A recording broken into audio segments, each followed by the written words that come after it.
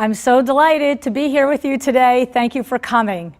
And I'm going to start off with a little confession, I have to say. I got to come clean with you guys.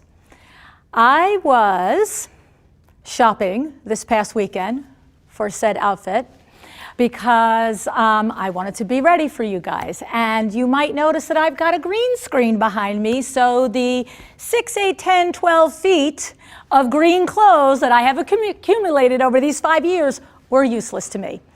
But this is not the confession that I want to make. The confession I want to make to you is the aha moment that I had this weekend while I was shopping. You know what I realized? I realized I have a big, bad COVID secret. Yes, I do. You know what it is?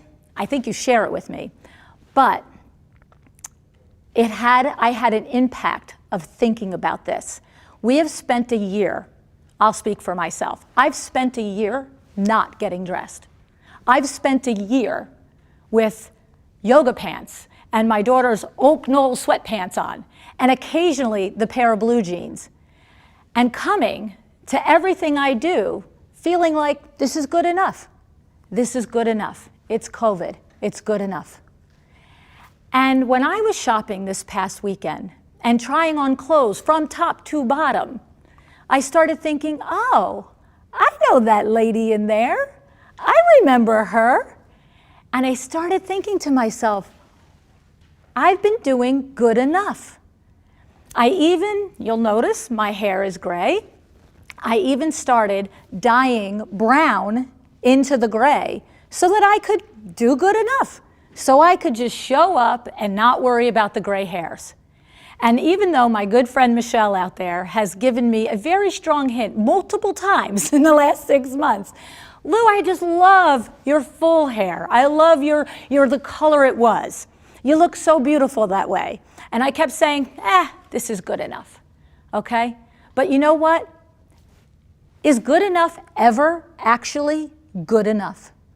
I mean, by definition, it's not, right? Good enough is lazy. Good enough is complacent. Good enough is maybe I don't feel like trying hard. And I don't really think of myself as that kind of person. So I had this moment this weekend, and I was saying, oh, yes, okay, it's a blazer, it's a shirt, it's pants, it's shoes, it's the whole thing. And so I'm curious, because it made me start to think, are there other places in this last year that I've been saying it's good enough? And I wonder if any of you have experienced this. Because if you have, I think I have the remedy for you. Because there is nothing about this day that is going to be just good enough. This day is going to be over the top, and I'm so excited that you are here with me for this day. And this day serves as the official launch of the book, right? A Well-Designed Business, the Power Talk Friday Experts, Volume 2. These 9 ladies that have shown up for this book, they didn't do good enough. They brought their best. They brought their best lessons, the best things that they learned, and they're just giving it to you because they want you to be your best too, just like I do, okay? And so you've got everything in this book from really the come to Jesus moment where you got to just face the music, kind of like I did this weekend. And I'm saying, lady, what are you doing, right? Sandra Funk had that moment. And then you've got Sarah Brennan, who just understands showing up isn't good enough, right? You got to do the work. And then you go through, you've got Jamie Lieberman, who's talking about the contracts and making sure they're not good enough. And Kimberly, who wants to make sure that you know how to project your pipeline, because it's not good enough to wish that you have clients, right? And it goes all the way through, all 9 of the chapters, every single place where you have to show up in your business so that you don't do the good enough like I just did the last year, okay? So my friend Michelle, I will be dyeing the full head back again. Okay? Because I realized it is not the way I want to show up. Nothing I do, I want it to be just good enough. So today, I hope that you will take a look inside and really take a look and evaluate your business. Have you been showing up A game, or have you been just doing good enough? All right? And when we get going today, I would love for you to interact with me. I would love for you to ask me questions. I would love for you to put signs up so I know you're there, okay? Because we can't be in the same room this year, but we are together.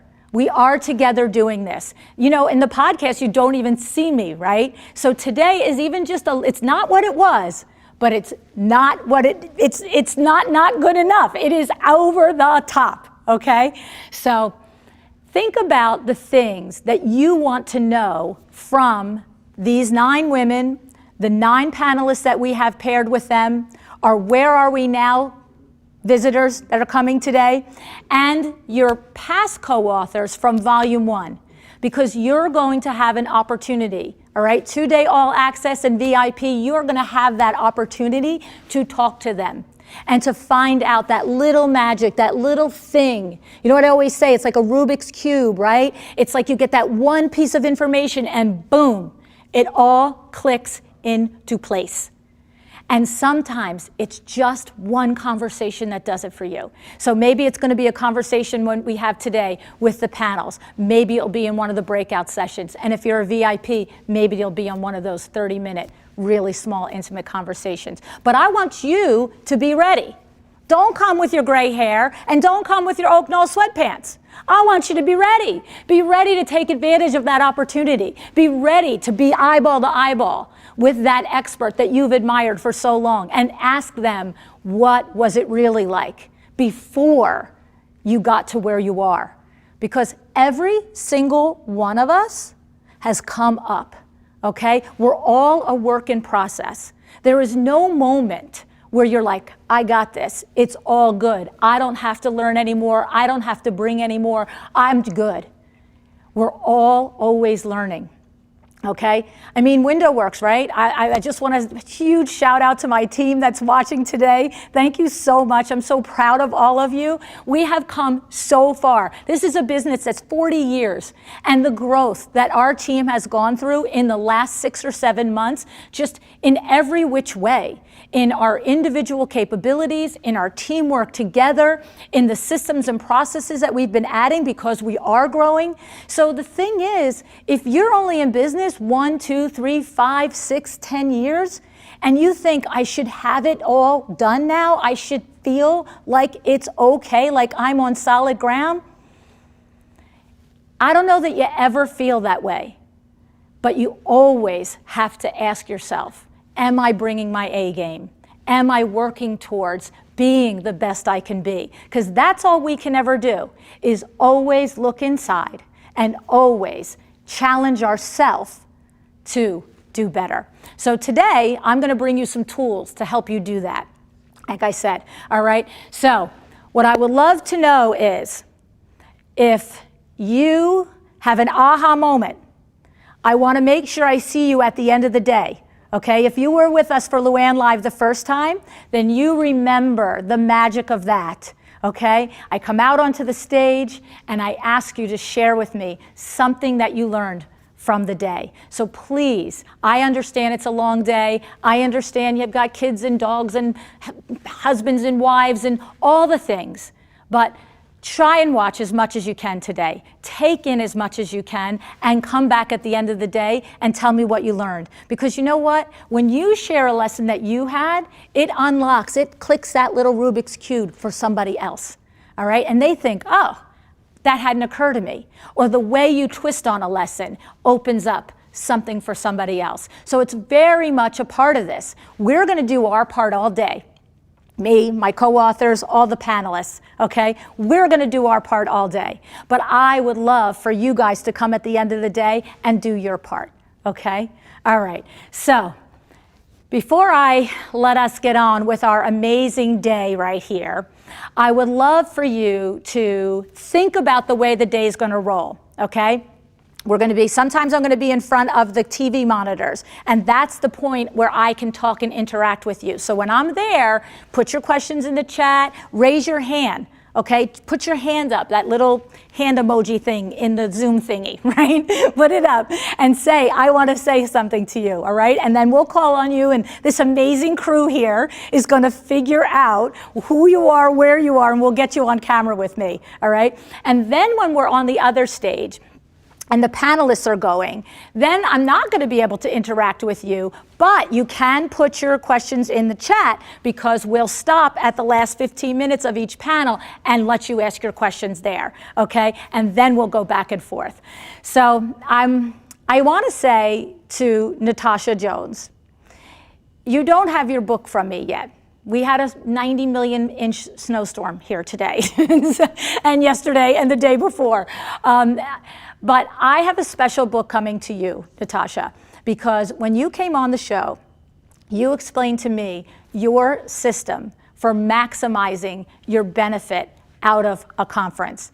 And you said, you know, I've got my list of to do now, to do later, to buy, to learn, and to thank, okay? And so I love that lesson if you heard Natasha's show. So as you're going through the day, and I want you to know, Tasha, I put that in the book because it was so significant to me that I shared your lesson in there, okay?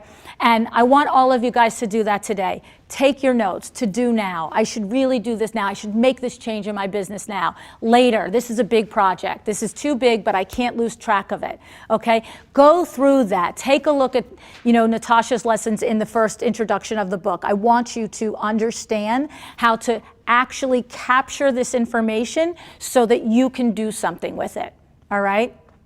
All right, so I'm not sure. Are we ready to get this party going? Could we possibly get this party going at this point? I'm checking with all my people. We're finding out because I am chomping at the bit because the next thing that happens is that I'm going over to those TV screens and I'm going to start talking with you, all right? So I'm sending you the best wishes for the most amazing day. Please stay with me. I'm so grateful to have you with me today, and I'm looking forward to your aha moments at the end of the day. All right? Should we get this going?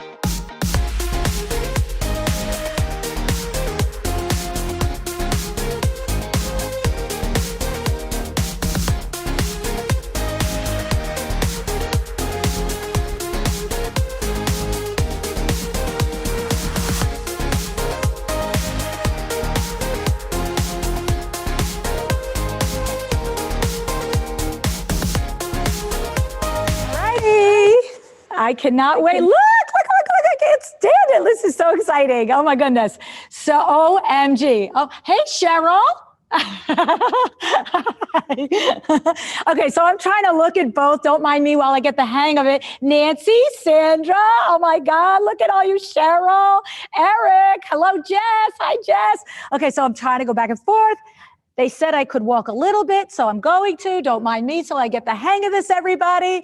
OMG, look at you guys. You look so amazing. Ingrid, Sonia, Darla, Jethro Powell is in the house. I love it. I see a sign here. Oh, is it backwards? Let's see. Prism Designs, is it? Margaret got her Prim Designs. Thank you for making a sign. Hi, Nancy. Hi, Nancy Sabreva. How are you? Janet. Hi, Janet. Jessica. Okay, I'm like having a moment here. This is so much fun. Look at you guys. Oh my God. All right. So Claire Jefford, Gloria. Hello, Renee. Fabric Shield in the house. All right. Do I find, oh, Dance Ocordo. Who's that? Who's doing that? That's awesome. Now, if that song were playing right now, this could be really crazy pants. I'm just going to say. That's right. This is so awesome. Hi, Virginia. How are you? Oh, my goodness. Wendy Cohen is here. Powerhouse Smarts Luxury Conference, Chicago. You got to join us. We're going to be there. That's it. Brooke is with us. Yay. There's Jamie and Dee is with us. Andrea, Wendy. Very first ticket sold to LuAnn Live. Wendy, my good friend Wendy, yay, lady, yay. I love it. Patty, oh, Patty's my friend. Hi, Patty, how are you? Where are my window works peeps? There's Tosh. Here's Natasha I was just talking about with the amazing program, her amazing program that she does. Where are my window works peeps? Come on now, there's Tasha. She can't talk. Can she talk? I don't remember. You guys have told me tech 5,000 times. And I'm like, can she talk? Because if Natasha can talk, Natasha, I would love you to do a much better job explaining your 5-step thing real quick for us if you could. So we'll give you a second to we'll come back to you when they get your sound and everything going, right? All right, hang on there. Okay, so where is the Vin Man? Where is the Vin Man? I don't see the Vin Man. I see Christy. There's my kid right there. Kim, hi Kim, how are you? And I'm looking for a Kim. There she is. Look at her. It's a good thing you put your makeup on, huh, sweetie? She's got her green jacket on from last year, LuAnn Live. I can't read that. Hang on. Tell her unmute. There we go. Tosh, unmute. Hi, everyone. Yay! All right, Tosh, run us through those 5 things. I think I did the 4th one was the wrong one. Tell us the 5 things. Okay, so what I typically do is I make 1, 2, 3, 4, 5 tabs. First one is to do now. So quick action items you can do really quickly. To do later, things that will require some time to accomplish. I have to buy or download, if anybody recommends a book, app, things like that. And then I have a tab that's just called Mindset. So if anybody says anything that really sticks with me or kind of inspires me or does a mindset shift, I do that. And then to think is the last one. So anybody I connect with or learn something really special from, I make sure to send them a note or a message or a DM. I love it. I love it. And I said the 4th one was teach because I made that connection, right? Like it's the moment that you've learned something, right? Yeah. So I love this system. Okay. Do you guys remember this when this was on the show? This is an amazing system. And I was so impressed that I put it in the book and shared everybody your impressive little way of doing it. So I can't wait to get you your copy. It's awesome. Thank you so much. Ready with the UPS guy when all the snow in New Jersey melts. We have all the snow here too, so no worries. Right, exactly. Thank you, Tosh. I appreciate your coming on and saying that. Of course, thank you. Great. All right, who else? Who else wants to talk to me? I mean, you can't leave me hanging here, people. You can't leave me hanging here, right? Come on, where is the Vin Man? Where is the Vin Man? And oh, there he is. There's the Vincenz. He's right there. Hey, Vincenz. Uh-oh. Hey. How you doing, Nigara? Good morning to all and to my lovely wife. Yeah, you got to sit up a little. You look like a Walking bobblehead. out. Yeah, yeah. There you go. There we are. Oh, wait, what are we doing? Oh, is he muted? Oh, you're muted. Okay, you're muted. I'm actually not. Yeah, it says, I'm looking at it.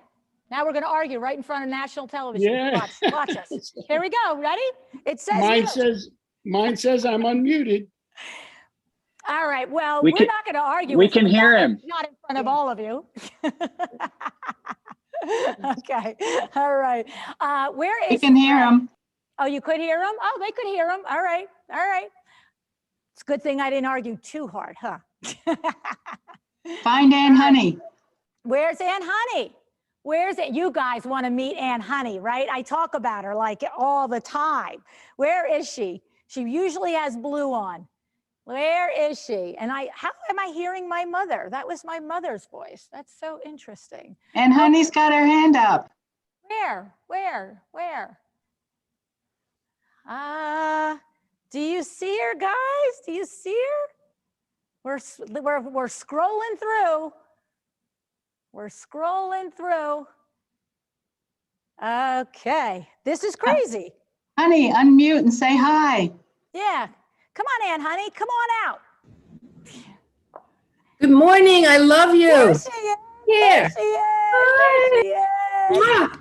Love you. Love you so much. You look beautiful. Thank you. Oh, I love your hair. Thank you. Oh, look at that. That's awesome. Thank you, Ann Honey. That's the lady I talk about all the time on the show. She's the one who gave me the greatest salesman in the world, 10 years old. Og Mandino got me on the path. It's always good to learn something. That's it. And this is Eileen's mom, you guys. You guys all know Eileen, right? Thanks for coming in, honey. All right, Mom, where are you? We might as well, everybody else is being shy. So, here's Peter Lang, designer CPA. Hey, Pete. Pete I can't get my video to work. Oh, okay, great. There he is. Hey, Pete, how you doing? I'm good. How are you? So cool. I'm doing good. Yeah, this is awesome. There you go. We got you now. We can hear you. Awesome. Good. Yes. So what's going on in your world, Pete? You're getting ready to teach a class at Lu University, a couple weeks, right? Yeah, we've got the class ready. So we're starting March 18th and we're ready to go. Looking forward to it. I'm psyched. I'm so psyched. We're not going to be afraid of finance and accounting anymore. No, well, we still are, but we're gonna put on our big girl panties and face it. Yeah, it'll be all good. That's it. Awesome. Thank you for coming today, Pete. I appreciate it. Yeah, looking forward to the day. Yeah. And my good friend over here, Nancy G, right here, Nancy Ganskalfer, she is also going to be teaching a course at Lu University.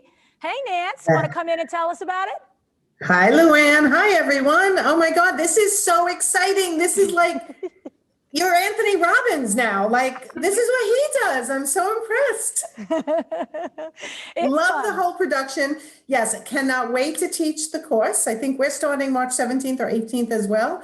And I'm calling it the Client Magnetism Method, how to attract, persuade, and retain your clients. So I'm really excited about that. I love it. I love it. Thanks so much for coming today, too. Oh, you're welcome. You look fabulous. I love this whole setup. It's going to be a great day. Thank you. Thank you. Love it. Love it. Love it.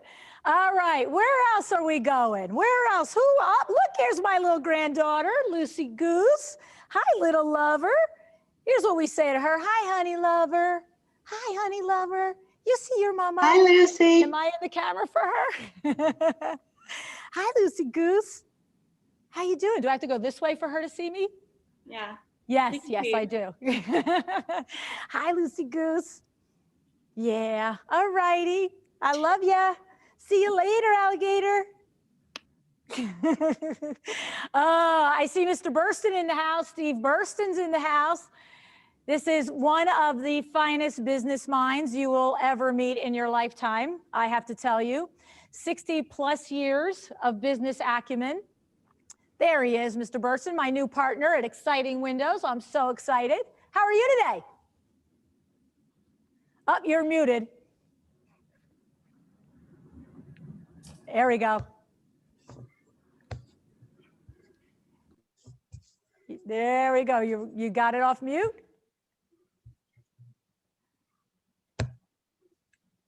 He does a Zoom meeting every single week. I'm just going to tell you this.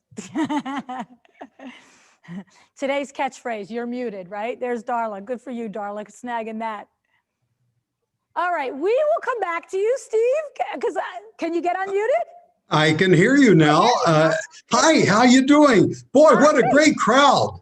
I know, isn't this so much fun? It looks like a lot of fun. It looks like everybody is having a ball, and I love hearing all the wonderful comments. And LuAnn, somebody said it's like a national celebrity. I agree with them. Well, I'm having fun like one, I can tell you that. So, You're doing great. thank you. Great show for all of us. Thank you, thank you. So I will see you next Saturday morning for our weekly partner meeting. You betcha. All right, have them raise their hands to talk. All righty, guys, raise your hands to talk.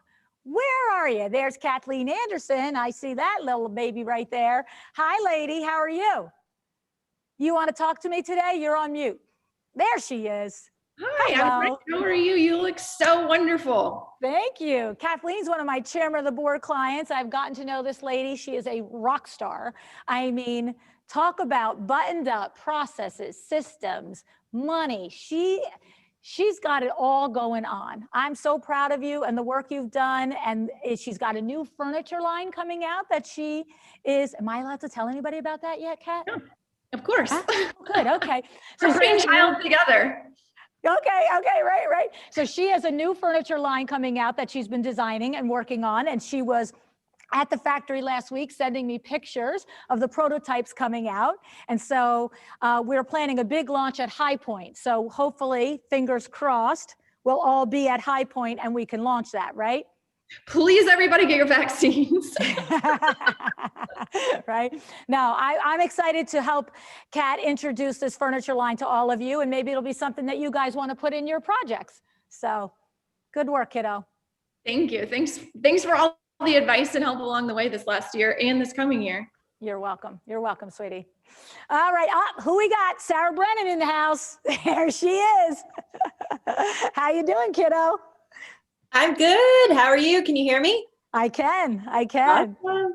You look amazing. This Thank is you. amazing. I am a few minutes late because I had to round up my team so I could step away for 3 days and be like, peace, I'm going to hang with my peeps. That's it.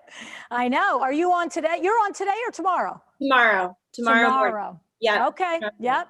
I'm so With excited. Rincy. Cannot wait to have you and Rincy. Wait till we tell them all the progress that Rincy has made. Oh my gosh, mind blowing. He was telling me some stuff the other night. I'm like, no, wait. Tell me when we talk at LuAnn Live. Exactly.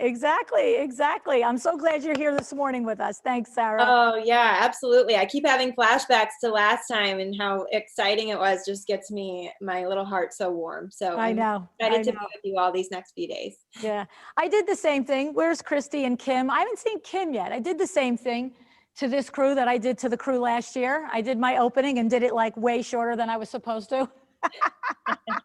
They're all looking at me like, not yet. I'm like, yet, it's done. I want to go talk to my people. So, yeah. All righty. And I am looking. LuAnn. There's Joan with her hand up. Hi, Joan. Oh. How is my mom always coming in my ear? Is that like a thing? Oh, you're on mute, Joan. You're on mute. She's on mute. You're on mute. You're right, Darla. This is the thing. On mute.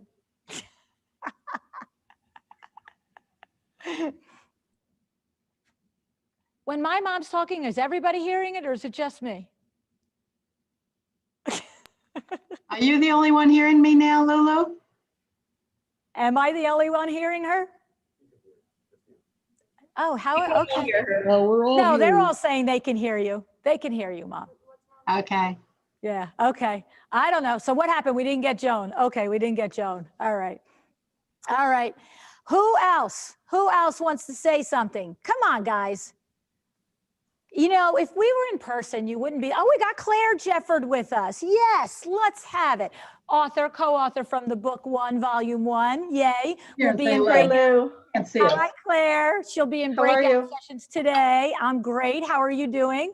I'm so excited to be here. Thank you so much. I could literally cry. I just love seeing everybody. And I remember what it was like in 2019. And you're just amazing at what you do and how you bring everyone together. My energy is right now. My heart's pumping. I'm just so excited to be here. Thank you. Thank you. Thank you, Claire. Thank you. Thank you, Claire. I really appreciate your being here. LuAnn, Big Al is here saying hello on his walker. Okay, my mom is running this meeting right now. Okay, all right. Where is Big Al? You can't see him. I can't get my video to work. I don't know why. I've tried everything. Oh, for there she is. There's a lady who's really running the show right here. Like, just don't mind me. Don't mind anything. Okay. I think your brother's on here too somewhere. Oh, all right. Oh, Bye. there's my other loves. Bethany, up she just went. Bethany and our granddaughter Bella are here. There they are. Go, Mom. Have a great day.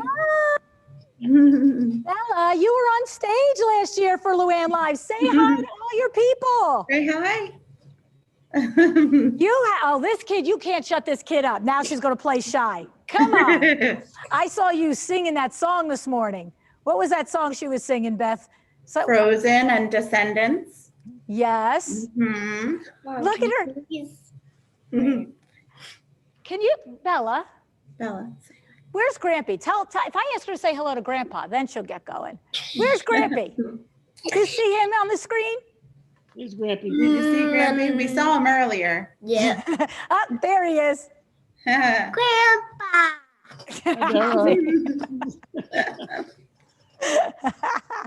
Thanks for coming, Bells. Of course. Thanks, Bethy. Love you. Love you. All right, guys. I won't forgive myself if I don't get Kimberly Seraphim on here. Where is she? Where is Kimberly Seraphim? You're not getting away. Where are you? Where are you? Probably working 38 East. Yeah. She's probably working, is right. She's doing a quote for one of you designers. Seriously, this kid she marked these 2 days off in her calendar like 3 months ago. There's no way she's not here.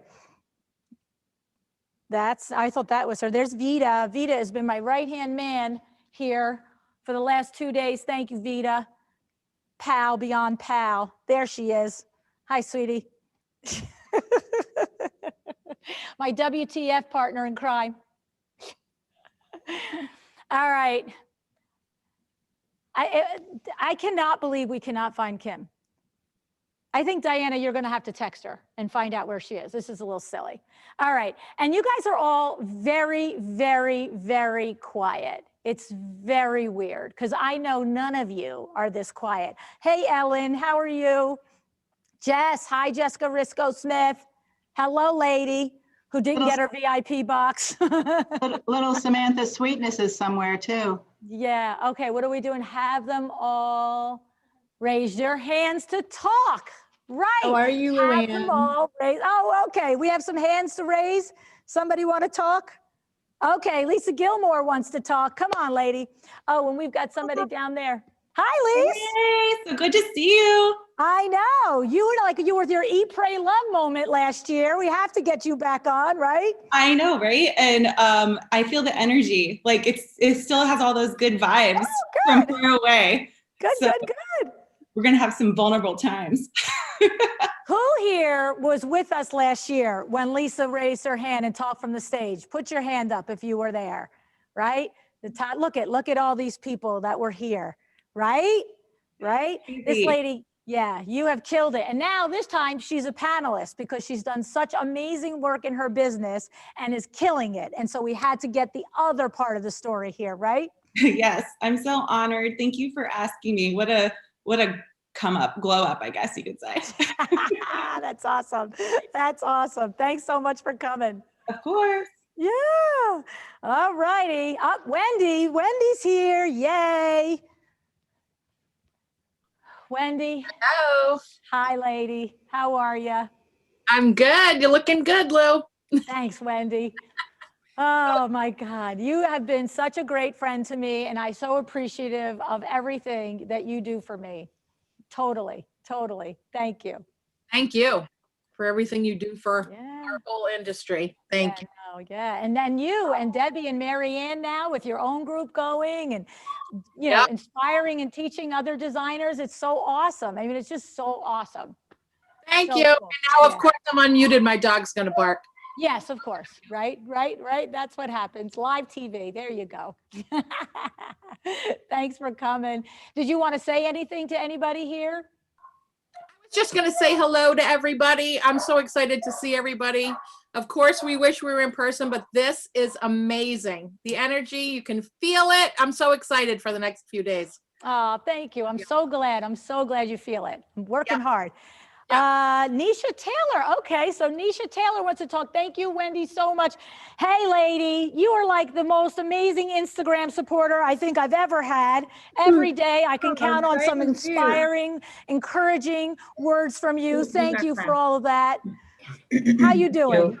Thank you. I'm doing good. Thank you. I'm so excited to be here.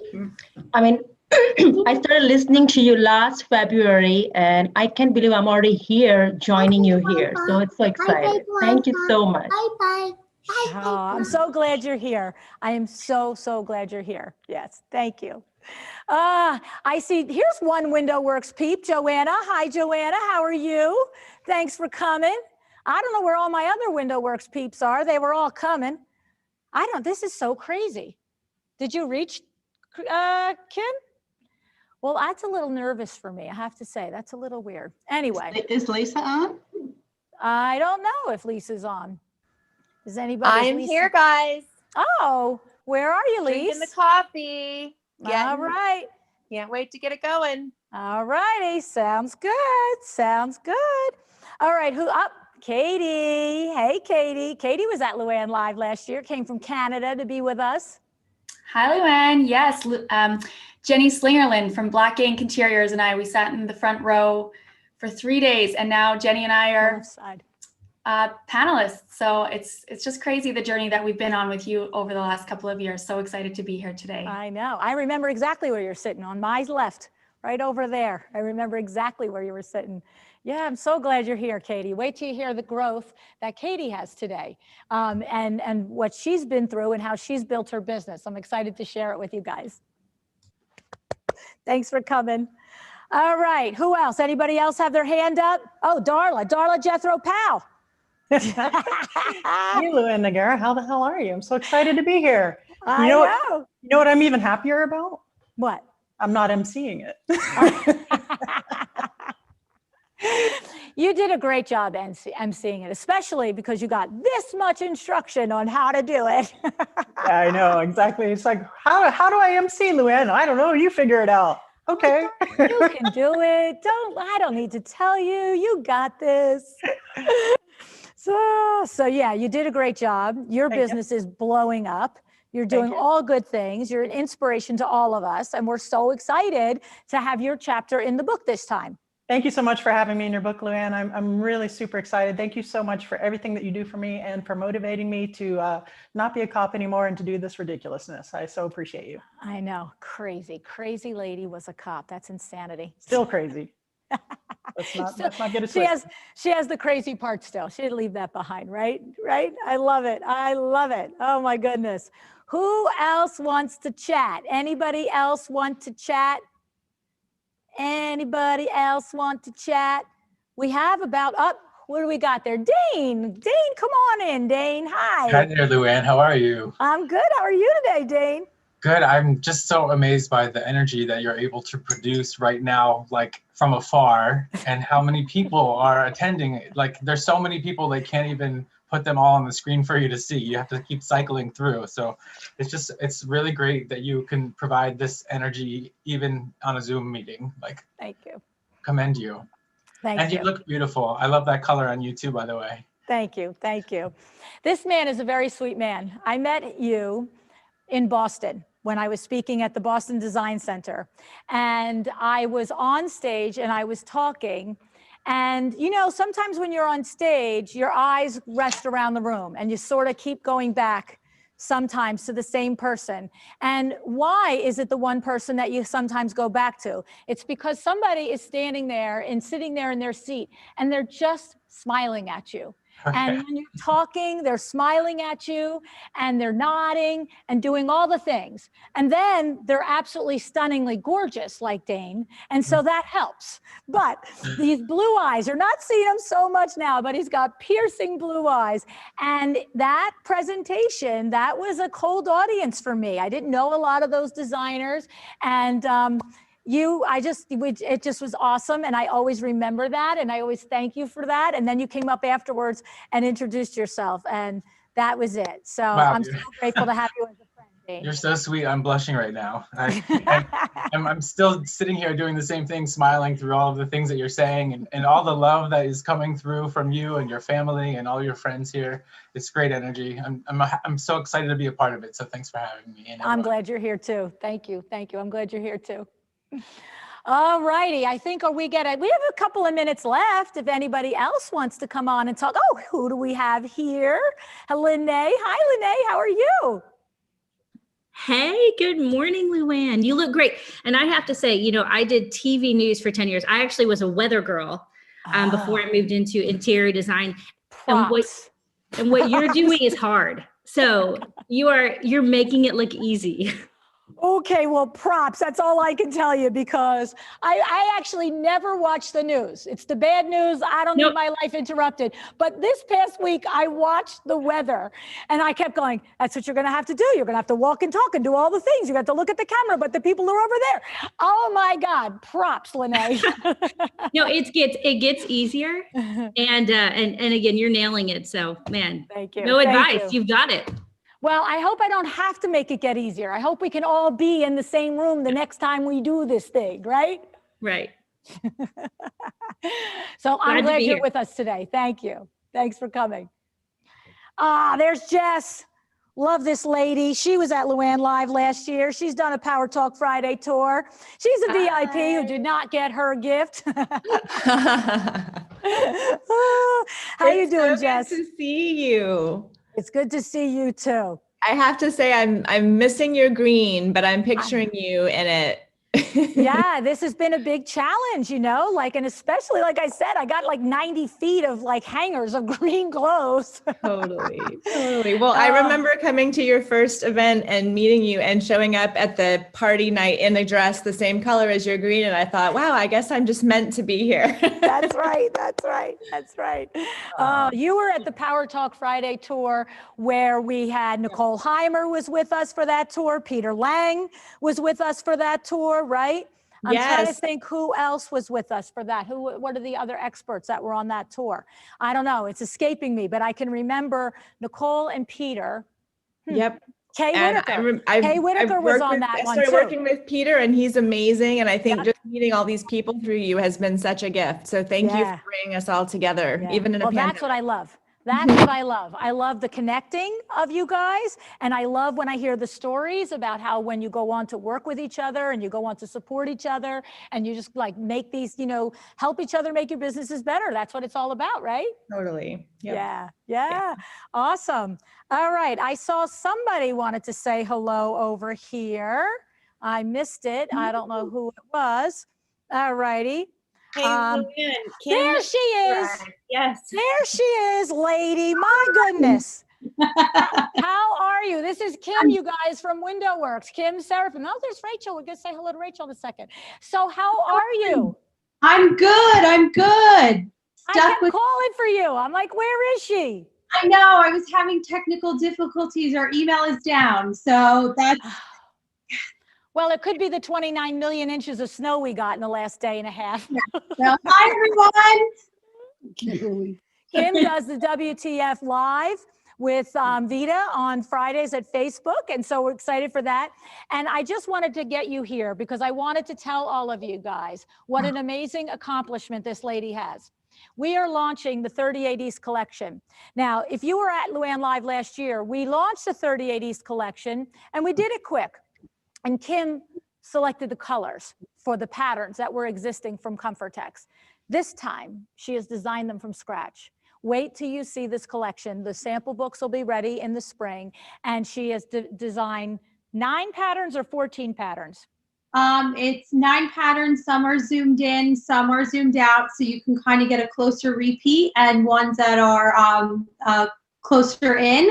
And there are about 10 different colorways. I'm going to tell you what, it's outstanding. I'm so proud of you and what she has done. It's incredible. And Vin and Billy and myself are so proud to launch it and share it with everybody. So props for you, sweetie pie. Thank you. All right, and I will see you later. I will put eyeballs on you once I'm done digging myself out. All righty, sounds good. Looking forward to it. All right, we have 2 minutes left, and I want to say hello to Rachel. Hi, Rachel. How are you? Good morning from the West Coast. It's hella early over here. I know. Props to you for getting up, babe. I love it. So happy to be here and see everyone. Yeah. You know, Rach, you're another person who's very special to me. The first 6 months of the podcast, you were one of those ladies that was very vocal, always saying something on Instagram or Facebook and telling me that an episode was good or telling me a lesson you learned from it. And 600 episodes, 5 years and 2 weeks is the anniversary. I still appreciate that. There's no question, because every time you do something, it would be like you guys designing something and thinking, oh, I've been designing for 5 years. Nobody has to tell me it looks pretty. No, we all like to still know that what we're doing is working and resonating and landing. But those first 6 months, that was like, okay, keep doing it, keep doing it, keep doing it. So thank you. Thank you. Appreciate it. All right, I'm getting the wrap up lesson, because you see, they don't know me. I could do this all day. The heck with the rest of the stuff. All right, so we're gonna wrap it up and we're gonna get the day started. All right, I have to do it here. We're gonna get the day started. There's my word, news girl thing. All right, guys, we are gonna get the day started. I'm so grateful and thrilled that you're with me today. I cannot wait to give you this lineup. So hang on, we'll be right back, okay?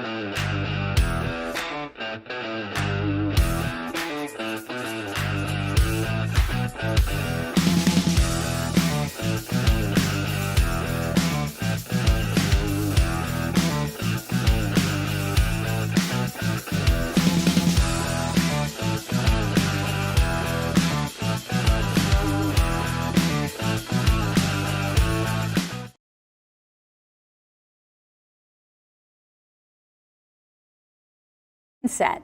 This is a major thing happening here. There are 3 different sets. You've seen the first 2, and now this is the 3rd set. And I'm so grateful that you are sticking around because we are going to get into the heart of our show now. So first, I'm going to introduce the co-authors of the Power Talk Friday Experts Volume 2 book, okay? So I'm gonna, most of these co-authors you're familiar with, but I'll give you a little bit of information about each one of them. So the first one is my great friend, Sandra Funk. Sandra Funk is, you know how I feel about Sandra Funk, like, let's be serious. She and I have worked together for many years at Window Works, and we are just so thrilled to be her window treatment vendor. She did just move to Nashville, so I'm not gonna hold that against her just quite so much. But I've watched Sandra build her business from, I guess it's the last, say, probably 10 to 12 years. Have watched her build her business, and it's interesting. I've said this story once on the podcast before. When I only knew her maybe 2 years, she was doing a exercise, working with a coach, and that coach asked her to reach out to however many people and asked them to write 3 adjectives about her and to say a couple of words about their observations on her as a business owner. And I didn't know her that long yet then, but she impressed me always from the beginning as being a #smart lady and having everything locked down. And you know, that's a little scary. As I just said, having everything locked down. That doesn't mean that there weren't mistakes. It doesn't mean there weren't trials. But I guess what I should say is she always worked towards making sure everything she did was better the next time she did it. So I'm so grateful and honored to have Sandra in this book. All right, next one on the list is Sarah Lynn Brennan. Yeah, I feel like I watched this kid grow up. I watched her grow up in her business for real from the beginning. Met her when her business was 6 months old and have been part of her journey and so grateful. And what always impresses me about Sarah Lynn Brennan is that she does the work. It's not that she's never stumbled. It's not that she's never made a mistake. But when she's made a mistake, she always came back and she's like, I don't get it. How come that happened this time?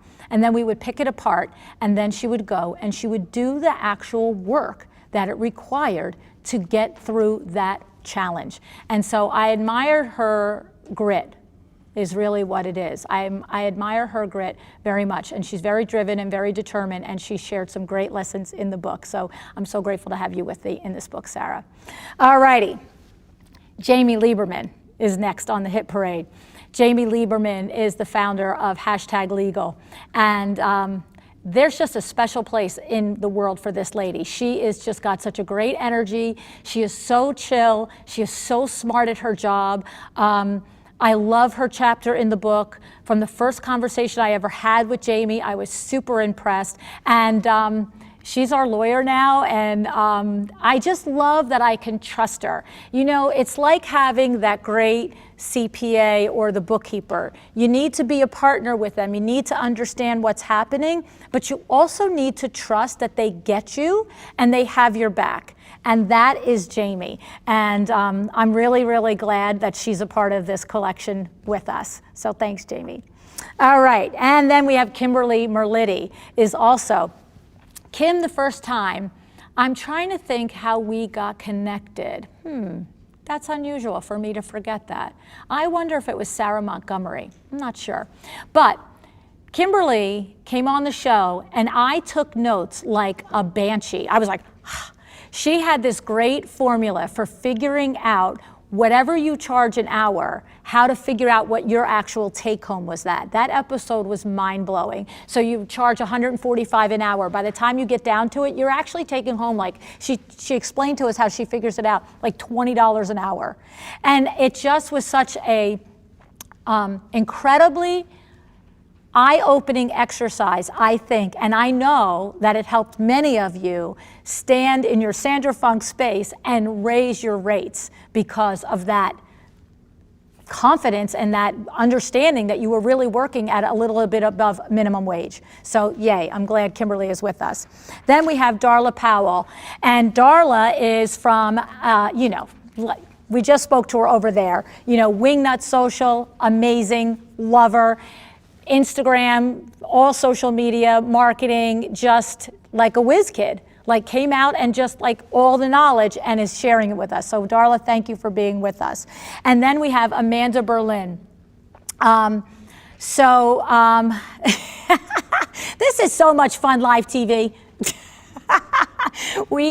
I think they want me to go, there it is, there's Amanda Berlin. Okay, Amanda Berlin. I love Amanda Berlin's pillars of visibility. Okay, this is genius also. She breaks it down because everybody's like, oh, PR for your business, help grow your business. And then what's one of the first things I always hear? How do I start talking about my business? How do I start marketing my business? And I love the way Amanda breaks it down. So, and bonus points for being another Jersey girl in the group. So Amanda, I'm so glad you're with us in the book. All righty, and then we have Eileen Hahn. Eileen Hahn, my cousin. So grateful to have her in the book, in my life, in all the things. She coaches me and Vin and Billy. That's not easy, I have to say. Not easy to do, but she does it well. And she has taught us so many things about being intentional leaders and about really showing up for our employees. And I hope they notice the change in us. I'm just saying. So I'm so glad you're with us, Eileen. And then we finally have two more. We have Desi Cresswell and Amanda De La Garza. So I'm not going to guess who's on. We got Amanda De La Garza coming up. And of course, Amanda coaches me also. She's a productivity coach. And everybody needs somebody.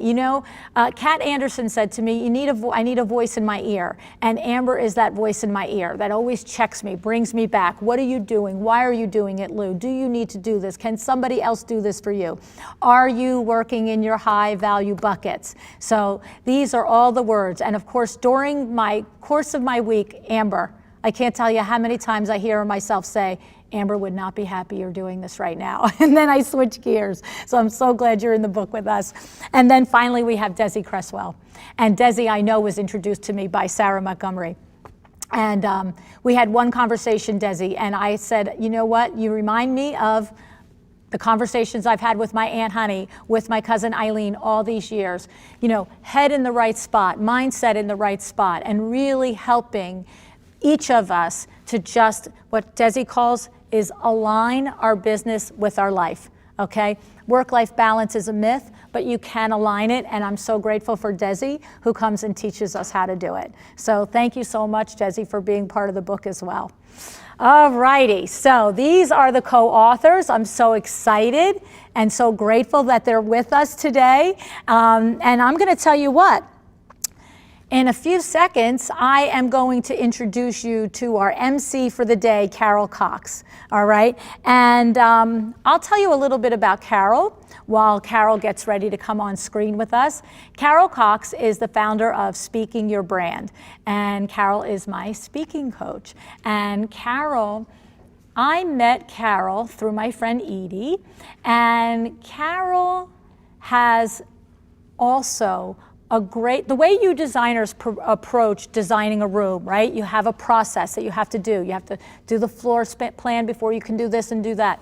And Carol breaks down your signature talk, your speech in that way, so that you get across all the things you want. So any of you that are looking to up your game and be on bigger stages at High Point or whatever, I can't recommend this lady enough. So hi, Carol. Thanks so much for joining us today. Hi, LuAnn. I am so glad to be here. I am excited already. And I have a confession for you when you're ready, since we're sharing confessions. All right. Go ahead, I'm ready. So, I heard you sharing your confession earlier about not really, getting dressed during COVID. Yes, I will totally admit to that, but I have another confession. So I normally don't drink coffee. I'm a tea person, but I had a cup of coffee about an hour ago. So I am pumped and ready to go all day. Oh my goodness, that's right? It is going to be a heck of a day, that is for sure. So, and I'm noticing your blue and green back there in solidarity, right? Thank you.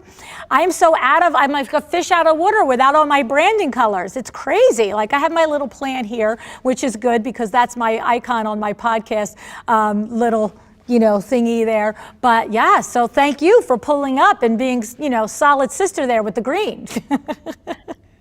My pleasure. Well, it is an interior design related event, so how could I not bring something special? And LuAnn, you look fabulous like you always do. And I am already so impressed with all of the panelists, the co-authors you described, and the attendees. I saw you meeting and greeting them earlier, and what an amazing group of women and men that you have attracted to you, LuAnn, over the years, especially through your podcast. Yeah, well, you know what? We are like attracted to each other. It's a two-way street all day long. I just love, it's been such a, joy on this whole journey. I mean, the podcast 2 weeks from yesterday will be 5 years old. And we normally have a birthday party every year for the podcast. Last year we were having it at Cravat, our beloved sponsor Cravat, and we had to cancel it for COVID. And so, but yeah, the milestones are still happening. And I'm excited. All the different people that it's connected us with and the friendships that we've made, it's really, really, really been very special. Yeah. Absolutely. So I'm just saying, so I think Carol is going to get us going and introduce our first panel. Am I right? I'm looking around to see if I'm right. I'm right? Okay. All right. So Carol, I am going to let you take it away. Thank you. Thank you, LuAnn. So our first panel discussion is with Sandra Funk and with Beth Diana Smith. We're going to be talking about drawing a line in the sand, really stepping back in the very beginning of this event and taking a big picture look at your business, but also how you want to feel in your business. So it's this idea of slowing down, focusing on the big picture so you can take into account the profitability of your business, the structure of your business, so that you ultimately can feel more confident as a business owner and come to it with a feeling of abundance. I am thrilled to bring on to the panel today Sandra Funk, who is the founder of House of Funk, and she describes what she does as creating thoughtful homes with soulful touches. And Sandra also has a business program. We'll be hearing more about that, I'm sure. And then Beth Diana Smith brings visual interest and livability to her interior design practice. And she's a founding member of the Black Artists and Designer Guild. And both Sandra and Beth have been featured in multiple magazines as well as in TV segments. So we are so happy to have their expertise and their experience here today. Sandra, Beth, welcome. Thank you. So Sandra, let me start with you a little bit. What are you most excited about today? Well, with the event for the next 3 days? It is so amazing to be with everyone. I've missed you all. It has been a good long time since we were all in a room together. And I just thank LuAnn so much for creating this virtual room because it really does feel that way. And this is our community. This is, the people that we learn from and grow with. And so we're just so grateful to be here. And Beth, what about you?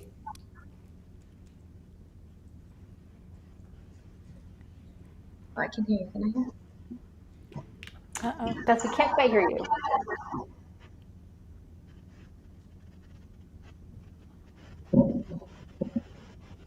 All right, we'll get Beth's audio worked out there in just a moment.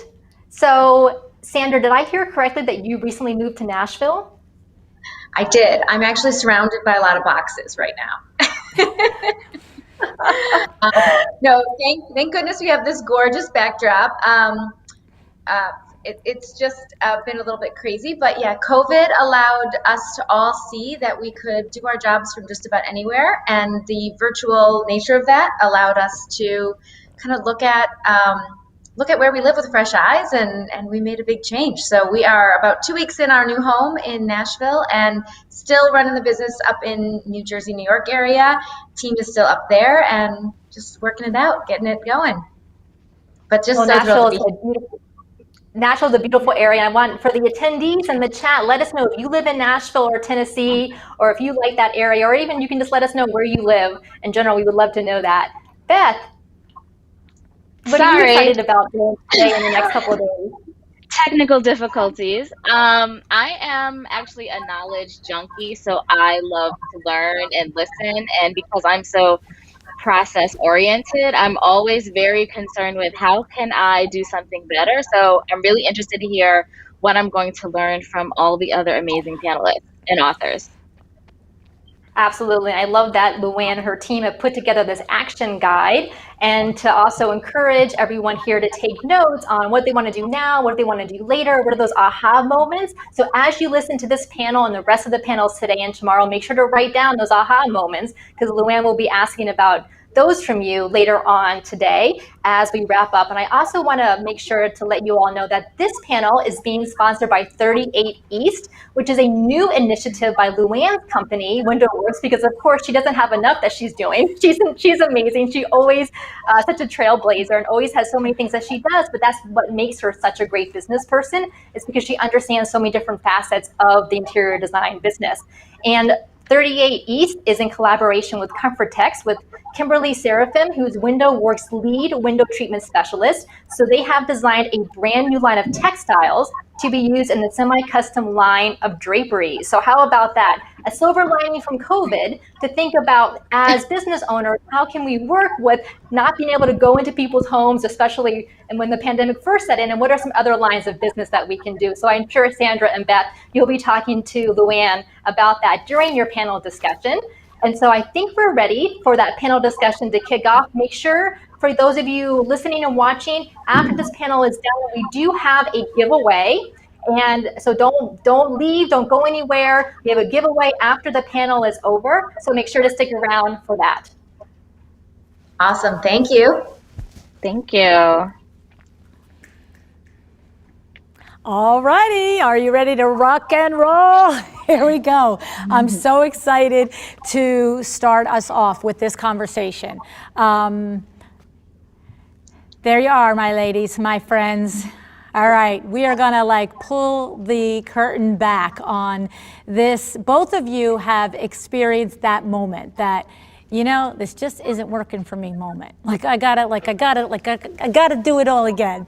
So before we get into it, Sandra, tell us the main takeaways that you want the designers, the colleagues, the photographers, all of the creatives listening to take away from the chapter. And then we're gonna work into talking with Beth on how she has had similar experiences. Sure. So the chapter we did was, setting yourself up for joy and efficiency. And so I focused on how and when to charge. And so for me, we talked about this a million times. We talked about this on the podcast as well, LuAnn, but I had a very big aha moment where I just was finding that I needed to have the budget and the finances and what this is going to cost conversation at the front of my process with my clients. And it wasn't something, the way that it was working hourly was not as clear as I could be about what it's really going to cost to do luxury, high-end, totally custom interior design. So I rolled it all back and figured out how to have the hard conversation at the front of a project, charge what I'm worth, charge a flat fee, take my money first, and then execute absolutely the top quality customer service, A+ design that I was going to do anyway. But this way, I know I'm paid for it. I know they can afford it. I know we're all on the same page about it, all the way at the start. I love it. I love it. And Beth, you were on the show recently, actually. We had the conversation a couple of months ago, but it only aired recently. And you were telling me that you had, different lessons, different things that you were doing, but similarly that you were just let me just stop the tracks here for a second and really go back, because you're a seasoned designer, you're not in it a minute, but this last year, 2019, 2020, you were doing a rejigger of it, right? It was similar than what Sandra experienced. Absolutely. I realized that I was honestly just feeling very exhausted, and I wanted to, and I think even Sandra says this in her book, the goal is always to work smarter and not harder. And I'm like, I think I'm now working 7 days a week. This seems like unhealthy. So I probably need to take a step back And what I wanted to do was kind of take a step back and see where I wanted to actually spend my time, where I was going to be more profitable, and how I can start to find a healthier work-life balance. And because I'm so big on efficiency, I said, you know what, let me just look at everything from nuts to bolts and just start over again. Yes, and when you did that, did you find, when you think about doing it, were there certain things that stick out to you, like, oh, this was a big gap in efficiency, or this was a big gap in profitability? Was there anything that stuck out in that first going back and revisiting your whole business? I realized that I wanted to focus on the client experience in a different way. So I said, what I need to do is for each step of the process, I need to look at it from my side and I need to look at it from the client side. So everything needs to be a template. And I love Sandra because I know she loves a good template as well. And I decided like everything from the client's initial inquiry to the completion of their project, I want them to feel like a rock star. And on the back end, I just want to feel like, Beth, this is easy breezy. You are just doing it. And I said, so I need to look at every step in that way.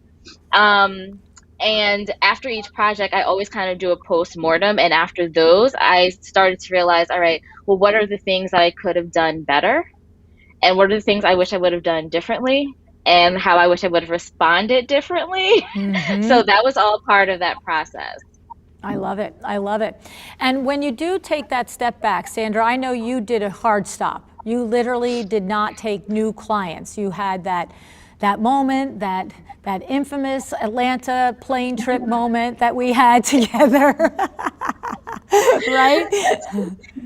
But you know, what was that like? Tell us about that. I joked that I was like curled up in a small ball, shaking under my desk, but really I was walking down a jetway with you, pouring my heart out.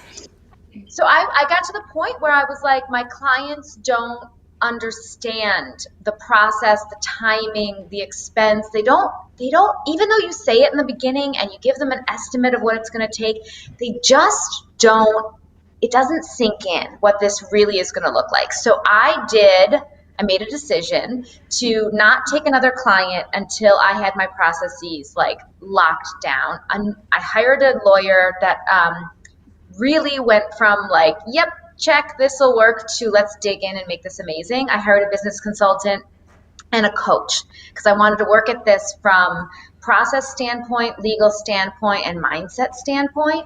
And I took 3 months and I kept working with the clients that I had, but I wouldn't sign a new client until I had an agreement that laid out the structure and made everything absolutely clear. And Beth, you are speaking to my heart when you talk about everything templated. Like, there's no reason to start over again when you're going to sit down and like explain to a client what it's like to work with you. Like that onboarding email, write that once, tweak it as you go, but always have it in your template file so that it just gets better and better and better every single year, right?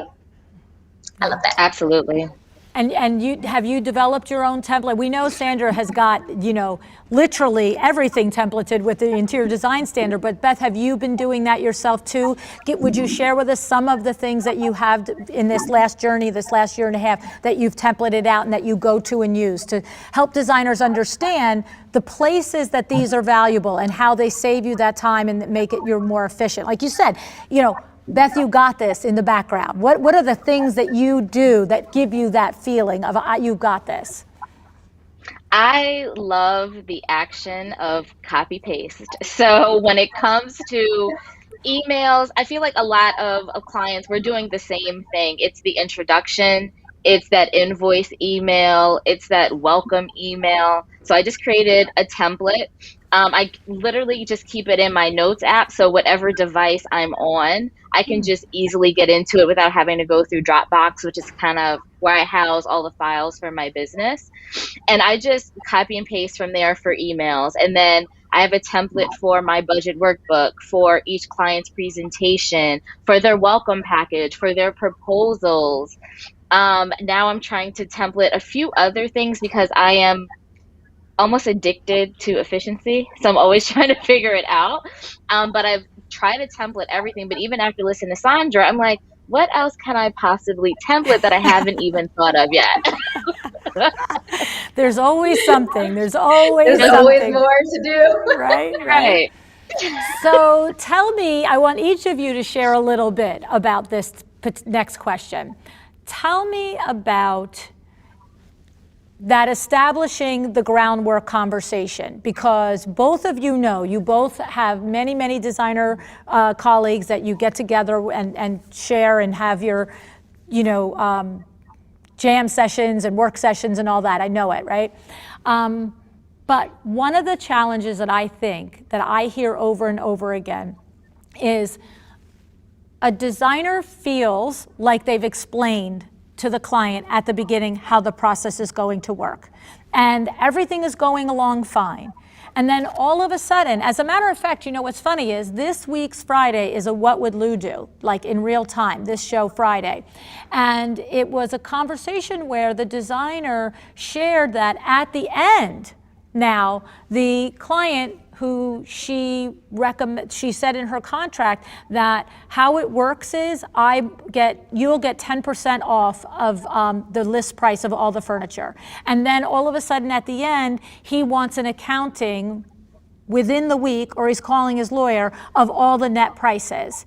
So of course I had my 16 things that I thought there was a breakdown in the process, but both of you have been in that position, right? Where somebody wants to ask you, right? Look, they're both like, yes, we have, right? So save somebody out there. How do we set it up at the beginning so that that is ironclad? I mean, of course, Jamie will be on later and talk about the contract, but we have to make it ironclad before we get to contract phase. Like I always say, if we're at the contract, we got bigger problems than just a disagreement or a misunderstanding, right? So both of you take a shot at that. One of you go first. Who wants to go first? Beth, you want to go first on that? Sure. I would say the biggest lesson that I've probably learned is that regardless if you have something signed and documented, there's always going to be a client who wants you to act like you're not running a business and throw your contract out the window. Your job as a business owner, and this is Drill Sergeant Beth talking, is to say no and then explain the reasons why. Because we have to be realistic. I think because sometimes, especially as if you're a woman in business, people sometimes think that you are easily going to be a pushover. But if you have your signed contract, if you've re-explained it in your welcome letter, if you was in your proposal, if you've mentioned it in email, if maybe, they forgot what was in the contract and you are now restating it and they're still trying to get pushback, no, sir, and here's why. And you have to leave it at that. And if you want to try to sue me, a lot of times it's just talk. They probably don't even have a lawyer. They're just trying to scare you into doing what they want you to do. And because I don't like to be pushed, I don't take that type of behavior lightly. Yeah, I agree. I have to say that that if you listen to the show Friday, one of the things that I said in my response was, why aren't you ticked? Like, I would be mad. So I get needing a solution, but what I expressed was I wanted that designer to feel like this is my business. You don't get to tell me, right? And you want to develop that protectiveness over your business and your process. But it comes with having the process so that you have something to protect, right? So Sandra, tell us about your war stories on having been in that situation, Sure. Yeah, absolutely. And we've had that thing where somebody all of a sudden wants all the documentation and it's like, whoa, when did that? Like, you don't go into Bloomingdale's and buy an outfit, expensive or not, and come back a week later and say, can you give me the information on the mill that wove that fabric, the person who put that together? I want the packaging engineer who put it in the box. I need to know who put the tag on it and what was their cost basis? Like, no, this is the line in the sand. Yeah. This is it. This is the point that I got pushed to where I said, no, my business runs like this. And I'm talking about this big part about pulling over for 3 months was all about getting it in layman's terms. We recently, I'm in one of Lou's amazing masterminds. We recently like all shared our contracts with each other. And it's overwhelming because contracts to read. Jamie, thank you, Jamie, for making legal not crazy, but to read through contracts is a lot, right? It's just blah, blah, blah, blah. I wanted mine to be like layman's terms because what somebody once said to me, and my lawyer probably is the person who said it, if your fourth grader can't understand it, then somebody else can claim they didn't understand it too. So break it down. And then have it in your contract in understandable language. Then you look them in the eye and you say it. And if you don't know your contract by heart, the points that are important, record yourself saying it, write it out, create a script, listen to it on your morning walk, memorize the things about your business that make it stick. Okay, the things about my business that make it stick. My business is based on both my design fee and all purchasing and execution going through us. There's another line in my contract that I say out loud, I reiterate in email, and we sign on. That is, you are at no point privy to my buying power. That is, there is no point where you will have access to what I have purchased the goods for. My business is based on both those design fees and the spread between my purchasing power and reasonable retail pricing. That's it. Yeah. Say it before they ask it, and then it's not defensive. That's my other biggest tip. Lay it out there first, kind and frank and matter of fact, like it's just the normal way that it's done because it is, because it's your business and you decide how it's done. And then you're not being defensive when they start asking all those questions. You're just pointing to facts. Right. Right. And I know that I can hear in each of you that you've reached the point in your business where, like Drill Sergeant Beth, like, no, no, right? But it isn't always that way at the beginning. And you do, like, there's a moment when you get an email like that from a client when you're not as seasoned and you haven't, I think we've all hit on it, when you haven't gotten angry enough to say, no, right? No, it's not happening. Because before you get to that moment, you're like, well, they asked and I don't want to give it to them, but how do I tell them I'm not going to give it to them? And of course, we're all like, you say no, right? But you have to get there. So I know that you're going to say it comes from having the conversation in the beginning. But can either one of you remember a time when you don't feel like you were as successful at saying no, when you let it slide? And what is the growth that happens from when you're letting it slide? Because there's somebody out there now that is listening to this and saying, oh my goodness, I'm exactly in this boat and I don't have, that stand in your space and that drill sergeant feeling about me yet. So get us somewhere there. Who wants to go Yeah, first? I can jump in on that. Okay. So, that ability to say it first came from having to say it in defense of a question that was asked, right? Like I didn't show, like you always say, Lou, I wasn't born like that with that knowledge. So what's important, I think, is to sit down, and this is my process, everyone is different. Get with someone who's a reasonable human and talk it through, because you need to get the emotions around it out, and then you need to sit down and be a business owner. If you need to get on the phone with your lawyer so that you feel 100% confident in your response, do it. Like, it's worth it to the relationship. We all know the marketing that goes into getting a client. You finally have this client signed up, right? You want this to work. You want this client relationship to work out. So if it's a quick call with your lawyer, get the emotions out, get the legal in place, and then go back to them clean, frank, and just calm. And like Beth said, explain the reasons why, tell them that this is how it's going to be, and then just shut it, because you don't have to keep tap dancing around it. It's just business. I love it. I love it. Beth, you remember when Sandra's saying that she had to feel like she was on the back foot enough times before she finally realized, I've got to really own this. How about you? What was the growth for you through that? Or were you just like Drill Sergeant Beth from the beginning? Maybe you were. Maybe you popped out that way. I maybe popped out that way. But I think for me, when whenever I felt fearful, it was because I literally was feeling fear. Like, and then I had to ask myself, why are you scared to have this conversation as a business owner? Because if when I was in corporate still, I wasn't afraid to have those conversations. I told people no all the time. But I think for me, it was more about, oh my God, are they going to give me a bad review? Are they not going to refer me? Is this going to be a bigger issue? I think because when you are new and you're still trying to figure it out, I think fear was normal. And I just had to kind of check myself and say, you can't operate from this place of fear because you are not being the business owner that you are supposed to be. And if you want to stand on your own 2 feet and own your business, then you have to be comfortable being uncomfortable. And I think for me, that was kind of like my aha moment. I love it. I love it. And I just want to remind everybody that's listening now, if you have questions for these ladies, put them in the chat. I have my computer up here with me, and I can go through and scroll.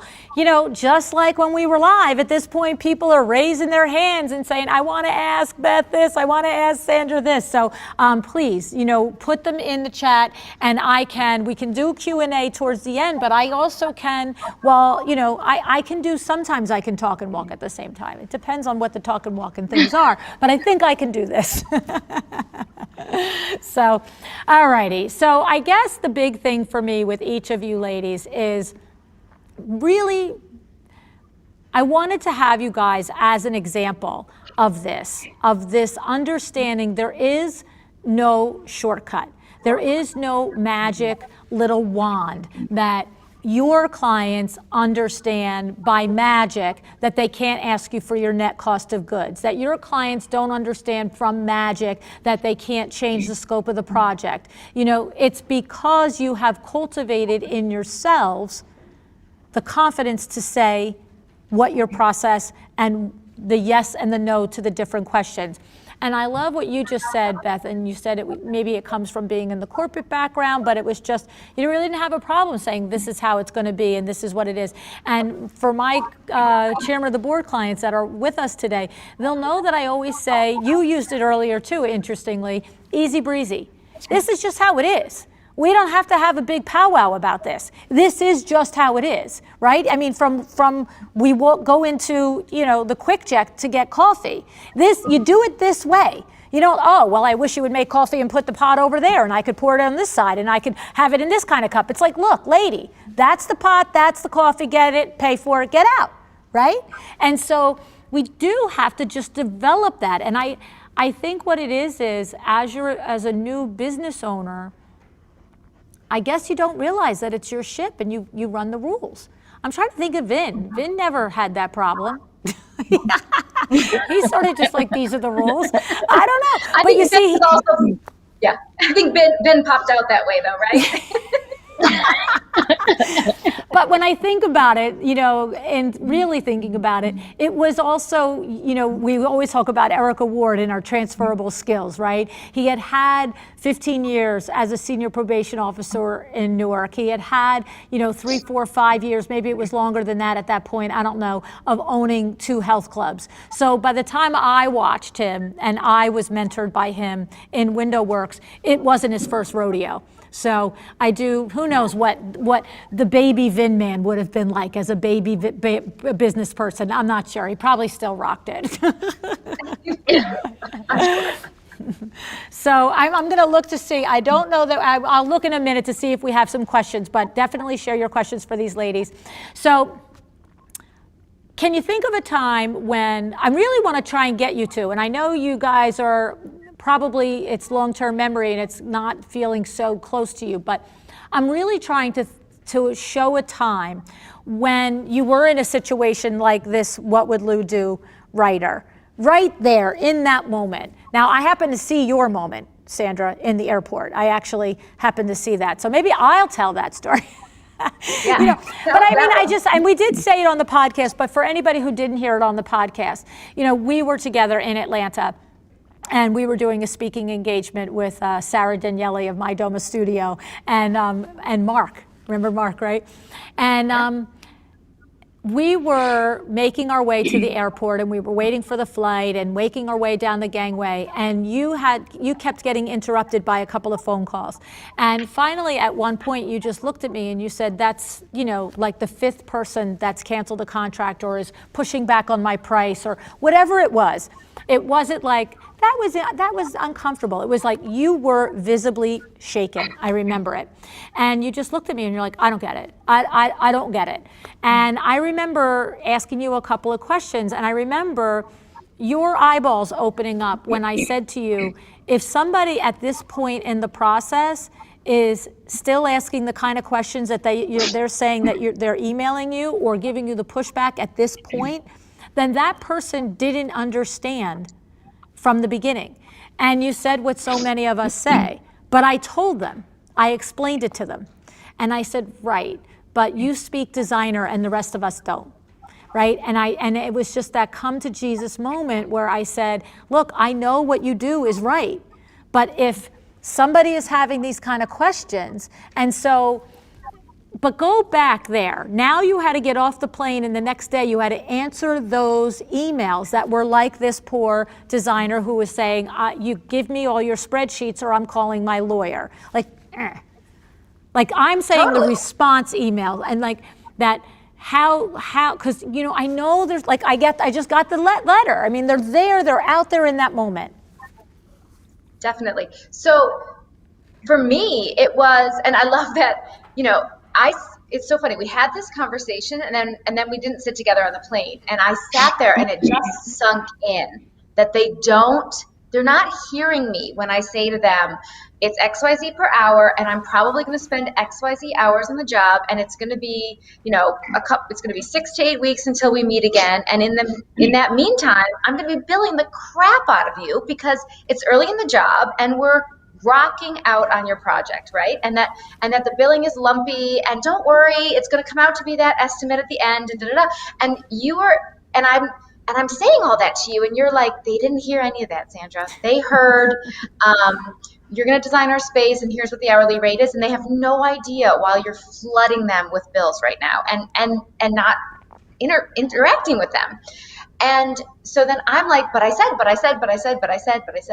and I sat down on that plane, and we got off the plane, and I think we spent 4 more hours. I think my husband ended up calling me and being like, did the plane crash? Why aren't you home yet? Because we sat in your driveway for like another hour or something. And we were solving world problems as usual. But it was about, like, you can say it until you're blue in the face, but how do you make them hear you at the beginning? And that's when I switched it. Like, pay me up front, then you're going to hear me or you're not going to hear me, right? But I still had to go home and write those emails, right? I still had to go home and respond to everyone.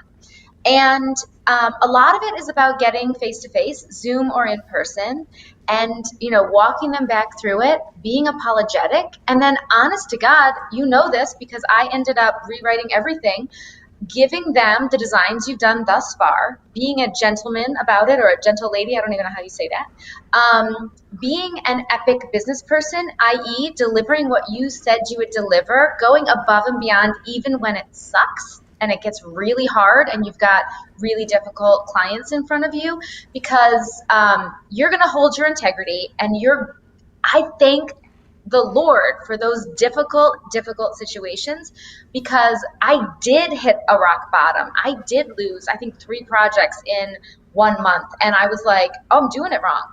Oh, I'm doing it wrong. Like, and I was in business, I don't know, 8 years already at that point. So it's all about absorbing it, taking it in and learning from it, rather than getting defensive and just thinking it's their problem, and they weren't, that's, I think, what thank God I was on the flight with you, Lou, because it was like, how am I going to solve this? Not, oh, these clients are terrible. Right. I see, that's the thing. That little thing at the end there, it's so often our knee-jerk reaction is it's them and not us. And that was really what I was really trying to say to you. It's like, I'm sorry, it's your job. You have to make it painfully clear to me. If you have to spoon feed it to me, you have to, right? I mean, you know, I know that Beth, you've had that same experience. And so here's one of the questions that we have for you two ladies, okay, from the audience. So Janelle Fotopoulos, who is also another rock star in one of our masterminds, one of my masterminds, she says, at what point is the contract reviewed with the prospect? So how do each of you handle that? Beth, do you want to start first and say when you review your contract with the prospect? I do not review my contract with the client live. So I send them the contract. I may highlight some items before they even receive it because I would have called out certain aspects in their proposal. Once I send them the contract, I may outline some high level things in the body of the email. And then I say, please read this thoroughly and come back to me with any questions. And it's rare when I receive any questions back. And then once the contract is signed, then I reiterate the high level points again, because in the body of everything that I send them, there's always FAQs, and I'm pulling very specific aspects from my contract into those FAQs from the lens of, if I was the client, would I want to know this? Is this important? should I keep this in mind? And I call out that. But I can honestly say it's only about 20%, maybe more like 10% of clients that come back with actual questions. And then we just kind of take it from there. But do I have to sometimes remind them of things? Absolutely. And what I really do want to call out is that we can't expect anyone to read a 4, 5, 6, 10-page document and have it memorized, because we can't do that. So I try to show them grace, and there will be, you know, those constant reminders like, hey, you know, outlined in Section 1, Item B of the contract, it states this, this, and this. I know it's a lot of information, but let me know if you have any other questions. But keep in mind, when we're going through the process, I'm going to hold your hand, so feel free to reach out. It's like that level of comfort, because I don't want them to ever think like, this woman gave me this 10-page document and now she's holding me to it. Am I holding you to it? Absolutely. But I'm also showing grace, because I don't think it's possible for someone to hold all that information, because I know I can't do that. I would need a constant reminder, and I would have to constantly go back and review. Okay, so what I'm hearing, Beth, correct me, what I'm hearing is that you give it to them, you've pulled out FAQs, which you know are the challenge spots in most clients and the things that they usually will have a disconnect on. But as you go through the project with somebody, if they start to creep out of scope or they start to go somewhere, you literally refer the contract, though. You just don't say, we're not going to do that, or say, I know it's a 10-page document and, you know, it's okay. So you do it that way. You gently go back and say, I'm happy to go over it with you again. And that works for you. Absolutely. Usually when I don't bring up, it's at communication 2 where I will directly reference the contract. In communication 1, if they have an issue, I'll say, oh, it's this way because of X, Y, Z. But if they push back again is when I'll say in Section 2, Item C, letter B of the contract, it outlines this. So this is something that you reviewed and signed off on, so don't play with me. Because sometimes you just have to do that. But I always start off just saying, you know, I understand it's a lot of information, but I try not, when I get to the point when I'm referencing very direct pieces in the contract, I feel like that becomes a much stronger language. So I try to save that for when I feel like the client is really, really, really getting out of hand. Okay, I love that. You're like, the first time I'm going to talk nice, the next time I'm going Section 1, line 2. But it's nice. It's a nice tip, you know, and it's a nice distinction for us to realize that we first talk like human beings and just respect that they might not remember, right? Okay, love it. Right. And Sandra, when do you review your contract with your prospective clients? So I created I don't know, PDF, a spreadsheet, a presentation essentially. So what we did was we created a presentation that goes through the contract in layman's terms. So it's, welcome to the House of Funk experience. This is what it's going to be like to work with us. And then it goes through everything from project structure, timing, payment terms, that business model language, the number of revisions that are allowed, everything. But I just put it into a presentation with pretty pictures, and I click through that presentation and I walk them through all of it. So they're seeing the presentation, they're hearing me say it, and we're looking and going through it in Zoom together. And then I send them, and I always joke, I say, so this is like the designer version, and then I'm going to email you right after this the lawyer version of this contract. It says the same thing, but it just takes 14 pages for my lawyer to say it.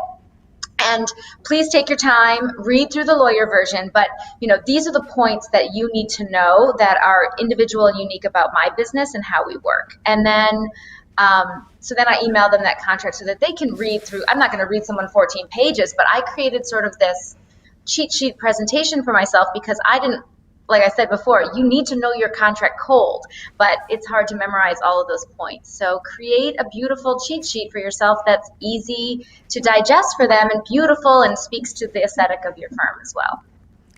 So I love that. This is the designer version. You're going to get the lawyer version. It's like, listen up. Don't miss that point. Don't miss that step, right? Okay, so I have a couple of questions. And you're signing that lawyer version, and it's all the way through. It's all on EverSign. You're getting it's a no joke thing. It's real deal. Like Beth says, we hold to it. We have to. Be serious. Understand what you're doing. So I have two questions, follow-up questions from our colleagues here. So Claire Jefford is asking Beth, why have you chosen not to review the contract in person? There must have been some thought process there, and she's curious about that. It was, I think, a mix of a little bit of experience, and I feel like part of me was pulling in what I learned in corporate. So when I was in corporate finance, and I was the director of MTV International. One of the departments that I managed was BALA, which was our international legal team.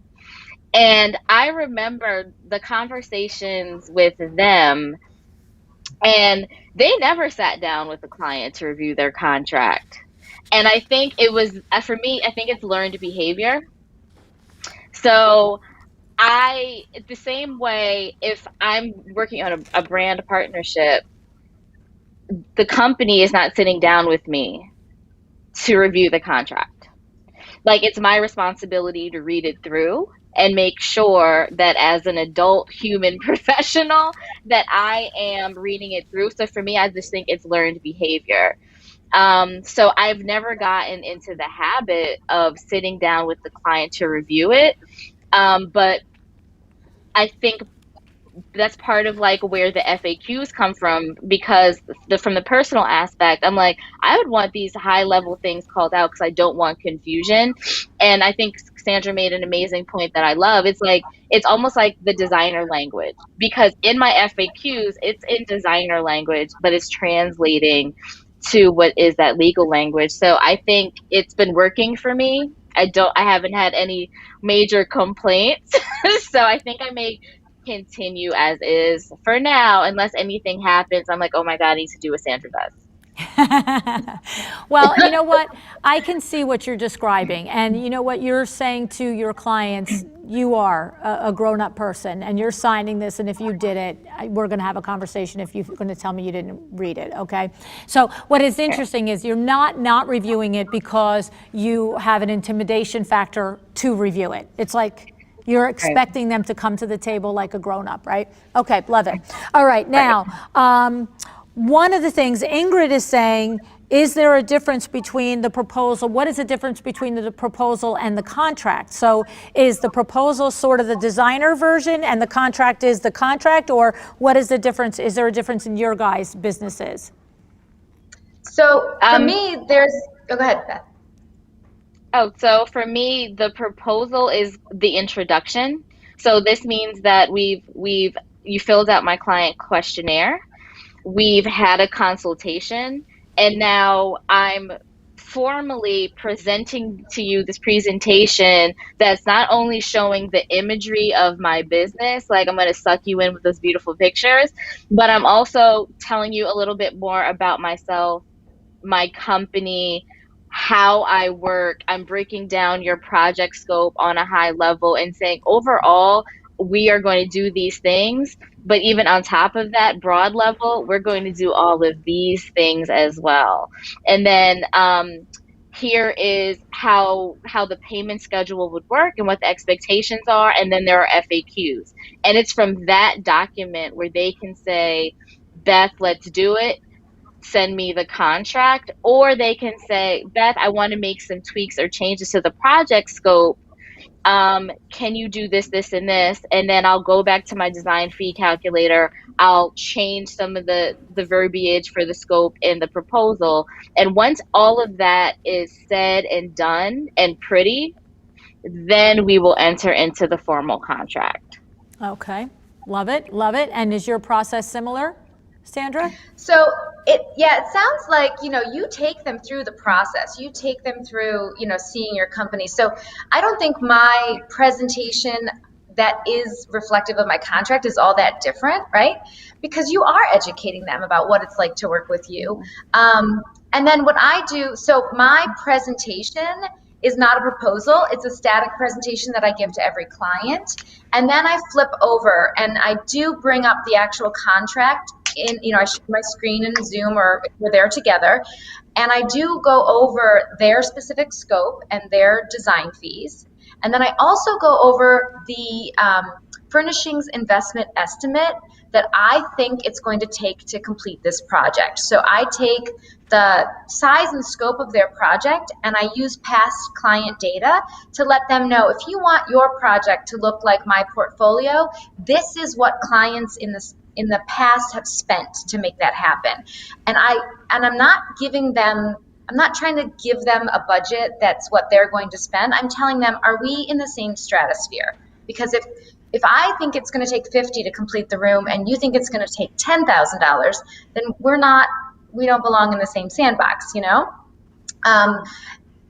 That is a big, important part of my my presentation, my proposal. But again, presentation is static. It doesn't change for the client. And then I dig into the contract with them, which is customized.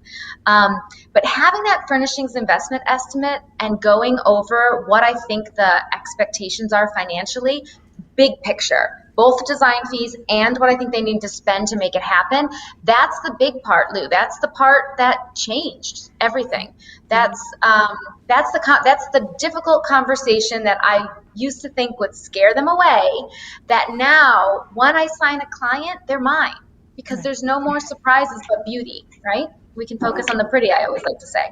Yeah, I know that probably Janelle and Jennifer and a couple of the other ladies, Melissa that were in our, and Karen that were in one of our masterminds, are probably nodding their head now, because that was one of the aha moments that we had as we were talking it through.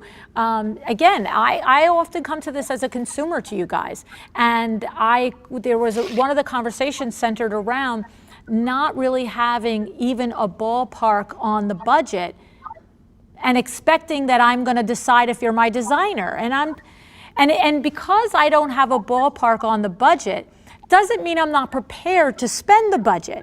But it doesn't also mean that I'm willing to just sign and then you surprise me with the number. So whether it's a $10,000 budget or it's a $400,000 budget, I've got to know before I, as a consumer, want to take the next step with you. And what you just said there, Sandra, is that changed everything, because you don't go any further and I don't go any further, and there's no point in being afraid to have that conversation, because you're eventually going to get there.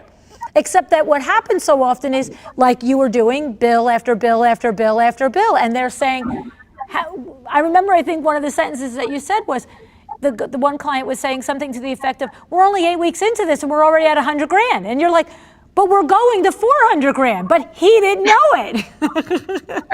Right? I was And like, so, is that cool? you know, it's like, you know, we all do that. We know what we do so well that we forget what we don't know isn't clear to somebody else, right? So one of the, so Sonia, another Jersey girl with us ladies, asked a question and she said, how are you handling the issue of COVID and the delays in regard to your contract with your clients now? What are each of you doing on that? So, you know, Beth, you want to start how you're doing that, and then Sandra will get your 2 cents on that?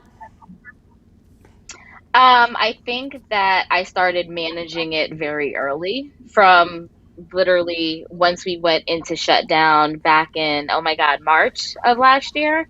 And that was, everyone got an email catered to them explaining what they already knew.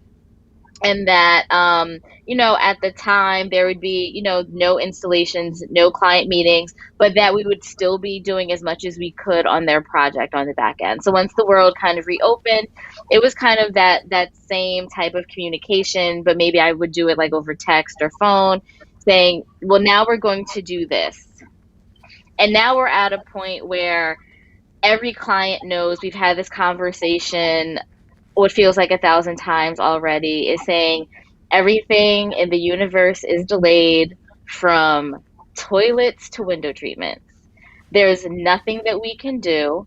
My suggestion is that the advice that I always give you, we're going to wait for the things you love. As long as you have a working kitchen and a working bathroom, everything else is fine. And if there are any questions or concerns, let me know. But know that every week I'm stalking to find out where your stuff is. So you don't have to stalk me first. Okay, I love it. So it's just consistent, constant communication. Sandra, you similar with you? Exactly. Yeah. I mean, we try not to use the word unprecedented when we sent out that initial email, because if I heard it one more time, I was going to barf. But yeah, no, we are communicating constantly with our clients.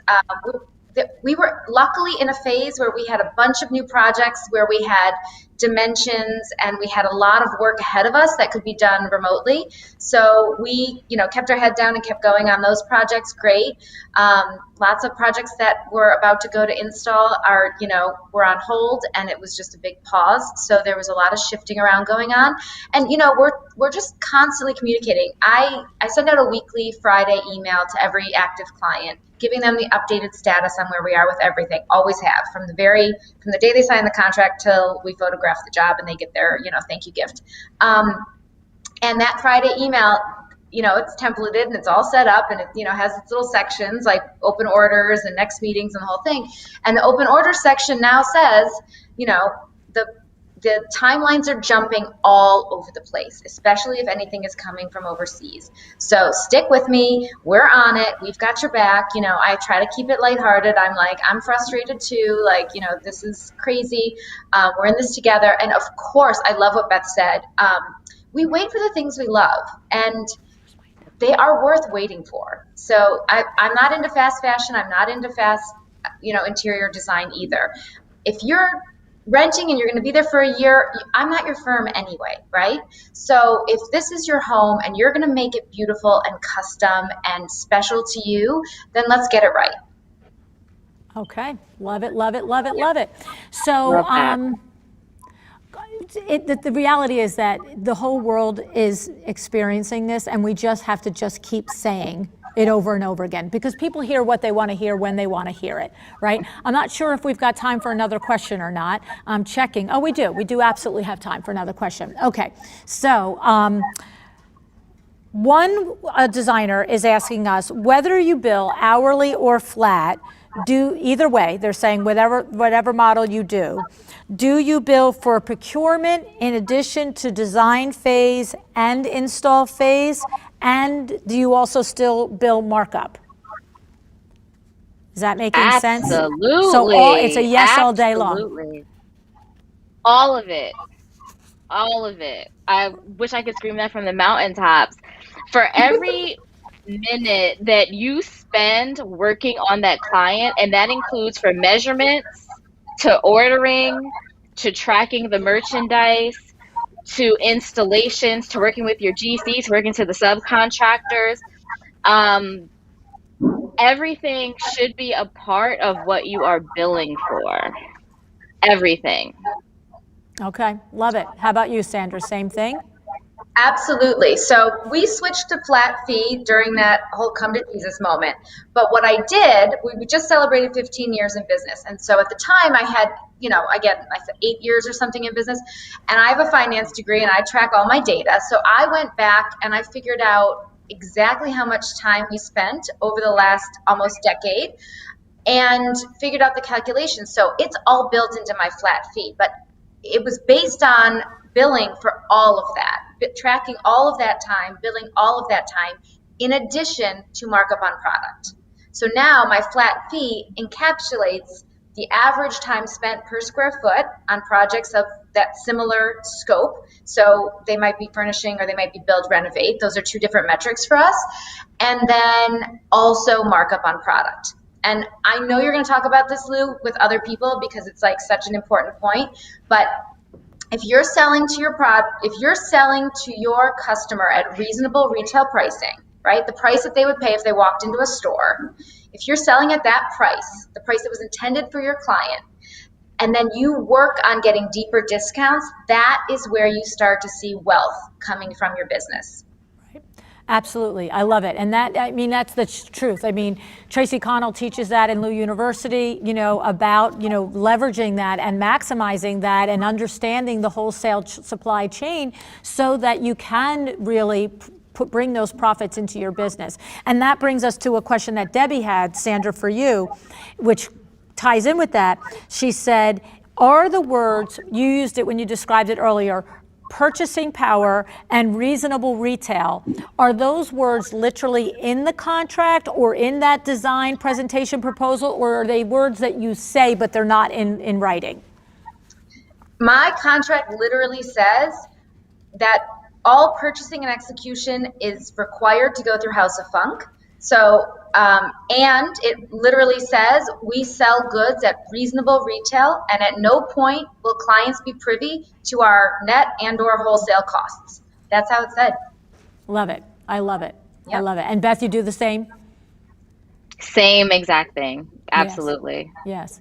Yeah, it's a crazy thing. I get a little, fired up in the episode on Friday when I was just describing this, how as an industry, you guys have just shot yourself in the foot. I really think you have, by all this conversation about the net cost of goods and I'm going to save you money on this and I'm going to save you money on that. It's like, you got to listen to the episode because I like lose it a little bit in there. I said, who's coming to a designer to save money on furniture? Like I said, I'm like, you got a guy who has a guy who gets you connection. That's what you want to save money on furniture. You're coming to a designer because you want to know how the furniture should be in the room, what furniture should be in the room. This is a service. This is a skill. This is a talent. You're not a go-between guy that you access discounts through. Like, it's beyond my comprehension.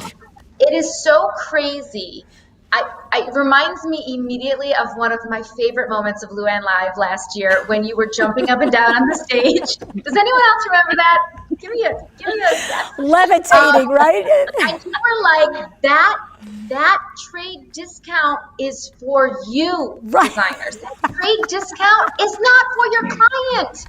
That repeat business is the designer's repeat business. The client comes to us and designs their house once, does it right, does it once, right? Call me again in 10 years, 15 years, 20 years, fine. But those repeat clients, those relationships, those incentives to keep buying from you are for the designer. And you guys, listen, we all know this to be true, that you're going to put out your hourly rate or your flat design fee, and it is going to be scrutinized. Where people feel really comfortable just making it rain and spending money is on their furniture. They like tangible items. They like to sit on their expensive, gorgeous sofa that they decided that they had worked their booties off and they deserve it. So the combination of a good hourly rate or design fee, you're doing luxury, let's show it. But that combination with the markup on product is everything when it comes to true profitability. No, it's the truth. That's what I was railing about. I was railing. I'm like, the discount is for you because you keep coming back. It's not for them. The guy said, how can I make sure this person keeps coming to my furniture place instead of all the others? Oh, let me give them incentive. Right? Exactly. That's it. No, So it's like you should be the incentive. Like you as the designer, they should be coming back for you. Right. And for no other reason. Yeah. Well, and again, I keep giving away the whole darn show because I just recorded it last week and it's so top of mind. But, the things that I was saying is you can tell your client that by working with you, you expect them to save money. But you expect them to save money by not buying the wrong $12,000 sofa, by not getting the wrong size rug, by not taking days off of work that, trades never showed up for because your trades show up for you. When I call a plumber, he's like, lady, maybe I'll come, maybe I won't come. I'll see you 2 o'clock on Tuesday, whenever, right? I mean, you do save us money and on the thing, but it's not because I got $10 off on the sofa or the pillow. Like that's not where you're valuable, right? Not at all. Not at all. We can't be seen as, if we're competing with Restoration Hardware, we're sunk. Like that's not the game, guys. The game is you are bringing custom, luxury, affordable, whatever your brand is, you are bringing custom design to a project. You are bringing your knowledge, your eye, your aesthetic, your brilliance. If you reduce yourself to being a discount furniture salesperson, that's not who you are. Like you're not taking it to the level that you deserve. If you're if you're billing yourself as a discount furniture resource, you've missed the mark, I think. Yeah, no, absolutely. Now, Lisa Gilmore, our friend Lisa Gilmore, she has a question I'm going to paraphrase. Basically, she's saying, what happens when people come up and they're saying, well, my other designer doesn't charge this way or doesn't charge that much. And she said, and she goes, and when clients say that's expensive the way you do this or do that, and she says, I'm at the point where I just want to say to them, yes, so it is expensive. I mean, and that is, that's where I'm at. Like, come on, this is interior design. Where's the bargain in that sentence? Right? You can go on the highway and do it yourself. When you hire a professional, you can go to the ShopRite and buy a steak, or when you hire a professional, it's going to cost more money. So talk a little bit, we've got about 5 minutes left here. Just talk a little bit about that moment when you do, look, that's all inside voice, right? The inside voice is, yeah, it's expensive, but we need a little outside voice language for Lisa. How about that? You want to each take a crack at that? We've got 5 minutes. So Sandra, you want to start with a couple of minutes on that just moment there? Sure. I remember, and this is, I'm going to keep quoting you, Lou, back to yourself. Sorry about that. But expensive, but worth it. Expensive, but you've worked so hard and earned it. Expensive, but, right? And I think it's not to say it's not expensive when we're talking about $1 million projects. Like, we're not trying to be naive. It's to say this, you've earned it, you've worked for it, you deserve it. It's custom to you. It's going to be a long-term decision. Like, I think there's a lot of language that we use around that that feels appropriate for the clients. And if someone is using the word expensive in a derogatory way, again, I think they landed in the wrong, why'd they hire a designer? I know I go back to that and it's a little bit like flip, but it says luxury interior design. And so when somebody says to me, I'm looking to, am I going to save money with your discounts? I'm like, we're barking up the wrong tree. We are not a cost saving exercise. We are a spending exercise doing interior design. Right? How about you, Beth? What do you say when clients want to tell you that you're expensive or ask if you're worth the services that you're providing? I'm absolutely expensive and I am 1,000% worth it. And how you see my value does not define my value.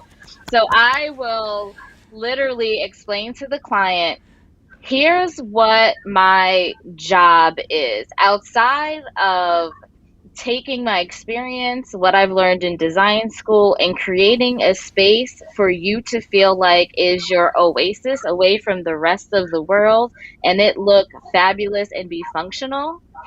I'm also managing your project. I'm placing all those orders. I'm tracking all these things. I'm working with your GC. I'm doing all the things that you don't even know about. But let me explain that process to you. And we can also then get into why there's a timeline on why it takes so much time for all these things to come together.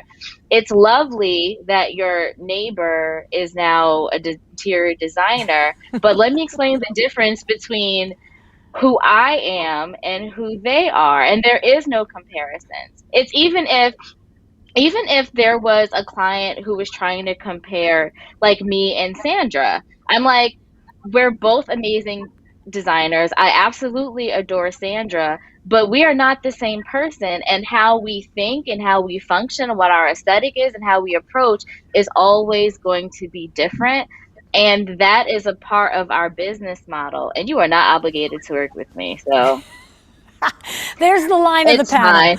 There's the line of the panel. Okay, Right. so I have to tell you, when our kids were little, we used to go a week to the beach every week, right? And we used to do this exercise, and we would start the first day, and we'd all be talking, carrying on who's making dinner, who's going to go to the beach, just regular activities for the week, okay? For kids, their friends, their people, all the things. And every time somebody would say something that just hit me like that, I would write it down. And so say it to me again. Go ahead, say me the line to me again. I'm going to do this game with you guys today. Oh my God, what did I just say? Oh my God, we You all said just you forgot are it. not obligated to work with me. There it is. With You are me. not Yes, thank obligated to you. work with me. Okay, you are not obligated to work with me. Because here's what's going to happen.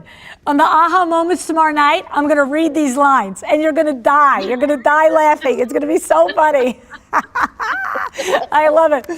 Okay, so, well, you guys are rock stars. I absolutely adore and love both of you. I admire both of you, the way that you run your businesses and the way that you have just grown them and that you have crafted them to become something that is valuable to your clients, but that is valuable and serves you each individually, right? You're in that place now. And you can get there. All of our friends can get there with you too. It really is, the back end has to be buttoned up right before all of this comes out the front end, right? Yeah. You can't just say, you're not obligated to work with me, I'm expensive, it's worth it. You have to deliver it. And that's the hard lessons that you guys have done and put the work in doing. So I'm so happy to have you guys here. Thank you so much. Thank in you. another minute, we're going to have Carol come back on. And I don't know if you guys realize it, but every co-author is generously giving away one 45-minute free coaching session to a winner in our audience. You have to be live in the audience. So you could be a member, you could be an attendee of the entire event, but to win the coaching session, you must have been in that session with us. And so I believe that our team is working furiously behind the scenes to do the robo raffle. And I'm going to throw the show back over to Carol now. I'll see you in a few moments.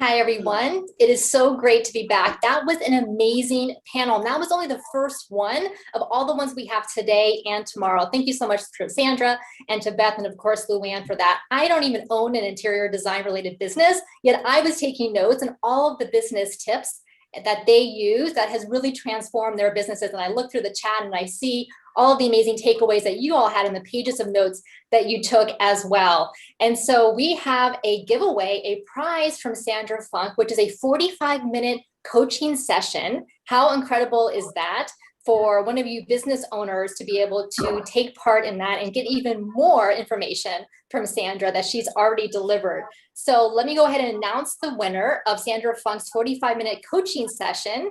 And that is Erin Kelly. Yes, Erin Kelly. Hi, Erin. Can you hear me? Yes, congratulations. Thank you. I actually met Sandra at a small gathering at a design showroom here in Connecticut, and she's the reason that I'm here today. So that's really exciting. It was meant to be, apparently, that you got picked. And Erin, what was your number one takeaway, your aha moment from that panel discussion? I actually loved Beth saying to stop letting fear kind of drive things. I think that that's so simple, but to actually repeat it, it's kind of like, yeah, why am I doing that? So that's what I would say is my biggest, I think that, again, simple, but so truthful. Well, Erin, and tell us a little bit about what you do, about your design practice. So I started my journey. I went to interior design school at Savannah College of Art and Design. Then I worked for a design build company for about 10 years. And so we did high-end custom interiors where I was doing, building. So I was doing the interiors like kitchens, bathrooms. Basically, I say everything that when you leave behind. So now, 5 years later, I'm doing that plus the furnishings. That's incredible. And where do you live? Connecticut. Okay, very nice, Erin. Well, it was so nice to meet you. Congratulations again. And is this your first LuAnn Live? It is. I'm very happy to be here. Well, we're so happy to have you here as well. Thank you again for being here and for your prize. I know that you and Sandra will have lots to talk about on your coaching session. Wonderful. Thank you. All right. I would love for you all in the chat to share with me and share with each other what was an aha moment that you took down. I know you all had lots of notes that you were taking. Is there one thing that stood out to you the most? You know, we have this idea of what to do now versus what to do a little bit later. Is there one thing that you realize, like, this is what I need to do now, starting on Friday or starting next Monday when you get back into gear after LuAnn Live? What is the next thing that you want to do based on what you heard in that panel discussion with Sandra and Beth? I would love to hear from you all here. And while we're waiting for you to put that in the chat, we are not a cost-saving plan. I love that. Own your worth, own that you are an expert in what you do and that the clients are coming to you for a reason and they need your guidance and expertise. I love that. I did take away that as well about how that trade discount is for you. It's not for the client. So many great takeaways. Yeah, trade discounts are for designers, not for clients. Reasonable retail pricing, ongoing expense retainers, so many things to learn about related to business structure, business models, and pricing. And we're going to get into our next panel in a little bit, not quite yet, but you're going to want to make sure not to go anywhere because we're going to be talking even more about money and those business aspects. So don't want to miss that. Let's see. Lots of you were intrigued by the flat fee pricing versus the hourly pricing. Definitely sounds like it transformed Sandra's business model when she had that long conversation with LuAnn. And Denise says, having a presentation cheat sheet of the contract, I love that idea as well, to walk the clients through what exactly it is, where your expertise is and what they're going to get. And then Kimberly says, having to be comfortable being uncomfortable. I love that as well. So now that we have concluded this first panel, and again, that sponsor was 38 East, LuAnn's latest initiative with a semi-custom line of draperies. We are now going to go back to LuAnn because she wants to chat with you all some more, I'm sure, about some more takeaways that you had from this panel, as well as what's coming up. So let me go ahead and I'm going to toss back to LuAnn.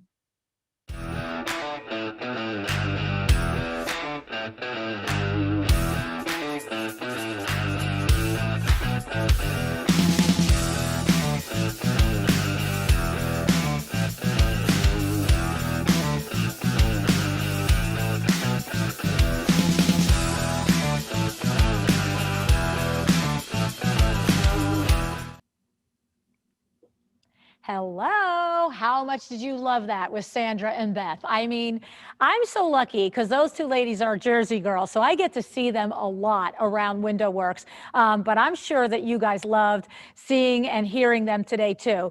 And I'm curious if any of you have any reactions to that or any further questions that you wanted to talk. You know, if you were with us last year at LuAnn Live, this is that part where we all went to the restroom and everybody grabbed everybody in the hallway and in the aisles and said, I just want to ask you this one question. I just want to know this one thing. So if you have anything that you want to know, I would love for you to raise your hand and just say, hey, I didn't get an answer to this or whatever. All right. So do I see any hands? Oh, so you all need a kick now. Okay, I get it. You're not really ready?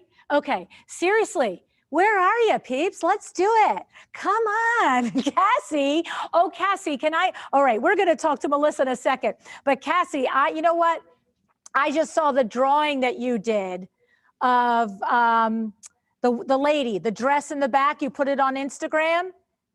That was gorgeous. I saw that. I didn't get a chance to you know, comment on that. But my God, I didn't know you were such a talented artist. That's amazing.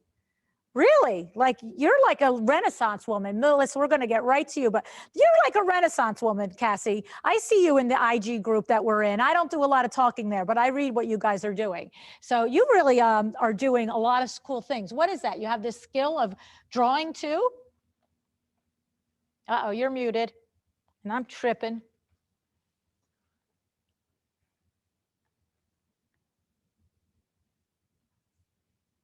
Uh-oh, still muted. Still muted. Should we go to Melissa? All right, hang on, Cass. We're coming back. Hey, Melissa, how are you? New York girl, close enough to Jersey. How you doing today?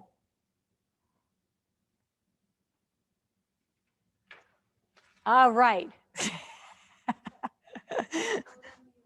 Okay, are you guys unmuted? You have to unmute yourselves. I don't know why they're thinking they can't. They all know how to do it, right? So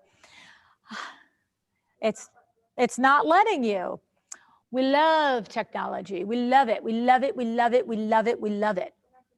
All right, so let's just try somebody else. See who else wants to say something. Melissa, oh, she just moved. Melissa H-E-R. H-E, I don't know how to say your last name, Melissa. Raise your hand. Melissa H-E-R-B. Where did you just go? You were on my screen here. Where'd she go? Hi, LuAnn. Hey, where are you? Where are you? I think I was trying to play with the unmute button to see if I could actually unmute. Can you hear me? Who's talking to me now? Melissa Haberstroh. It is Melissa. Okay, I can't see you yet. But you had a couple of questions. I'm in your down at the bottom, right side for you. Okay. See me waving? Down at the bottom. Oh, here she is. Here she is. Here she is. Here she is. So you had a couple of questions in there. You wanted Sandra to tell her Picasso story, and I didn't get to it. Do you know it well enough to tell it, or should we'll ask Sandra to come on and tell it if she's still with us? I'll give a second to see if Sandra's available to do it. It's just a really great opportunity.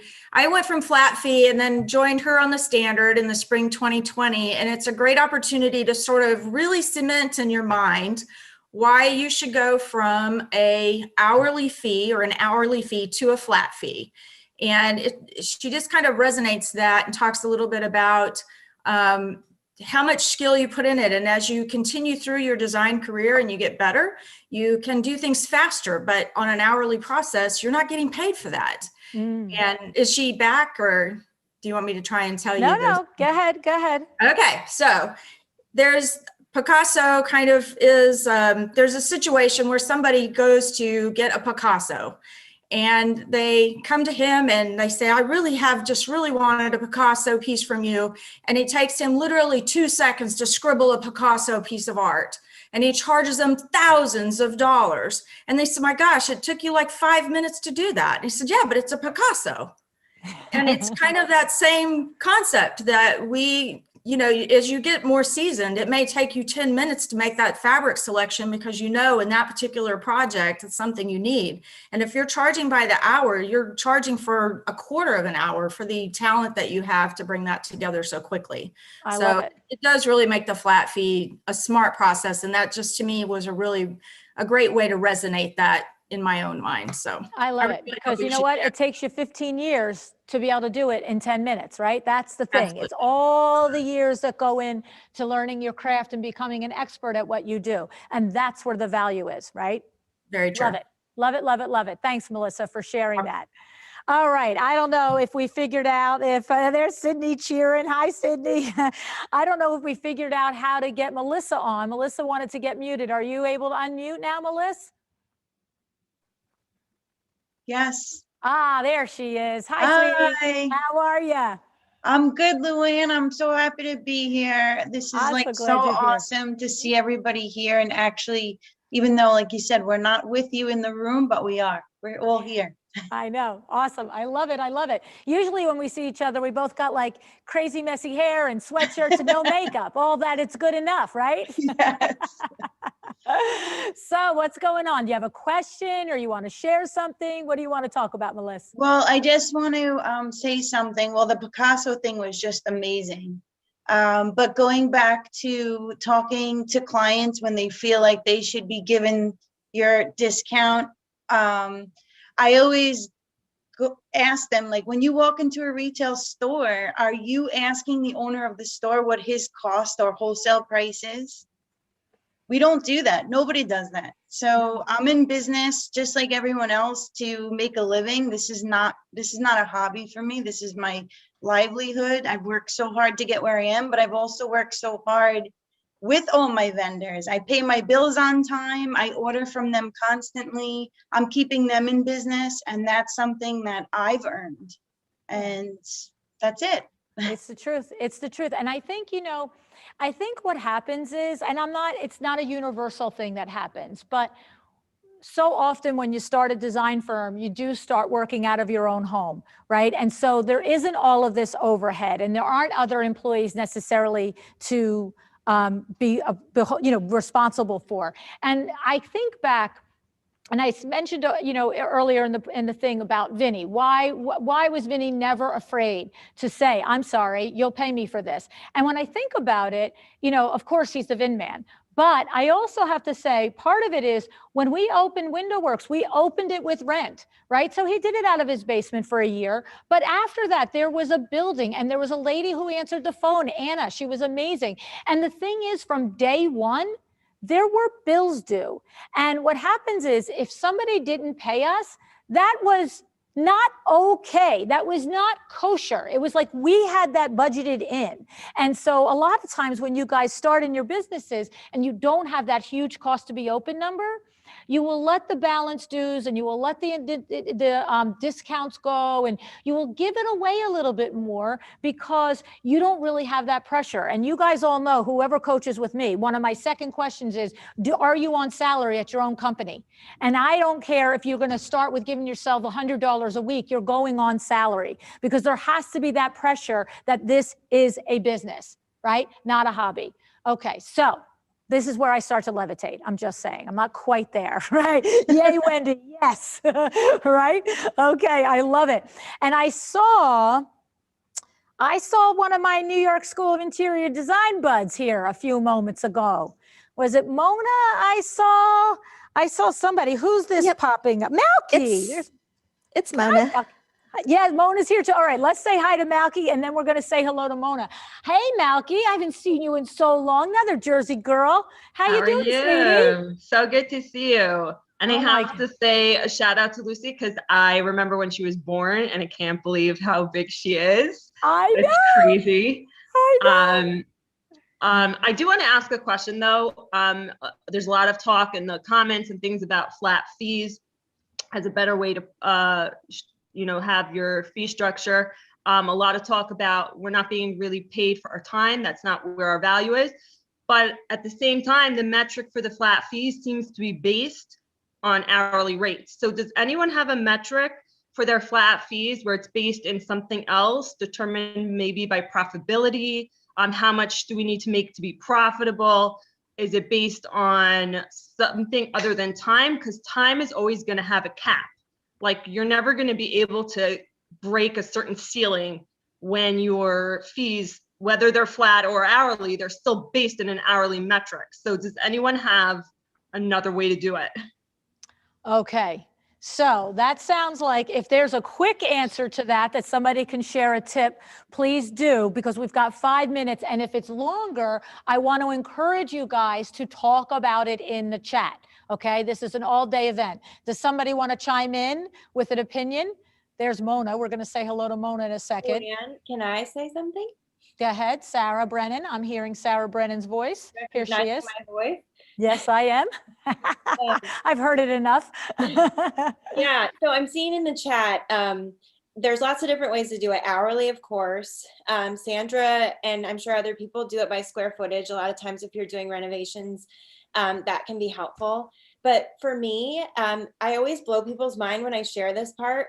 We set our fee based on our yearly goals. So if I know I want to work on 10 projects in a year because I want to do bigger projects that have more to it, that I sell more furniture, then our cost per room is divided by that long-term goal. So it doesn't have to be fully done by the set multiplier. It doesn't have to make sense externally to your client. It really comes down to what I want to do in a year, where my goal wants to be. And so I divide that by how many projects I want to do in a year. And then that is what our hour or our flat fee is per room, based on how many rooms I'd like to do in the span of a year. Well, that went a little over my head. I have to say that now you'd have to turn around and explain that to me. But you know what? I mean, did it make sense to a lot of you guys about this calculation? Yes. Okay. I think I just need caffeine and food, maybe. No. Basically, if you want to make 100 grand in a year and you want to do 5 projects, then you have to divide 100 grand by 5. And that's how much you need to bring in per client that you have. And so you take some of that as furnishings, some of that as design fee, and you kind of come up with that mix. But if you want to work smarter, not harder, and take on larger clients, then your design fee has to be larger, or else you're going to turn over clients over and over and over again. And you're working way too hard and you run out of time and you can't make the type of money you want to make. Okay. Totally on board. I love it. I love it. Thank you so much. Malky, I hope that helped. You know, I'm scribbling. I'm like writing so fast. Okay, good. Well, you can connect with Sarah afterwards and all during the day while we're here, okay? And I want to, guys, introduce you to Mona. Mona is, you're a graduate of New York School of Interior Design. This lady was in a presentation that I was in with New York School of Interior Design last Friday night. And man, oh man, you want to talk about, like, I'm introducing you to your latest hashtag smart lady right here. So yes, this kid. So Mona, tell us a little bit about you. You're only a year out of school, right? Mm-hmm. Tell us a little bit about your journey. I think everybody would love to learn about it. Oh man, I didn't expect you have this. 2 minutes. Don't get crazy. You don't have to do it for an hour. Okay. Just, sprinkle a little something on us, like you did the other night. Sure. I feel really privileged. I graduated from New York School of Interior Design. I just went back recently. I had a really successful last year in school, and so a lot of my peers kind of got to know me. But I got into interior design in a very strange way. I actually studied film and in my undergrad and in my graduate studies, and I worked as a production designer for independent film. But I think what LuAnn is talking about is even further back than that. I am an immigrant. I moved to America when I was like 10 years old, and I had a really rough childhood. And I was homeless by the time I was about 16 or 17. And I never went to high school because I worked all the immigrant homeless jobs you could possibly do. I didn't go back to high school till I was 26 years old. And so I had a very different path, and I have a very strong connection to how spaces feel because I didn't really have a space for a long time. I lived on people's floors and couches after I got out of being homeless.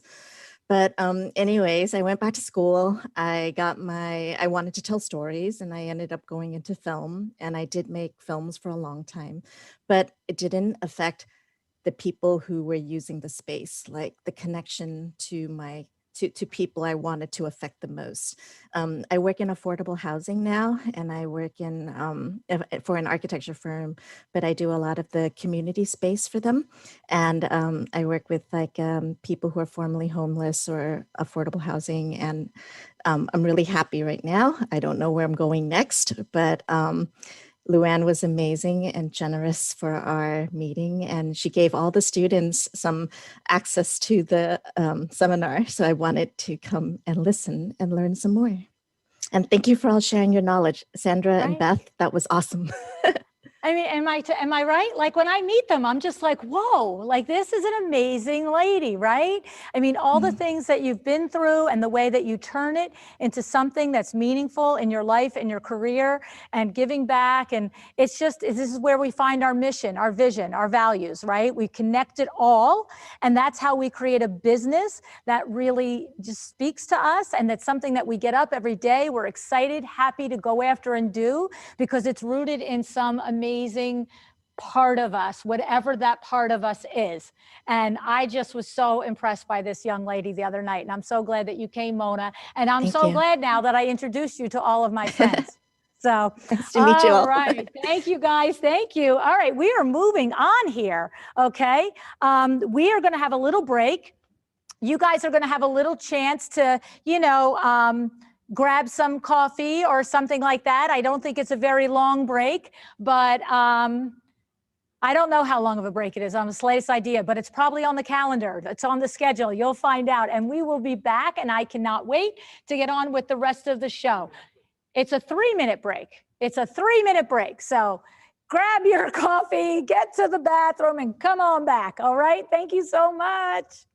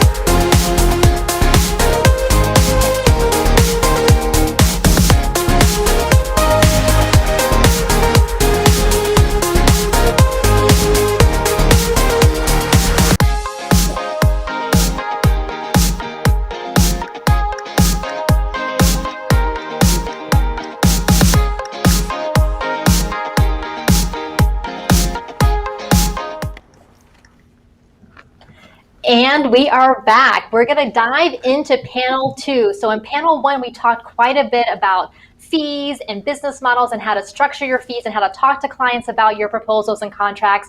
Well, we are continuing to talk about money in our next panel on pipelines, budgets, and reports. So I know that there are some of us who are numbers people and some of us who are not. So I would love in the chat for you to let us know, do you consider yourself a numbers person or not? And there's no judgment, there's no right or wrong here at all. I just know if you're not a numbers person, speaking for myself, to definitely find someone, hire someone who can help you with those budgets and those reports and those cash flow projections for your business. So let us know in the chat if you just love numbers, you love diving in to your profit and loss statements in your business, or you much rather have someone else create those reports and of course then you understand them.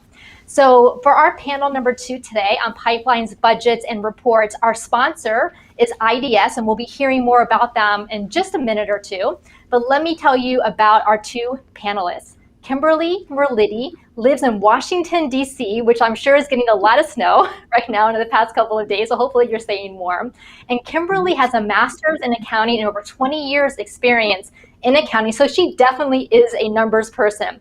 And I love that her chapter in LuAnn's book is titled Money is Everything. And she has this question in there where she asks, are you comfortable talking with clients about budgets? And I know we definitely touched on that in the last panel. I'm sure you all will in this next panel as well. So welcome, Kimberly. And then let me tell you about Lisa Gilmore. As LuAnn mentioned in her opening remarks, Lisa at the last LuAnn Live shared her experience with her finances. And I love that you all are so open and transparent about your businesses, the successes and the mistakes and lessons learned, because that's how we grow. So Lisa, thank you for sharing at the last LuAnn Live. And Lisa is an interior designer in Tampa Bay, Florida, not far from me. I'm in Orlando. We are definitely not having snow here right now. And she describes her interior design aesthetic as livable glamour. She has over a decade of experience and has been featured in Architectural Digest and Design and Decor magazine. Lisa and Kimberly, welcome to LuAnn Live. Hi. Thanks. Hi. And so let me ask you, Kimberly, what are you most excited about for LuAnn Live today and the next couple of days? I'm just excited to share my knowledge with everybody. The goal of my business from day one has been to educate those people that want to run a business on their money and how to run their finances and, know their numbers and if they're making money or not. That you'd be surprised how many people come to me and they're like, I'm doing my books, but I don't know what they mean. So it's not, I try to make it very just understandable and basic, and then educate my clients through the years that I work with them.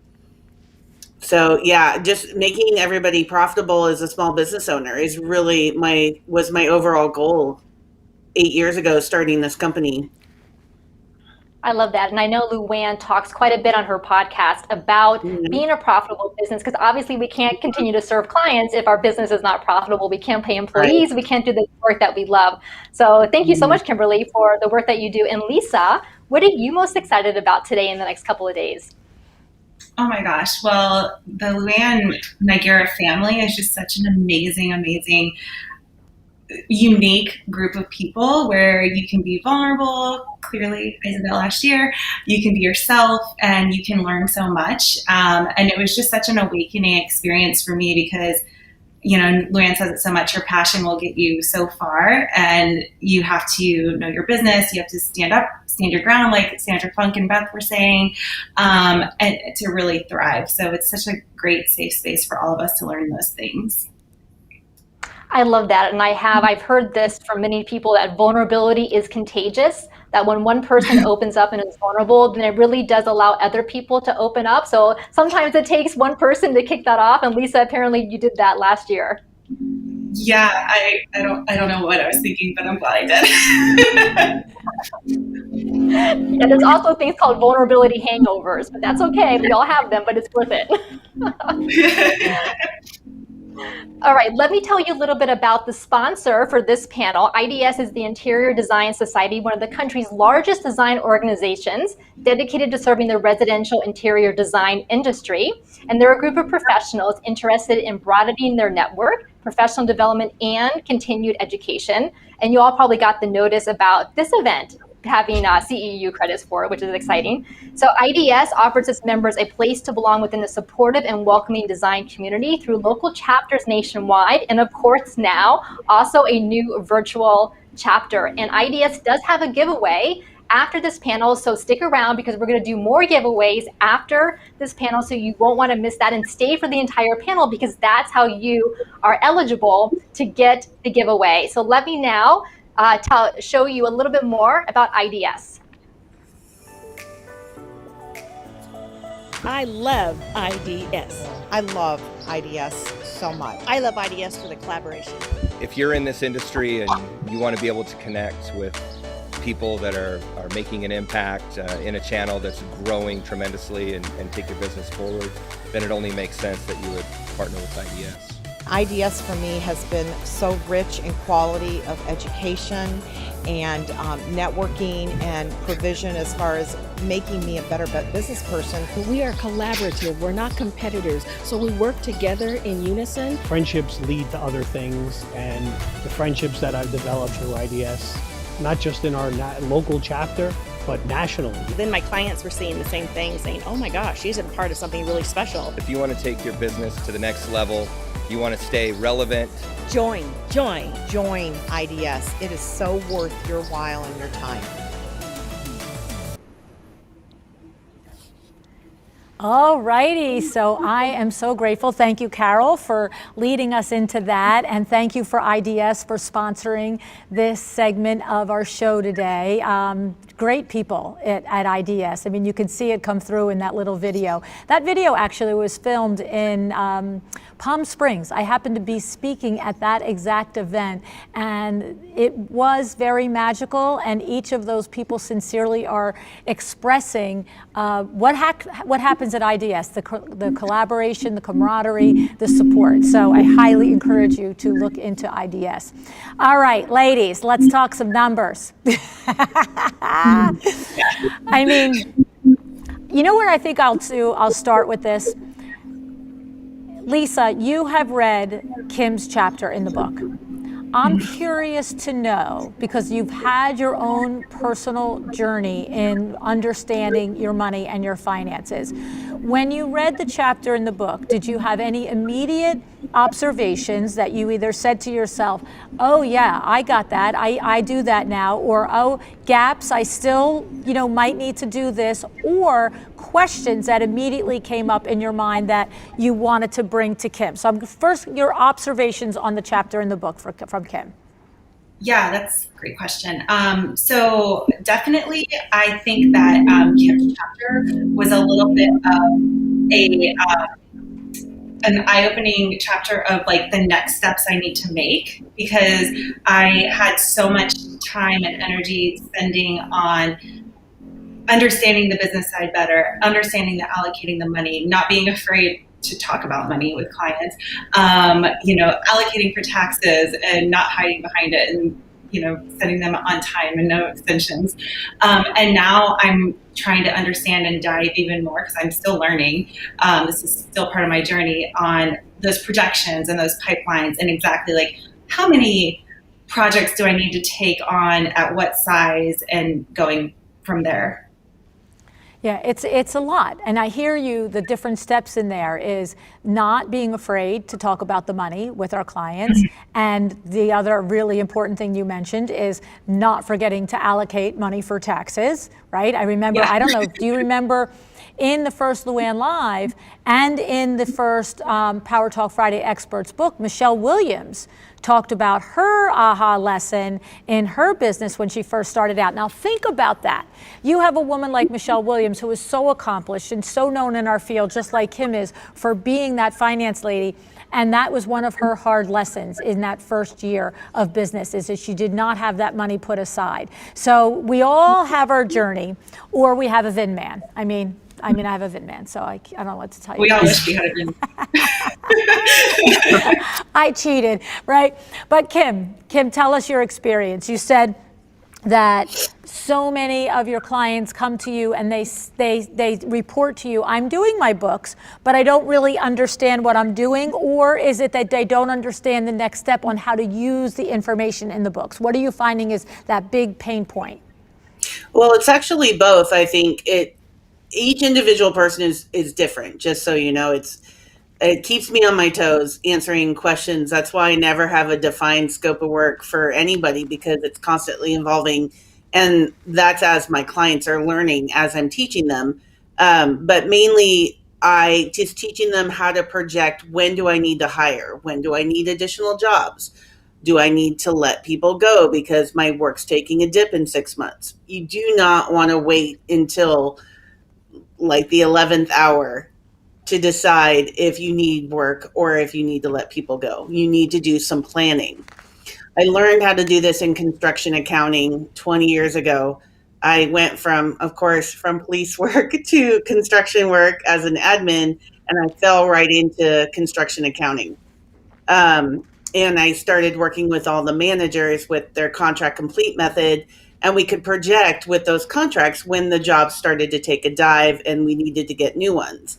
When I moved into interior design, I found that there wasn't any tools in any software to determine this. So I started to do it on my own and teach it to all my designer entrepreneurs out there. And that's what I try to focus on when they ask me questions. Do I need to hire, or do I need to fire, or when do I need new work?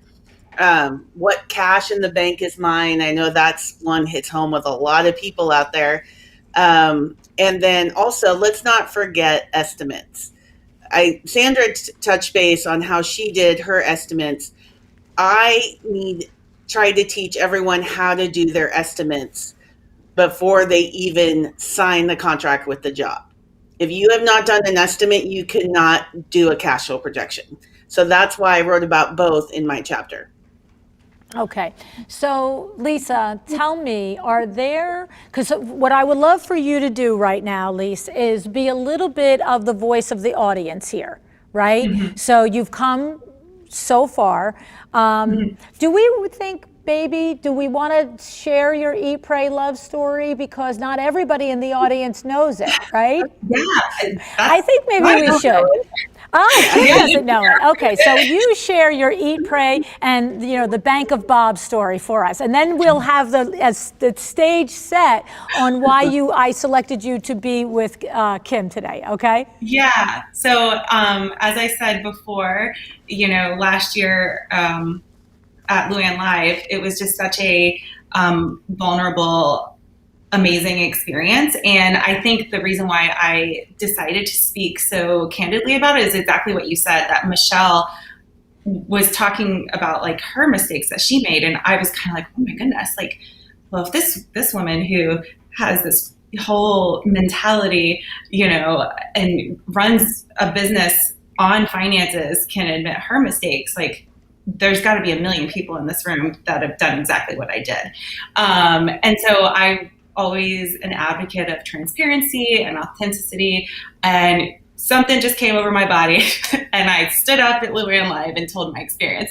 And so basically, to paraphrase it, I have now had my business for 9 years. And I started very young, no business training, and it came from a need.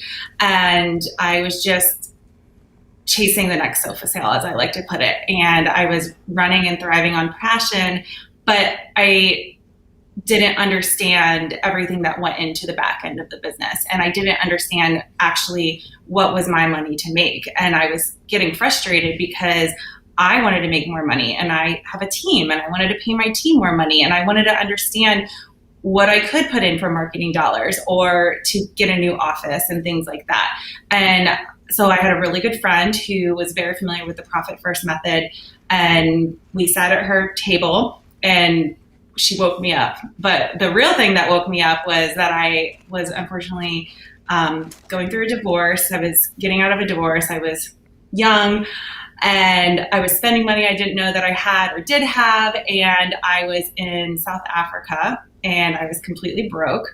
And all these things were just not allocated right because it all went into this one cluster account. And as a designer, we have so many hats to wear. We, are paying our overhead expenses, paying employees if you have them, paying the cost of the sofa and the drapery and then the person to make it and the fabric for it. Plus then we have our margin on it and then we have our designer fee, and it was just all going into this one thing. And so thankfully I never got in trouble with having debt for, product and things like that. I was just personally in trouble financially with myself. So I was in South Africa and I was completely broke. I didn't know what happened and I had to call my mom and ask her for money to pay my rent. And the Bank of Bob, as LuAnn is referencing, it was my great grandmother's put aside money for our family. It's kind of like our emergency fund, and her name was Betty. So Bank of Bob, B-O-B, Bank of Betty. So I was like, I need to borrow from Bob. And my mom was just like, what? And so that was my waking up point because I couldn't live that way anymore. I was exhausted. And then I started the Profit First and completely changed the entire structure of my business financially around and went from $850,000 revenue to $2.25 million in a year. That right there is the magic right there, right? Because you started to look at things and not run away from them and face them and sit down and get the financial people in your life to help you understand it, right?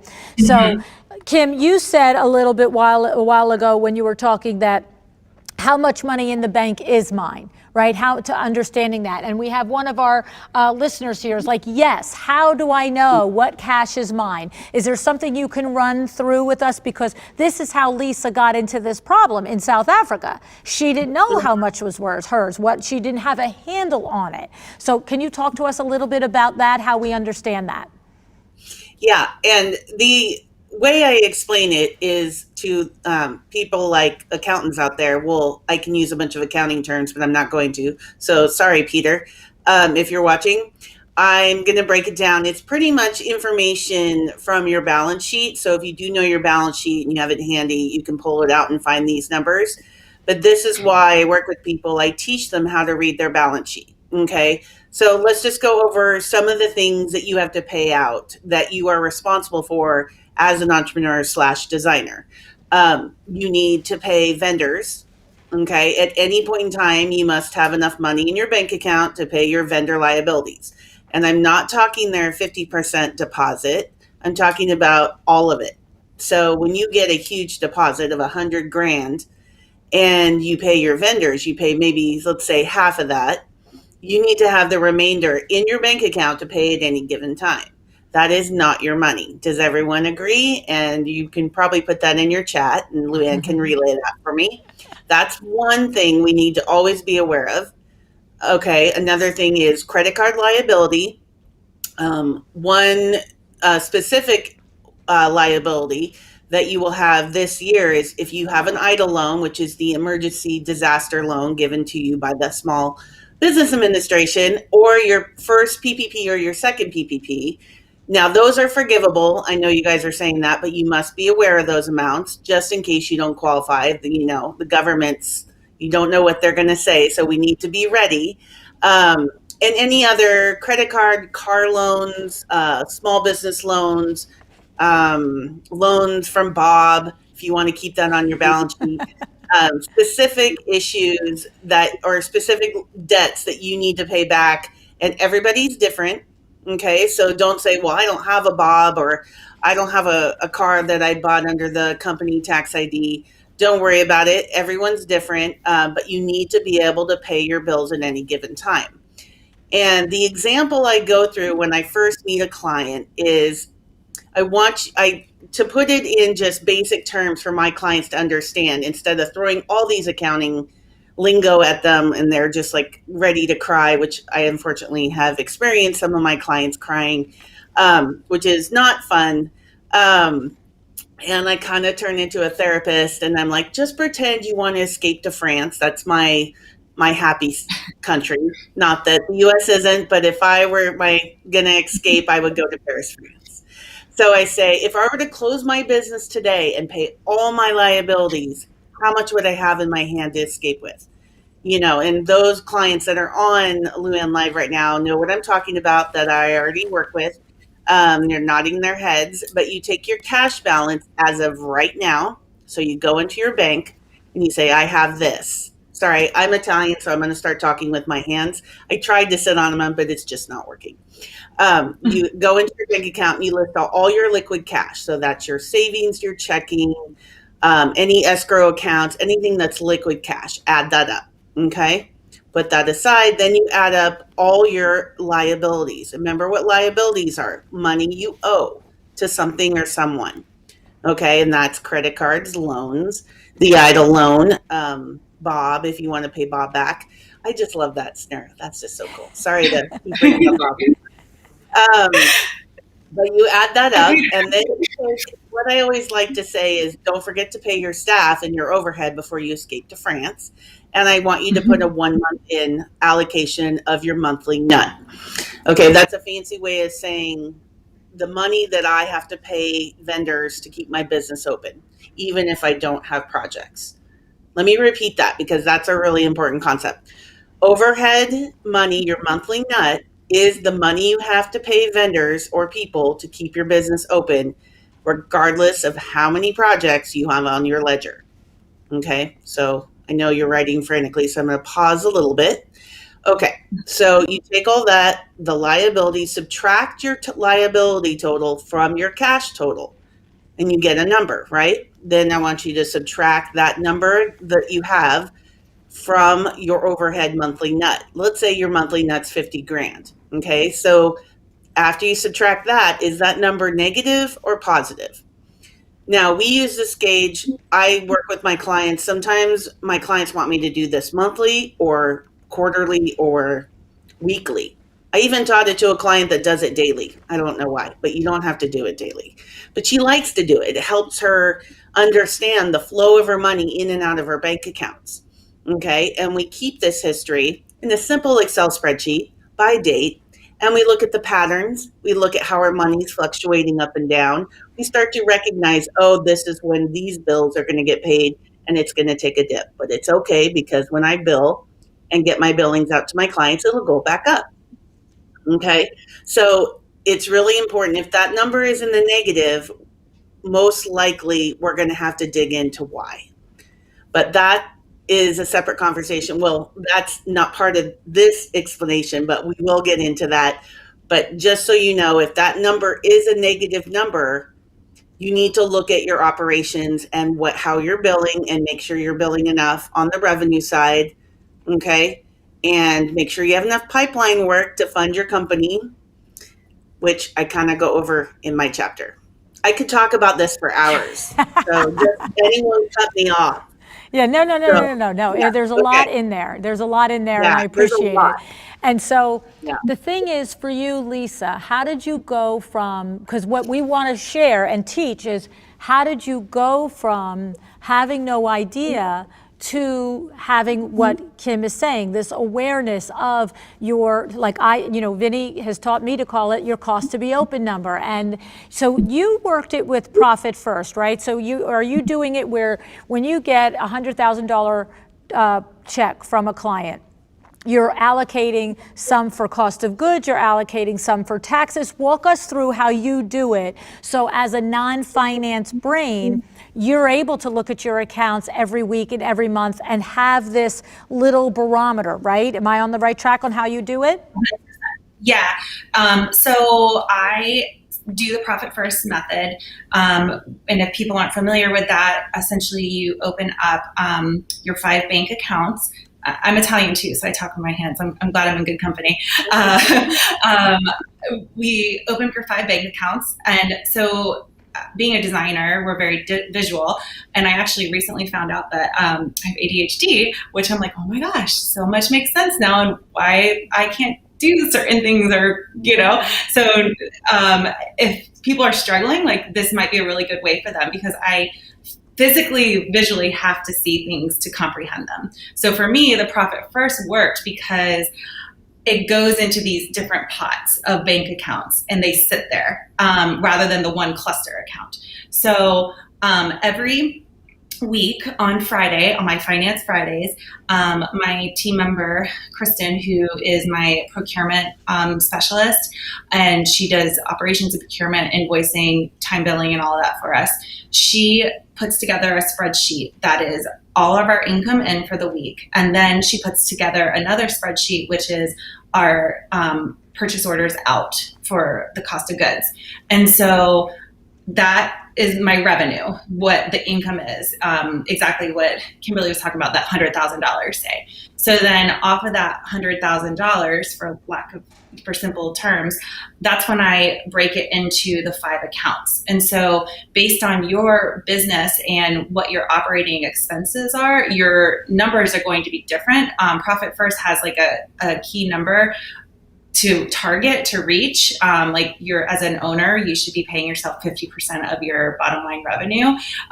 Your operating expenses should be around 23%, I think, or 20%. And then your profit account is 5%, and then your cost of goods and a tax account. So actually, technically, I have 6 accounts because I have my main account that everything's dropped into, my credit cards, transactions from, my invoice payment, if we have checks that we deposit into the bank. And then on Friday, I take that total revenue and I break out my tax percentage, my cost of goods percentage, and I deduct off of that, and that gives me my bottom line revenue. So then my cost of goods, which is the sofas, the fabric, paying the wallpaper installer, that goes into that account and it sits there for sometimes months at a time, because sometimes people pay 100% up front because they don't like having open balances, but I don't want to accidentally spend that money. And then I have my tax account that is sitting there collecting throughout the year, including my sales tax. So then for my bottom line revenue, that's where I take my operating expenses, my profit, and my owner's pay, and I break those into the different accounts and I divvy it up that way. So for me, that exercise itself was a huge visual understanding of like, oh, okay, so here's $100,000. Here's actually what I have to spend to execute it for my client to keep them happy. Here's what I have to pay. And then here's also like what my team is costing me and what we're billing. And a huge part of that was just understanding those costs that go into those operating expenses and leaning that out, because my operating expenses were tremendously high at one point. And so we had to lean them out and kind of, get on track.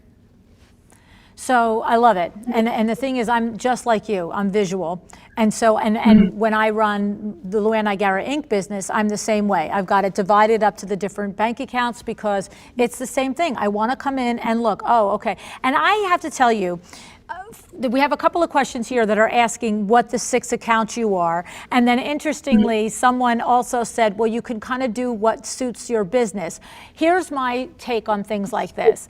I think it's important to learn the right way to do something and then alter it once you understand how to do it. So you learn the Profit First formula and you learn the different things, and you learn, like from Kim is saying, is separating out your cost of goods and your taxes. And then if you want to tweak it to something that works for you, that's perfectly fine. I just had an employee several months ago, we said the same thing. I'm like, let's do it the way we do it, and then innovate me, then introduce me to new ways to do things. But I want to make sure you understand the reason why things are done, because if you do, then you can always see the way through to make it better. So for you, because the question here is your 6 bank accounts, Lise. So is it operating, profit, cost of goods, taxes, owner's pay, and just the main account, the main account that you just dump everything into. Okay. So everything's dumped into like the umbrella, and then I distribute out of that. Divvy it out. You know what it reminds me of? I remember when we were a kid, and my mother gave us, $2 a week for allowance. And then we had, okay, so $1 a week I can spend at the store, let's say $5 a week for allowance, right? And $1 a week I'm going to put in the church plate, and $1 a week I'm going to put in my piggy bank, and $1 a week this, right? You just don't give like a 10-year-old $5 because we're going to spend the whole thing. And it's the same thing. You just don't get a non-finance person $100,000, right? Yeah. And to comment on what you said about being able to do things per your business, I agree with that. But one thing that you need to consider is if you aren't already financially savvy and you are trying to get better, I would recommend doing a process that either Profit First or someone like Kim puts together for you, because then there's professionals or people that have already done it that you can go to and ask questions. If you're kind of creating your own system willy-nilly for your business because you think that's what it is, you might be missing a link that isn't really getting together, and someone might not be able to help you the right proper way. So I would say do it as a skeleton that someone puts together, do that, get comfortable with it, and then make your tweaks. Right. Exactly. And Kim, I'll ask you if you have people that do it different ways, but there's a lot of questions in the chat asking, are they separate checking accounts, separate savings, or like what is it? And I know for my business, my main account is the checking account, and all my subcategory accounts are technically, the bank suggested to me that I set them up as savings accounts because that was what worked best with the fees and all of the things, and they're all linked together and I can see all of them. And all I do is every single time something is happening, I'm shoving money to the tax account or I'm shoving money to the profit account, whatever it is. But when I want it, I just bring it back up to my main checking account and write the check from it. So are you finding that your clients are, I know you're not necessarily a Profit First teacher or certified coach on it, but are you finding like you do encourage your clients to allocate the money? Do you care if they allocate it in separate checking accounts? What's your method?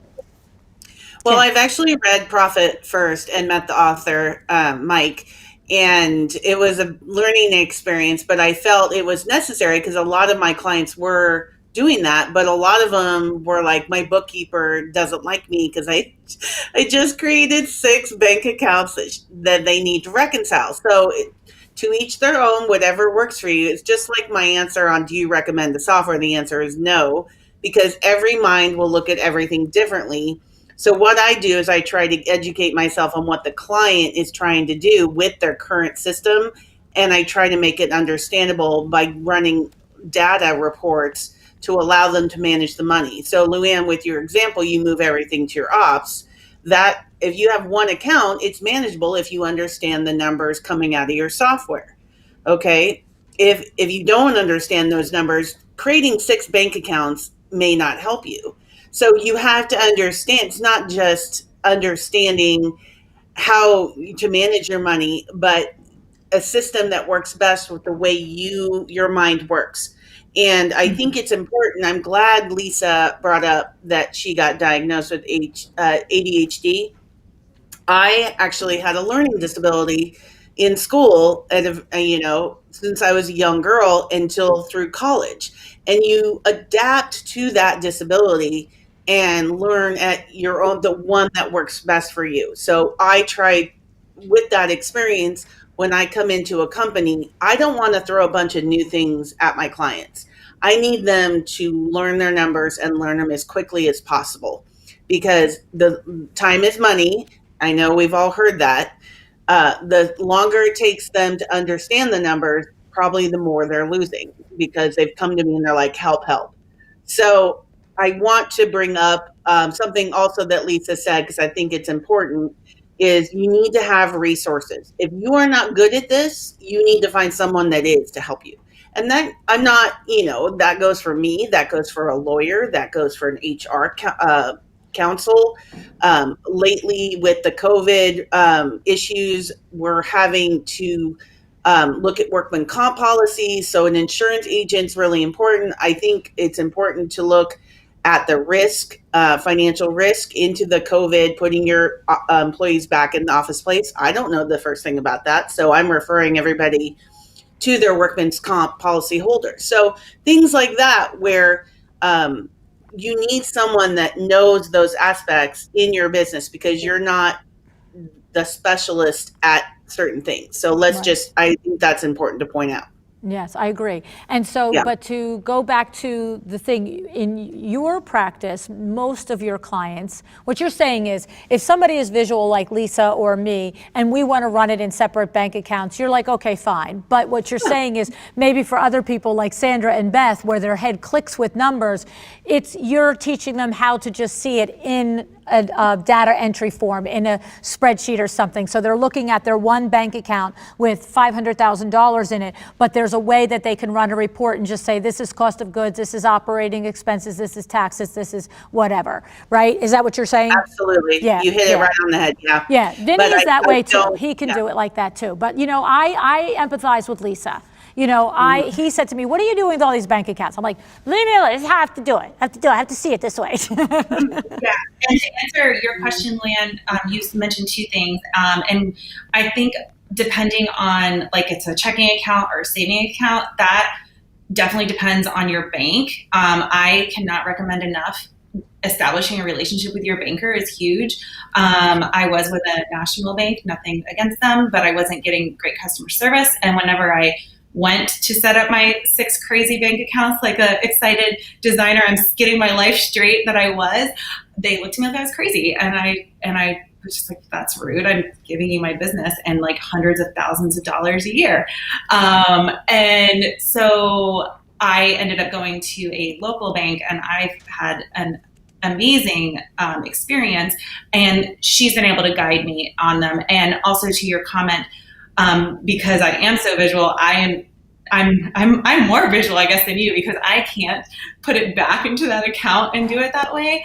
I like also to do the task the once a week and know that it's there and everything's allocated, because I'm busy, and I know that if I'm out on like a job site or working on a presentation or at LuAnn Live, I don't want to forget to put the money that has to go out into the checking account that can pay it out. So my cost of goods and my operating expenses and my taxes are all checking accounts, and we have separate checks that my procurement manager, she writes out like our rent from the operating expenses check, and then are the debit card attached to it or whatever it is, and then we do our online payments from the tax account, because I just like having it all there and know that I put it there and I don't have to touch it again.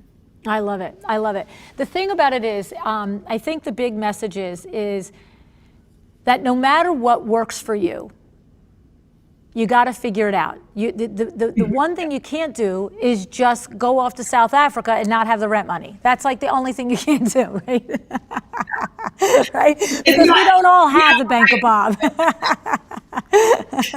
But right? So however it works for you, and to Kim's point too, to get the advice of the people who know how to do this, and so that you fully understand it and then figure out what works. Now, once you have this locked down, and you whatever your system is, that you can come every week, Finance Fridays, ever since you said that to me, Lise, last year, I repeat it like it's crazy pants, right? And so when you have your Finance Fridays, now you want to learn the next level, which is also what you talk about in the book, Kim, which is figuring out how to project out the pipeline and the expenses. So we have about 25 minutes left. Can we do a little, first of all, I want to have Kim talk about it. And then before, I just want to know, Lisa, are you at the point in your business where you've mastered that level of understanding and projecting your pipeline out? Because there's a moment where you get to it, and it's, wherever everybody is where they are. No, I'm not. To be completely honest, I'm still learning it, and I'm trying to figure it out. I was talking to Kim about it. I'll definitely be consulting with her more. I think I focus so hard on mastering the now and understanding the money and stuff like that. But and another thing that I think people need to understand too, that is huge, is I became completely transparent with my team. Because I wanted them to know how much it costs for them to sit at my table and be on my firm.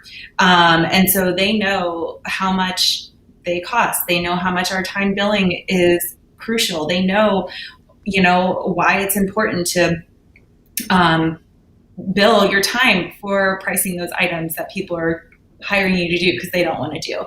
So those things were huge in getting everything up, and I was focusing more initially on just building it up and surviving and knowing that I could thrive. And so now my next phase is understanding the projections more, but then also working on kind of like what Sandra and Beth were saying earlier, the really nailed down estimates for people from the beginning. So that's what my focus is now. Great, great, great, great. So Kim, for anyone here that is thinking, okay, what are my first steps in understanding how to project my pipeline? What are the principles that we want to grasp here? Okay, so really, I'm going to keep this at a very high basic level. Again, trying not to use any accounting terminology. You first make a list of all your active jobs, okay? And then you're going to sit there and list out by month what you expect to bill for that job until its completion. Now, this is where some of my designers, when I first meet with them, come back and say, well, I don't know. They said whenever. And I'm like, okay. So you need to go back to that client and ask them when they would like it to be completed, because this is not a hobby, this is a business, and they need to respect your time, and you need to respect theirs and give them an actual completion month. Now, we're not saying it's set in stone, but you need to have something in mind, like it's going to be done in May of 21. Okay. And then you need the second component of understanding when it's done is what you're billing each month till May 21, and saying how much of that is time billing or lump sum, depending how you bill. It could be smoke signals. I don't care. You need to break out that from what you're selling in product. And I want you guys to put in chat why I'm making you do that real quick. And I'm going to count to 5. Everyone put their first thoughts in their chat. 1, 2, 3, 4, 5. Who said cost of goods sold for purchasing? That's why you need it broken out between time billing and product. Product has cost of goods sold. What that means is the cost of the product you're buying, right? It's not free. Vendor's not giving it to you free. So the net is your profit between what you're selling the sofa for and what you're paying for it. Okay. And then you have a different line of revenue for your time billing. Again, that could be lump sum, square footage, hourly, could be a hybrid method. Doesn't matter, but that doesn't have product costs with it. So I have my clients break that out and then do it every month, an estimate until our previous example, May 21, when it needs to be completed. We list every project like that. At the bottom, I help you, and again, this is in the book, you estimate your total revenue in between time billing and product by month, and you estimate your costs for that product, you estimate your monthly net, and you estimate your owner draw, okay? Owner draw is the amount that the principal pays themselves that's not going through payroll, okay? Now, the reason that is the number one thing that usually is forgotten, to pay yourself, but I make it a very big point to make sure we discuss what you need to pay yourself if you had the cash in your account. Now, hopefully you do have the cash in your account, and if you don't, that's a bigger discussion. But then you take all of your revenue in, all your costs out, and the net is your net cash flow. Okay. This is what you have that rolls into the next month, or that you have extra that should be in your bank account. It is an estimate. Okay. Now, how do we determine what our estimate is?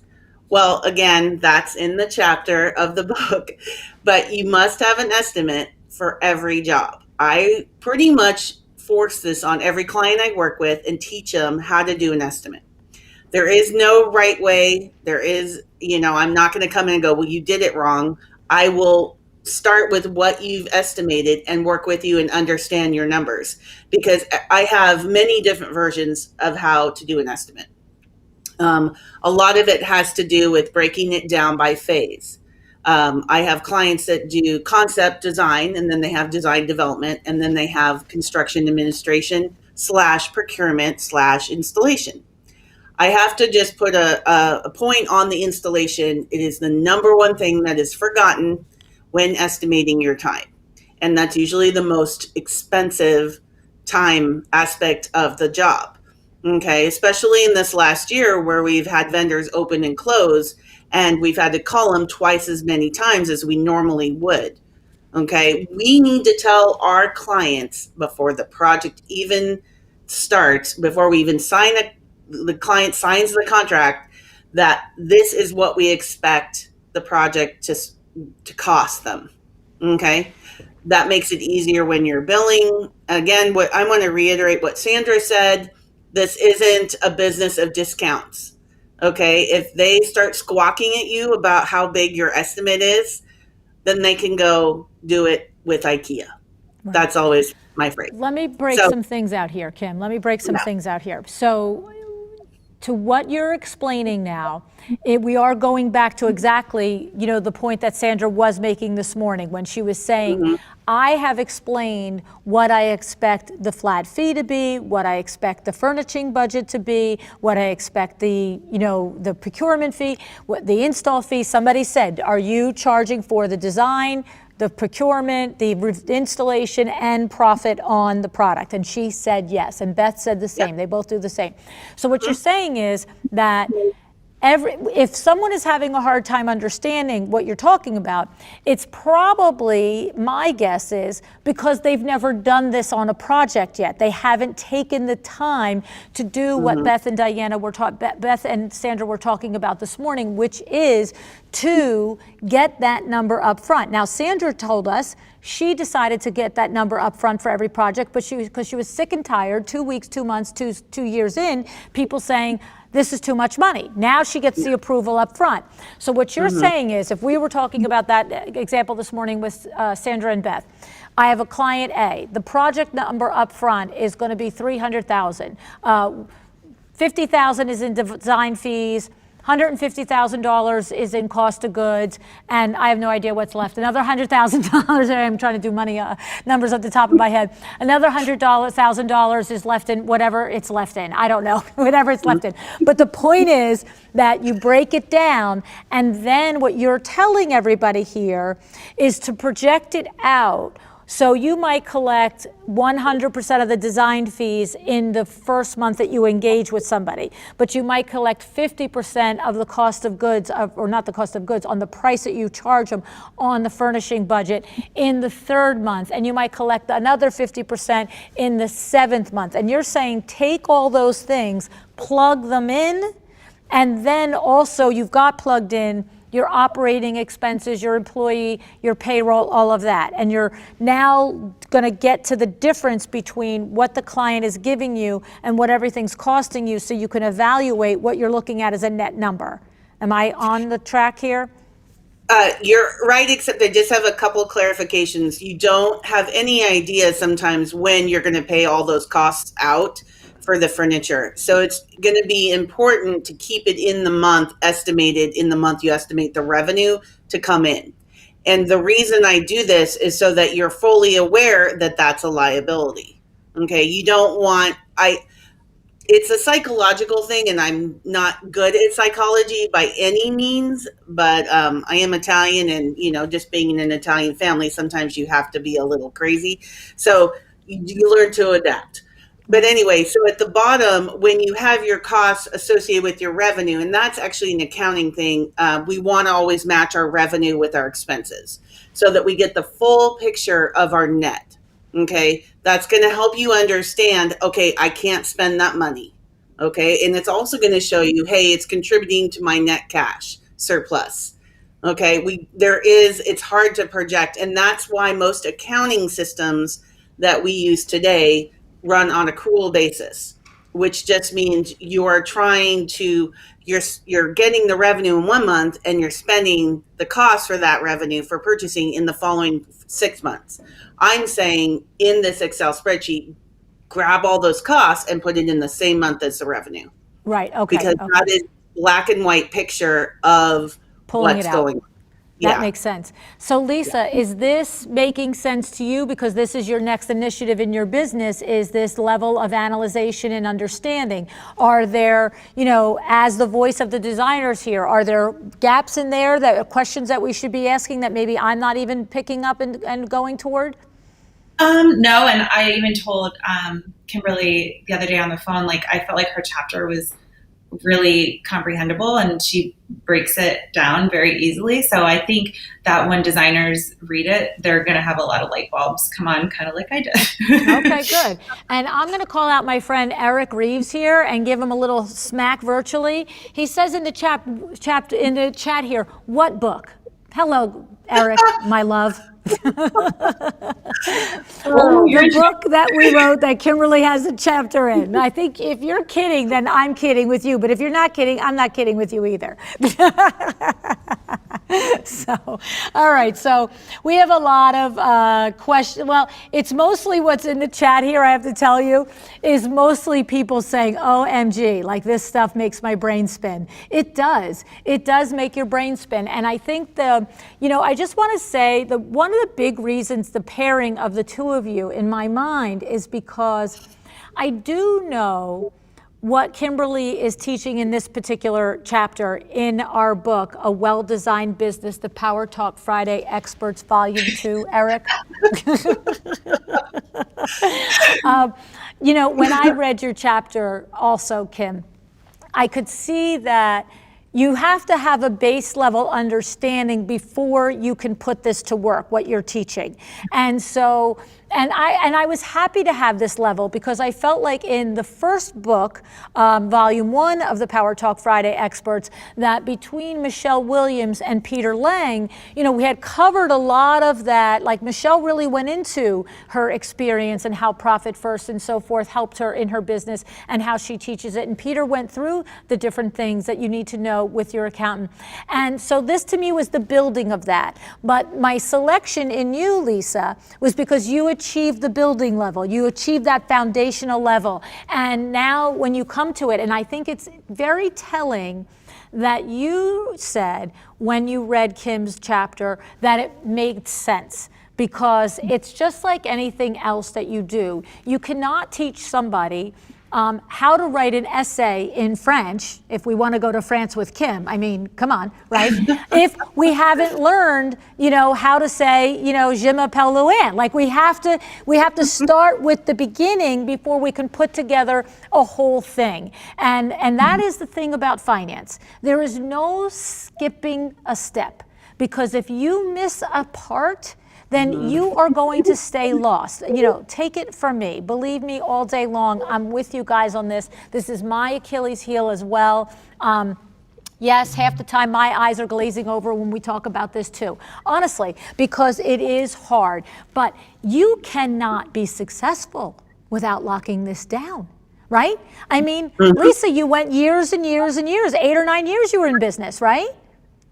Yeah, seven years. I'm in business 9 years now. And it was exhausting. Like it was exhausting. And I just got tired of kind of making excuses like, oh, I'm creative. Like, oh, I just want to punch myself for saying that now. And, to exactly your point, you do have to get those building blocks. It's like you can't teach babies how to go run before they can crawl. Like you have to understand all the parts that make your business run to be able to do it. And it's exciting because, just in the past couple of months, my team and I have been bidding a project in the Bahamas, and we've been putting together a full estimate.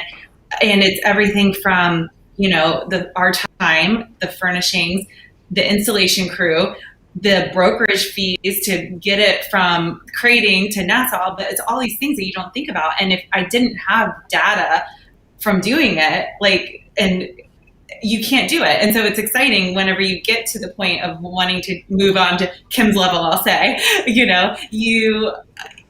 it's fun and it almost becomes like this fun thing. And so if I can say anything to people who are their head spinning right now, I get it. And it's so hard. But once you kind of take your head out of, when you do take your head out of the sand, and when you admit that you don't get it and you get people in your corner, you actually kind of become addicted to it, and it becomes fun and there's at first, and Kim, you can probably comment on this. It's the first like 3 or 4 months when you're kind of digging yourself out and learning that you're like, this is really hard and really painful, because you might not realize how much you're paying for things, or you need to bill more, or you need to charge more on this to even out, and why you were drowning. But once you get the science together about it, it takes about a good 3 months, I would say. And then all of a sudden you're like, oh my gosh, this is cool. I can afford to pay for this. I can do that. And watching your bank account grow and being able to give bonuses for your team. And I'm saying it from experience, and so at first it's really painful, but then it becomes fun and exciting, I love it. I think it's so awesome. And I have heard the joy in your voice each time we've talked about it.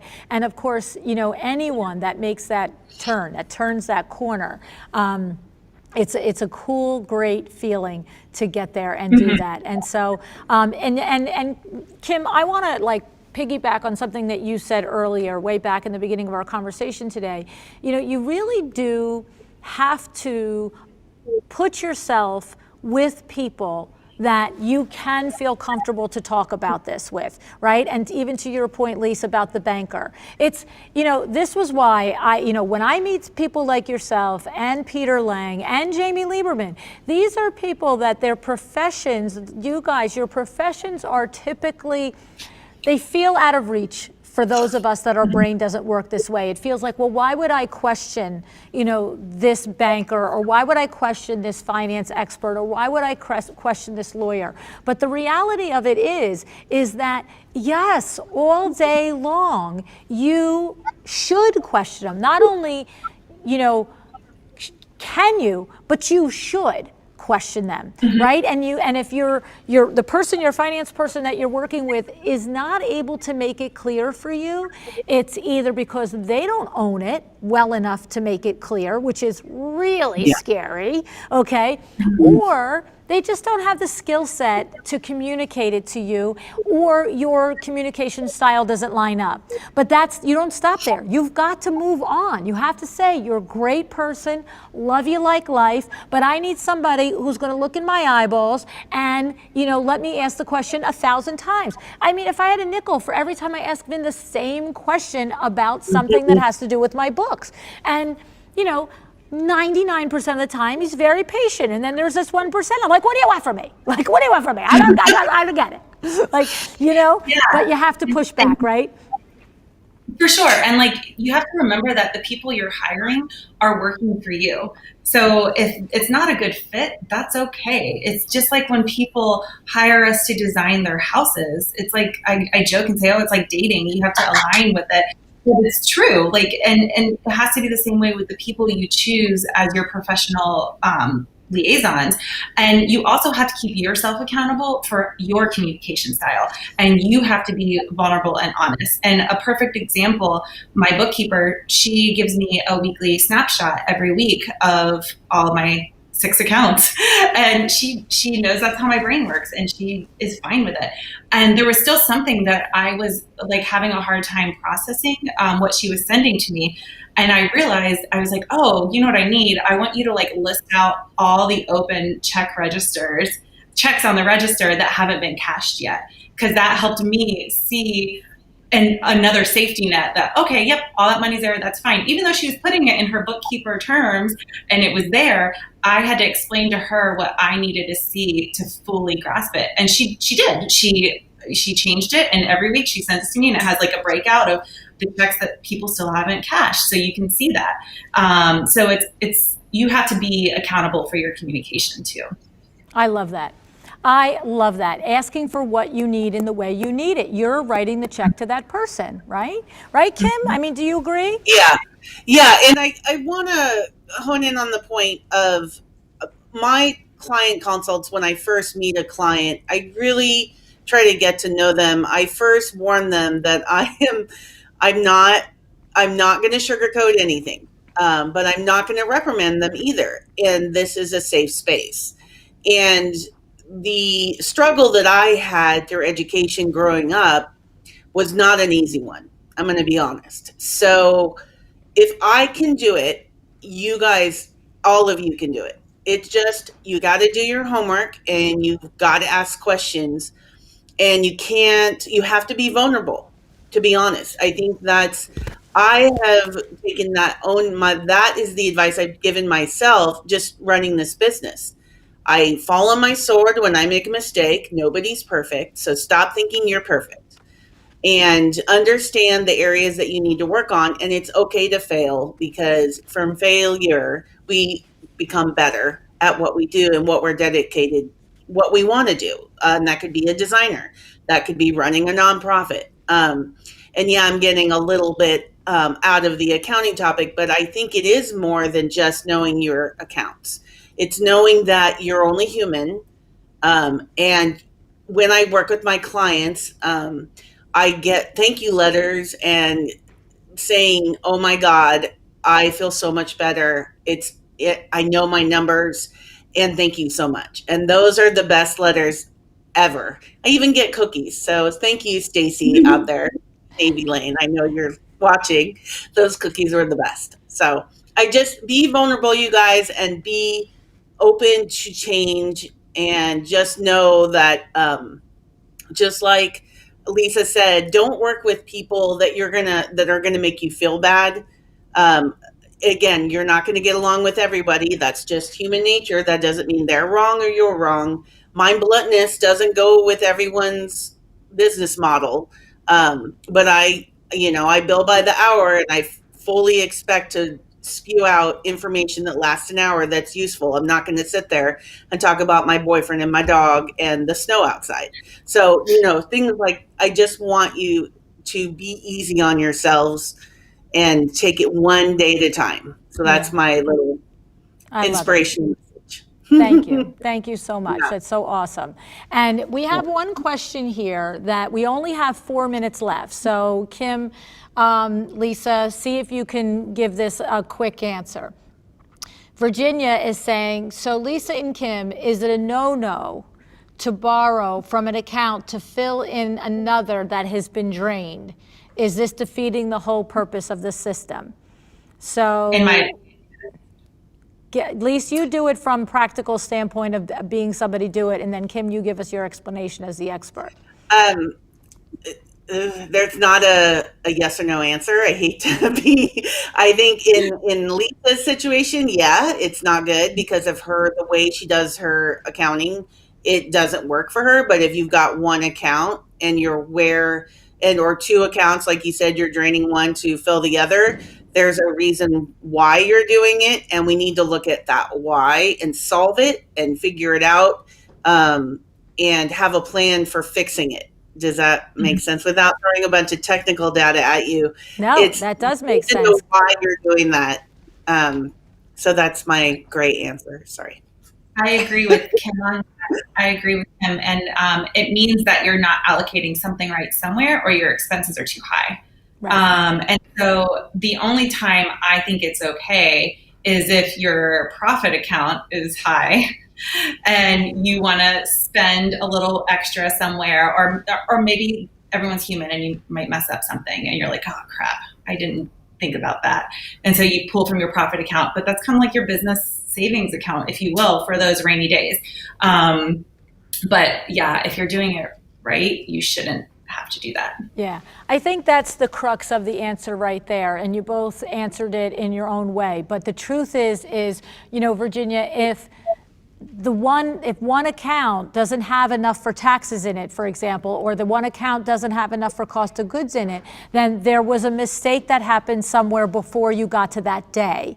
And both have said, we're all human. We're going to make mistakes. So it's okay. And of course, in real time, you're not going to say, well, my taxes are due and I'm not going to pay the money for taxes because I don't have enough a tax account. I would have to take it to this account. No. We're going to pay our taxes. But, to Kim's point and Lisa's point, at that moment, that's a red flag to step back and say, how did the wrong amounts get into those accounts to begin with? Right? We didn't do something at the beginning to allocate it. So I think it's awesome. I love it. We have 2 minutes left in this session. I don't know if there's a specific question here. LuAnn, just like you know, the person that introduced us was Kimberly Harrison from Moraga, California, with Kimberly Harrison Design. So awesome. I don't think she's on, but that I just to answer your question from she's like, I listen to this lady named LuAnn. I'm like, who's LuAnn? I didn't know. I was like, oh, I like her. So I just instantly, so I just thought I'd answer that question from the beginning. Thank you. Sure. So we did have that. Okay, thank you. And thank you for Kim for introducing me to Kim, because I find another hashtag smart lady and I grab onto her like always. So totally love it. Well, you guys were amazing. It's a tough topic. It's tough for all of us to get through it and to keep our head in the game. But that really is the actual crux of the problem, is that it's easier for us to not deal with it. It's easier for us to pretend it doesn't exist. But it's, I quote Lee Cockrell like there's nobody else in my world. Like this man, you guys, if you remember, he was on the podcast in the first year. He was the executive vice president of Worldwide Disney. And he said, when you only do the easy things, everything else gets harder. And when you do the hard things, everything else gets easier. And that is so perfect for understanding our finances. And so, guys, thank you so much for being here with us today for LuAnn Live. I'm so excited, and I want you guys to keep in the chat and keep asking questions.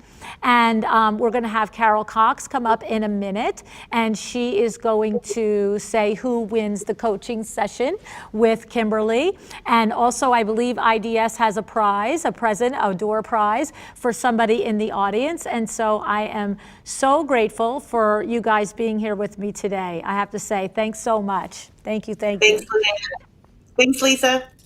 Thank you.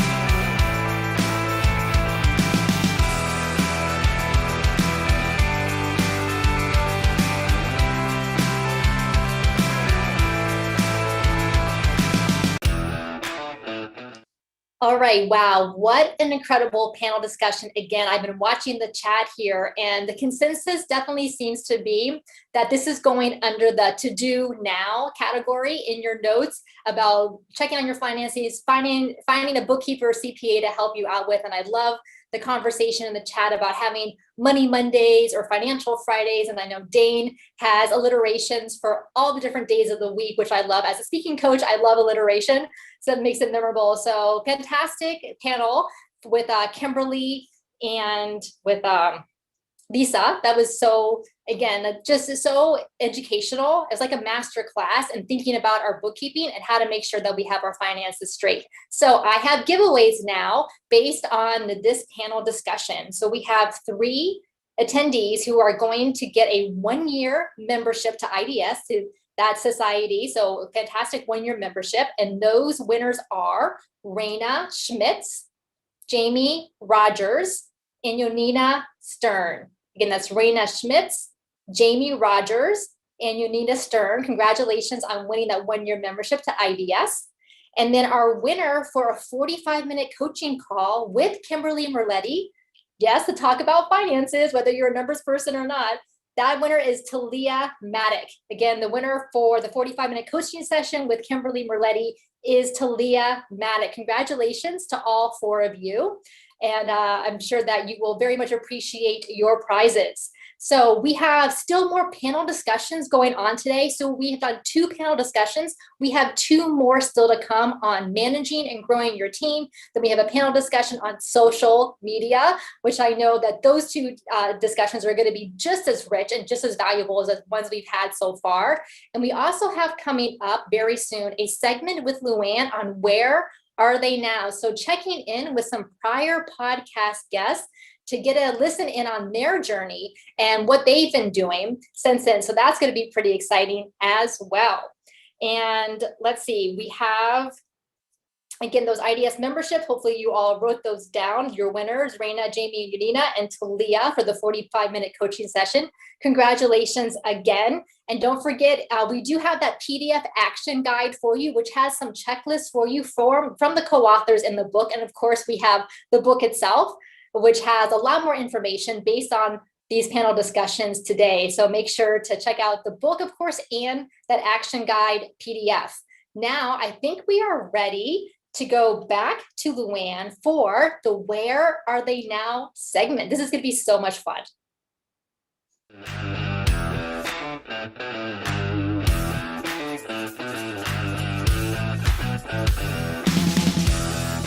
I can't see.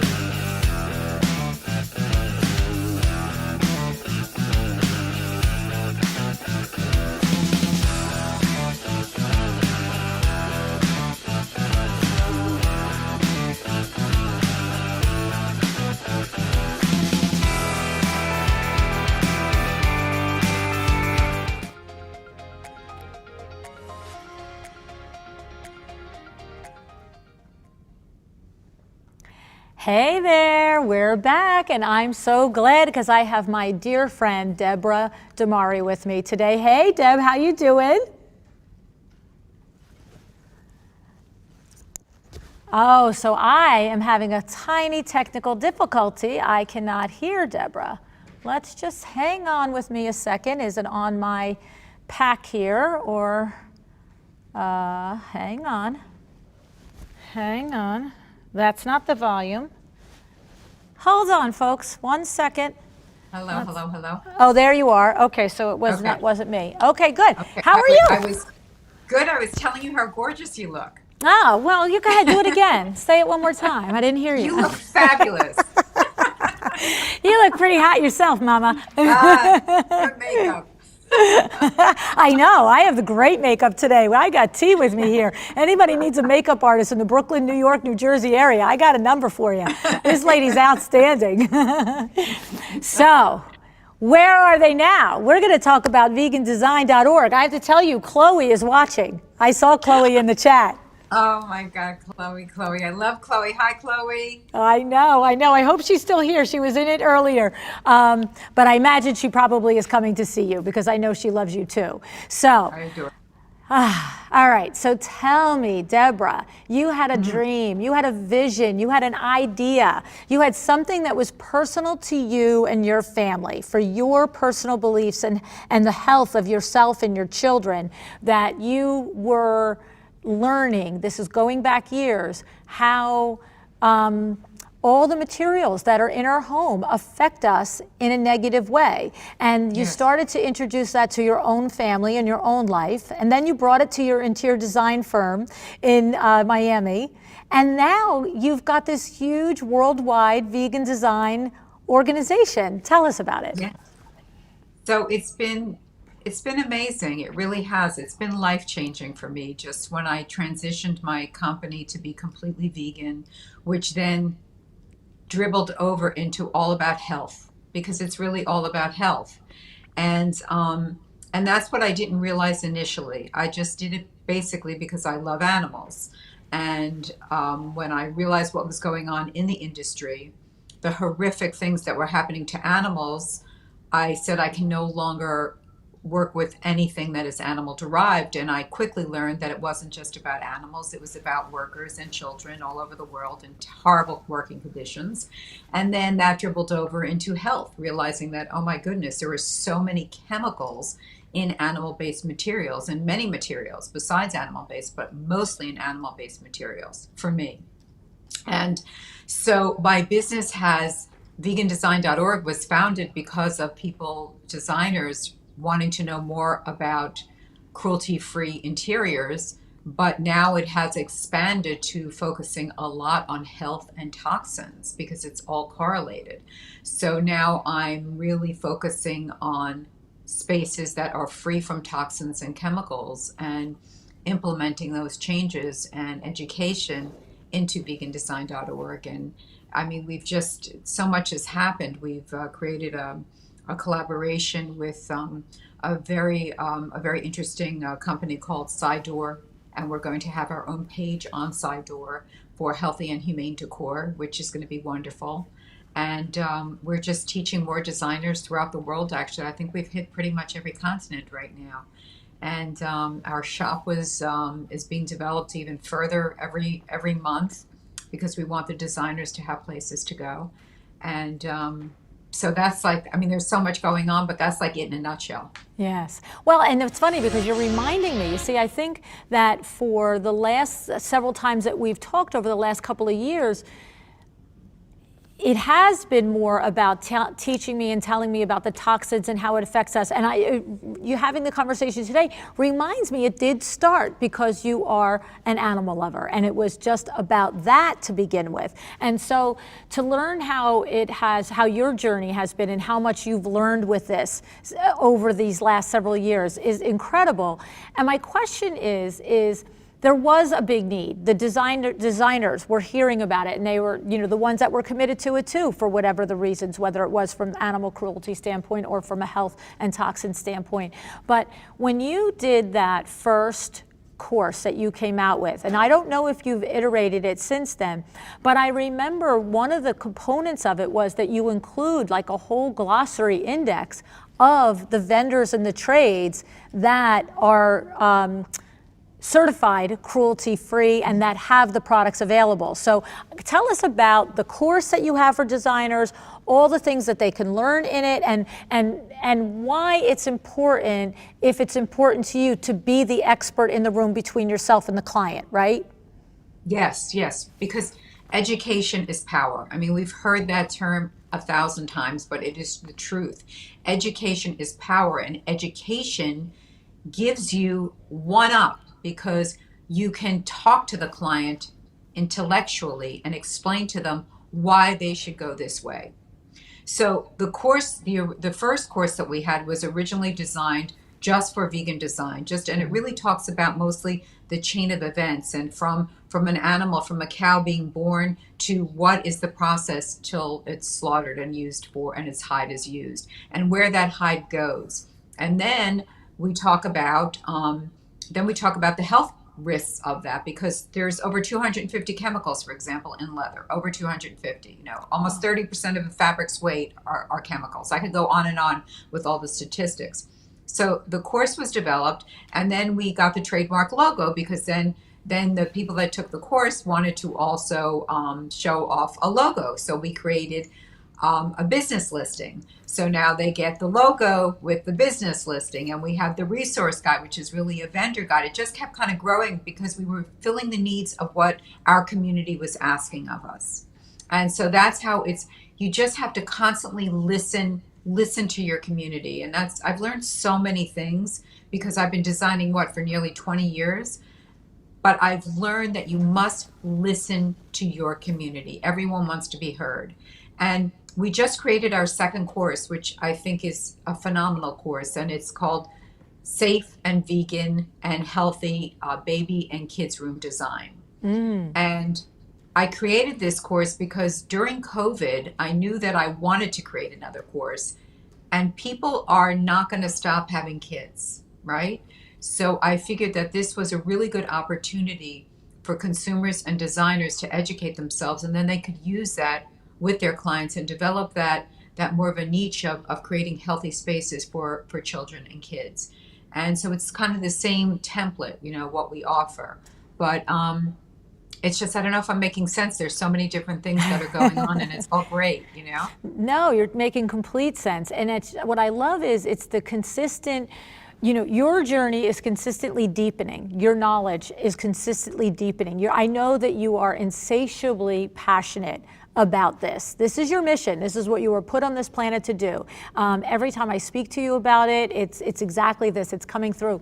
And what happens is when you can translate that to the rest of the designers, for any other designers, like Chloe, we mentioned Chloe Bullock in the UK, her business has exploded, and she's now speaking about vegan design and teaching the designers in the UK, because it is something that is so authentic to her. But the thing is that you're creating the place for the designers that it resonates with them to go and get the good information, and not having to reinvent the wheel and start all over again and say, well, this is important to me, how do I find out about it? And I also want to say that, you know, there's never a time that it isn't important to think about this, and it isn't important to care about how something affects our health. But you're right there, like you're right there in that moment of time now, right? I mean, when I think about my daughters who are in their 30s and the things that they do and think about when they purchase products for their home and for their children, you know, we didn't do that. Like, you know, now if I go into their house and there's a juice box, which, you know, I'm just like, no, at the play date, somebody left it here. I'm like, what's that thing doing here, right? Because we didn't know any better with all the chemicals in the things that we do. But to take it to the level of our home environment, that's, you're right in the moment. And I think also, I mean, if COVID hasn't given us an opportunity to pause, because we are in our homes much more now, clearly, to pause and look around and reflect and say, oh my God, this is what I'm surrounding myself with. You know, my mattress contains, you know, formaldehyde, off-gassing, my walls, my paint, my rugs. So again, it's not only about animals, it's so much bigger. It's about the health and mental and physical well-being. As we all know, I mean, our environments affect us mentally. Look, you know, I design spaces for the population of autism. So, I mean, if that just isn't, you know, that just smacks me in the face how our environment is so key and affects us, affects our mood, affects our growth, affects our physical development. We want to be the best we can be. Yeah. So we eat well, but what about our spaces? Right. So I think that's really what it's become for me. Yes, and that's a great point, because it is, to someone that is truly, like you said, if you have an autistic child, I mean, you want every advantage that you can to help that child be everything they can be, right? And so to not even be aware, you know, it's like going right over your head that, you know, the different physical textiles and things in the house are affecting that. How does it? Talk to us a little bit about that, and why is the vegan design based premise help? How does it help the community of autistic children? So for example, when designing a space for a child, let's say with autism, I would never use anything leather in the space, because leather has, as I said, a tremendous amount of chemicals in it, and also it has a smell, a gamey smell. Many people who have sensory sensitivities, meaning they're very sensitive to things, and many children and adults in the spectrum of autism, ADHD, SPD, sensory pervasive disorder, their sense of smell is heightened. So what might smell a little weird to us could be completely offensive and repulsive to them. You know, a little scratch on a little tag on our sweater that bothers us could be painful for someone in the spectrum of autism. So imagine all the materials and fabrics and odors that you surround that person with. You have to be so aware of it. So a bed, a leather beanbag would never work I would never put that in a space for a child with autism, because of the smell, because of the chemicals, and because of the entire sensory experience being completely negative. And just so we all understand, we all have those hypersensitivities. Just certain populations have it much more than others. I am very light sensitive, for example. I cannot handle being in a dark space. It depresses me. So for a child or an adult with autism, you know, a whirring fan can be something that is very, very aggravating to them. That noise, that pink noise is a problem. Mm. And it's so interesting how, if you don't have the luxury of having an interior designer who can guide you in that process, you be those parents that are doing all the things that the doctors are saying and still having this child that isn't, you know, in comfort, right? And not having any idea. And that's why what you're doing in your mission is so amazing, because you are like truly opening people's eyes and making them understand that it's all the things that affect us as human beings, not just some things, right? Yes, and I also feel it's part of my mission because I see how the design industry has changed. You know, it's very different than when I started 20 years ago. You know, the internet, everything has changed everything. But I say we must embrace change, and we can't fight change. We have to look at what is the silver lining in this change. So for me, I also feel it's my mission to educate the designers and the industry pros about options that they can offer and that they can become well known in order to grow their business, because it's tough out there, especially for small designers they work by themselves, they don't have a team. It's a challenging time, and I think it's going to continue to be a challenging time until they understand that change can be good. And one way is to constantly educate yourself, and again, just arm yourself with that tool of knowledge, because then you can really gain an amazing clientele for yourself. And you know, it's been great. It really has been. It's been wonderful. Yeah, I know. You are on fire and enjoying it. It is amazing. And the thing is, you know, to talk about that as a differentiator, right? We talk about our Fred Burns only. What is our Fred Burns only? What is the thing that makes us different from someone else?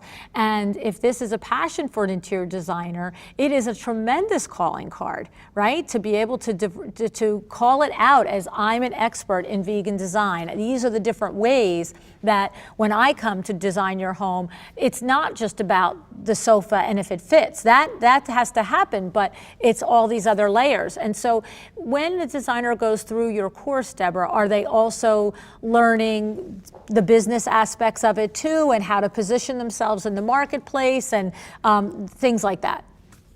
We talk a bit about that in the course, but what we're starting now is we're going to be starting webinars, monthly webinars for the designers, because I feel that there's so much information that they need that it would be very helpful for them to once a month have a get together, and we talk about different aspects of it and how to approach it, because there's so many demographics within this field of humane and healthy design. You have, you know, if you just looking at the trends, more and more elderly parents are moving in with their kids because of the economic situation. So how would you design a healthy space for your parents if they're coming to live with you in the guest room? That's a great market. Right. So it's about showing them where there are pockets of great markets and how to approach it. I love it. And it's funny when you're talking about having monthly webinars. You remember you used to do coffee talk on the podcast? Talk. Yeah. Right. Oh my goodness. Yep. I remember that. You used to pick a podcast episode and designers could sign up and they would join a Zoom room with you. A Zoom room before there was COVID. That's right. Yeah. You're always a trailblazer, Deborah. You're always a trailblazer. But you know what? It's just things are constantly changing. So that's why it's so good to have things every month, because there's always new things going on, new tips, new tools, new ways to approach things. And I think it's and having your community with you live is very different than just, you know, it's great to have it in a course, but then that education has to continue as well. Yeah. So Debbie is asking, saying that she'd be interested in the webinar as well, but the webinar is for once you've gone through the course, right? And then you become a part of your community of vegan designers, right? And then that's extra value that you're adding in it. Right, exactly. It's the same thing with the kids course, with the babies design course, the same thing. We'll be doing the same thing, teaching you, holding your hands, and helping you get more clients with this specialty that you've now learned. Yeah. In your design practice, I mean, do you have time to have a design practice anymore? Are you still designing?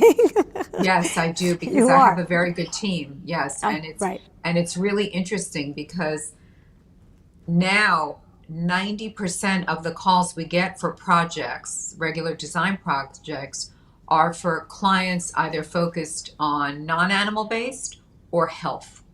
And more are coming to us with health. Okay. So you have really leaned into that niche, and you have become the expert in it, and you're known for it. That's awesome. Because my goal is also to help animals a lot. So it's kind of, I'm helping people, humans, with healthy environments, but I'm also helping animals. animals. Exactly. And as I said, workers and children. And, it's a Christmas string of lights of beings that suffer for our furniture and decor. And it's just not necessary. I like to say we've evolved. Yeah. And I think it's also, if, again, learning how to market it properly, a lot of the higher end clientele, it's cool for them that they say that their place is completely non-toxic or low toxin and there's no animals there. It's great energy, no tragedy or despair is attached to their spaces, which I'm a believer in also, energy. I remember you're saying that. I remember you're saying that the first time I met you. And you're just saying, when I see a full leather sofa, I just feel the tragedy energy coming off of it. Like I can't walk away from that. Yes, it's funny. I'll tell you, when you see me tomorrow dressed, I have a pair of quote unquote leather pants. Okay. But when I was working with the Nordstrom lady and she brings them into me and she's like, these are one of my favorite pair of slacks. She goes, I just think they look good on everybody. You have to try it on. And I just looked at her. I said, is it real leather? And she said, no. She goes, no, it's not real leather. She goes, Nordstrom is really we're making an effort to go to all non-leather vegan. And I said, yeah, because I can't wear real leather. My friend Deborah's coming. I'm like, it's like, what it's like when you go into someone's house and they're always like, oh, the place is a mess because they know you're a designer. I'm like, I don't care. So that's what it's like now with me. A friend would say, oh, I'm wearing a wool sweater. I'm like, okay. Yeah, I know. Well, I think about you often when I make my choices. It's good. It's the guilt. It's the guilt. It's the guilt. I know. It's true. I think what it is too is, I'm not that well educated on it, but I remember learning from you that there are so many places that you don't realize, simple things that you don't realize where all of the, the process, the animals that are involved have not been respected, and the people that are working in those conditions have not been respected, and it's like lots and lots of goods. It's the truth. It's not just the obvious ones. If I hear the term responsible wool one more time, I think I'm going to have to punch someone in the face. I'm just declaring that now. If you read about me punching someone in the face, it's because they said responsible wool.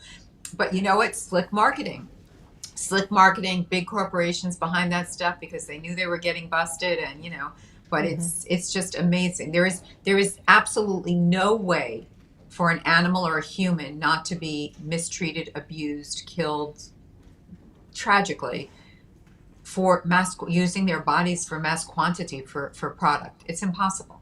No, it's just virtually impossible. You can't slaughter thousands of chickens or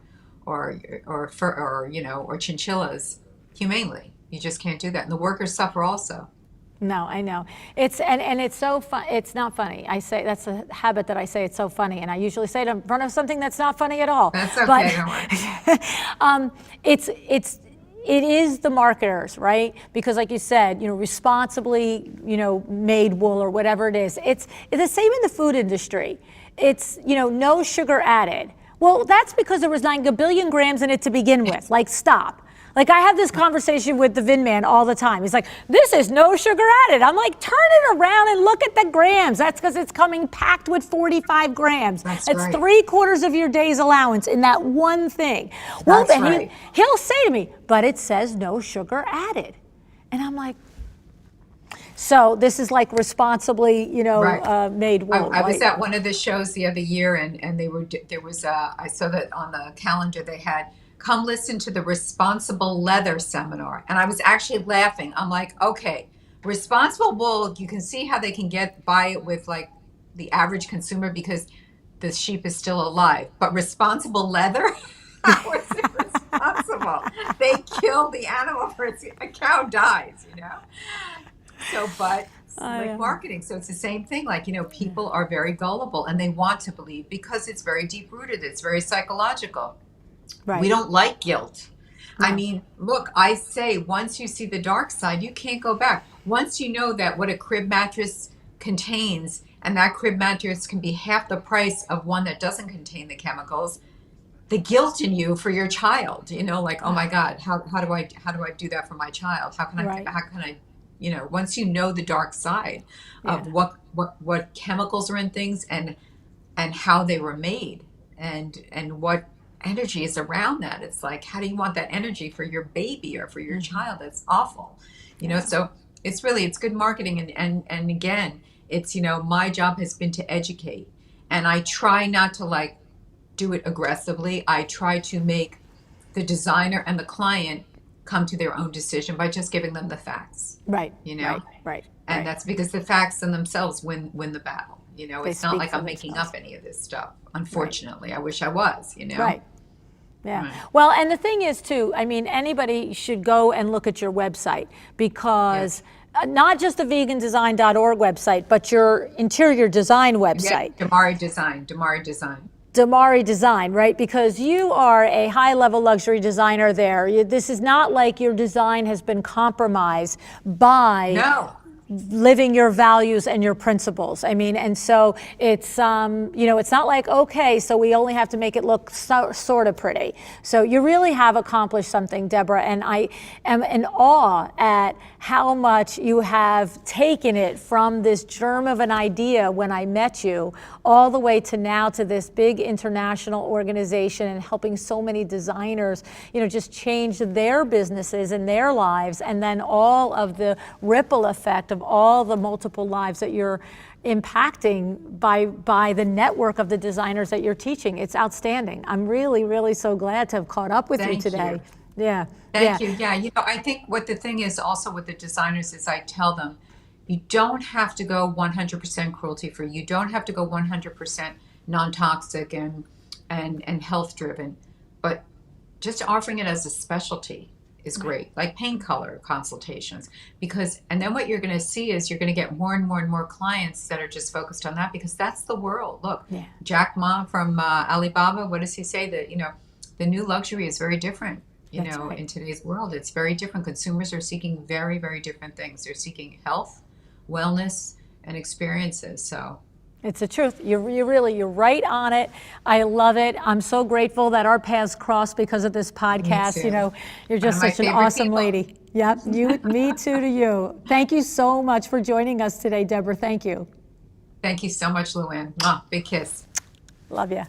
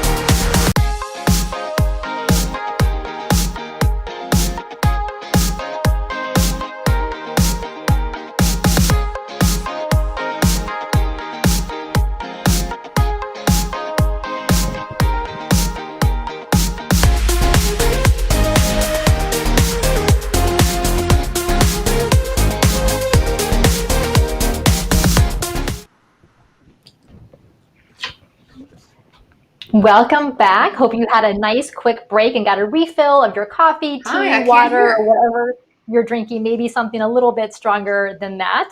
And so we are just now about halfway through the program for today. Can you believe that? I already feel like there's been so much fantastic information that we've gotten from LuAnn and from our panelists and co-authors. And we are now going into panel number 3, which is about how to lead and manage your company, your team, whether you're a team of 1 or a team of 21. So you could be a solopreneur who is maybe thinking about bringing on your first employee, maybe part-time or full-time, or you have been hiring and growing a team and you know that you can make it better. So I would love to hear in the chat if you are planning to bring on any team members this year in 2021. So just tell us yes in the chat if that is a plan that you have sometime this year to bring on some additional team members. The sponsor for this panel is Kravit, and they have been around since 1918, so over 100 years. That's incredible. And they are a to-the-trade home furnishings company.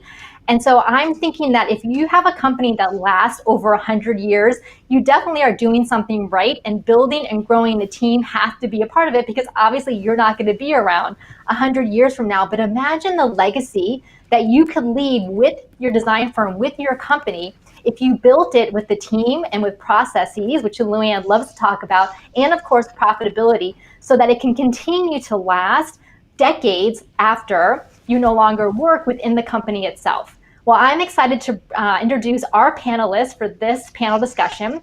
We have Eileen Hahn, who's a leadership consultant for large companies, and her chapter in the book is about how to hire and grow your team and your design firm.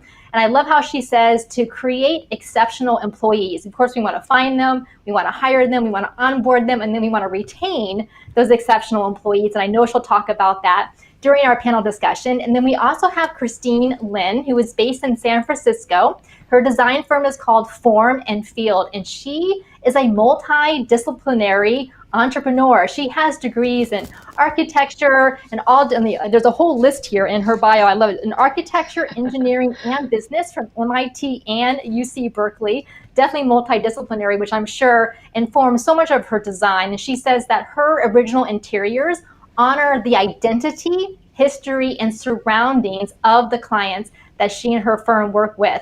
Eileen, Christine, welcome. So glad to have you here today. Carol, I'm so happy to be here. I mean, this event is amazing, and I know that people get a lot from it, and it really changes their business and their lives. So happy to be a part of it. Yeah, I've seen that already just in the chat as things are going by and people are realizing things that they want to do. So Eileen, what are you most looking forward to just for the whole LuAnn Live experience over these 3 days? Learning from other panelists and seeing people have those aha moments where really it changes who they are, how they operate their business, their profitability, and their future. Absolutely. And Christine, welcome. So glad to have you here. What are you most looking forward to? I'm most looking forward to, sharing and learning from other designers who have successfully, done their businesses. But, I'd love to share, what I've learned over the years. That's fantastic. And Christine, how large is your team now? We have 3.5 besides myself. So one part-time person. Yeah. That's fantastic. And I know that there's been some discussion already today about mission, vision, and values, and how do you translate that to clients, but I know translating that to team members, especially onboarding, but then really throughout the entire time that they're a part of your team, maintaining that discussion about mission, vision, and values. And of course, finances, which we talked about in the first 2 panels, is instrumental in making sure that you can hire on those team members and of course retain them as time goes on. So again, this panel is being sponsored by Kravit, the to-the-trade home furnishings company. After this panel discussion, we have another giveaway. Eileen is giving away a 45-minute coaching session with her, which is fantastic as a leadership consultant. I know that there's so many attendees out there who will appreciate that. And I also wanted to make sure that all of you knew, all of you attending, that there is a resources webpage. If you go to LuAnnNigara.com/2021, so 2021 the year, you can see resources from the panelists and from the co-authors. So make sure to check out that page as well, LuAnnNigara.com/2021. And now we are ready to kick off this panel on team building. LuAnn? Well, thank you, Carol. I'm so excited. And this is going to be another jam-packed session for sure. You guys know that Eileen is my cousin, that she is coaching us at WindowWorks. And when Christine was first on the podcast, she impressed me with, I mean, you saw her list of credentials, right? But Christine, if you remember her episode, she came on the podcast and she shared how she was listening to the podcast for months before she opened her firm. And she said, you know what? I'm going to get these things locked down. Every time she heard a show where a designer was struggling with a process, she said, oh, let me go figure that process out and let me get some sort of a system for that before I even get to that step. So Christine, you impressed me from the beginning with the intentionality of it. You paid yourself from the beginning, if I want to remember correctly, about $75,000 or $85,000 your first year. And then there came a time, a couple of years later, that you called me and you said, I really need to learn how to hire. And you said, I want your help. What can I do? And I said, well, the best way I can help you is put you in touch with Eileen, because Eileen is the expert at that. And what I know, and the reason why you have been selected to be paired with Eileen, is that you have gone through step by step with her and onboarded every one of your employees, right? And what I know is that there's times when you listened and times when you didn't, which guilty right here, times when we listened and times when we didn't. So, but right now you are sitting very confidently in your team and your structure, and I know it's to the advice and expertise of Eileen. So yay on you, Leanie. So Eileen, start us off by just explaining the big message, the big takeaway that you want. First of all, I want to tell you something. Carol said in her introduction, put it in the chat if you're planning to hire this year. Well, about 40 people went, yes, yes, yes, yes, yes, yes, yes. So we need your goodness today, all right? But tell us, what is the main takeaway? What is the overarching message that you would love for each of us to come away from your chapter? Well, first of all, you need to think about what your vision is for your business, for your customers, for your people, for the way you want to live your life. And really having a clear vision and then an idea of a roadmap of how you're going to get there is really step one.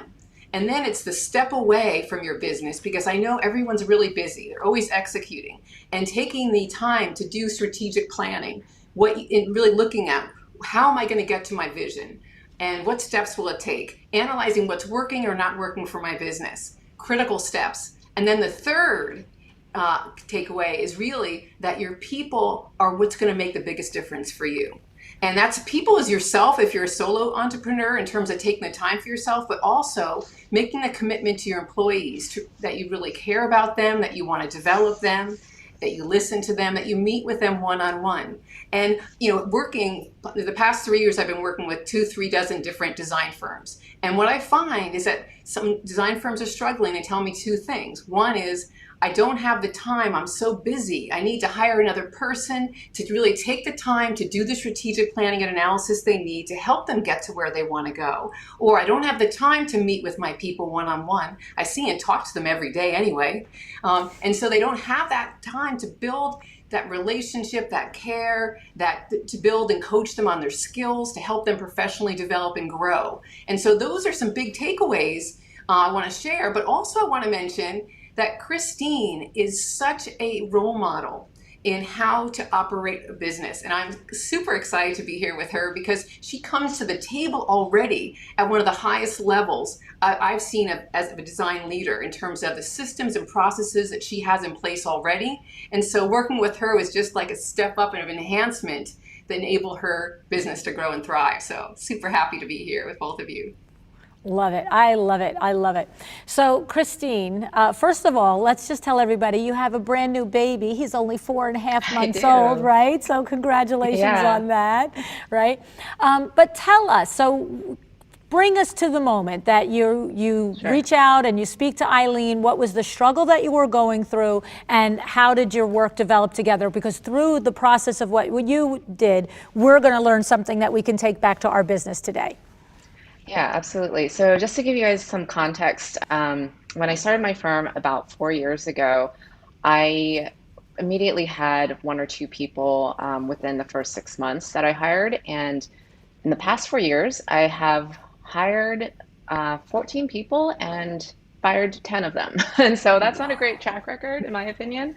I think that I had a lot of learning to do in those early years where I was like, this isn't working out. Like, why am I taking more energy putting into these employees? Like, I should have more energy when I'm hiring. And so that's when I decided, something had to change. I had processes in place, but something was missing. And so that's why I decided to reach out to Eileen and figure out, what could I be doing better? What needs to change in order to get better results from the hiring? So when you think back to the first mistakes of those many employees that you had to let go, was it a matter of not having a specific process to identify the proper skill set and person for the role, or was it not having a proper process that, like Eileen says, honors them and onboards them and trains them? So was it one or the other, or was it a little of both, or where were we? Yeah, I would say it was the first, where I had a process in place. I even had a design assignment.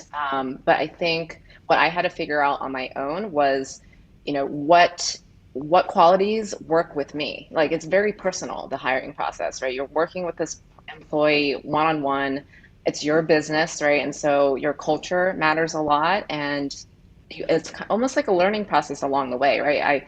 With every employee, I figured out, okay, this was something really great about this employee, but this didn't work out. So I need the next time, I need this thing. And like one of those things I found out was every employee that I have has to be excellent at project management. Like if they are not organized, if they are not detail oriented, I don't care how good their design is, it's just not going to work out. And so those are some of the learnings that out of the process of hiring and working with people, you figure out along the way. And then you go back to your hiring process and you figure out, well, how do I test for this in the hiring process? How do I know this isn't going to be a problem when they come on board? And so, Eileen, is that something that is should be important to most design firms, or is Christine describing that was what mattered to her, to the way that she leads and she manages her firm, that she had to come to grips with every person she hires must be an excellent project manager? Like, where's the difference in there, and what did you learn about when you worked with Christine? So that is specific for Christine. I mean, having good detail orientation and project management is helpful for all design firms, but people have different levels of detail orientation and organization than others.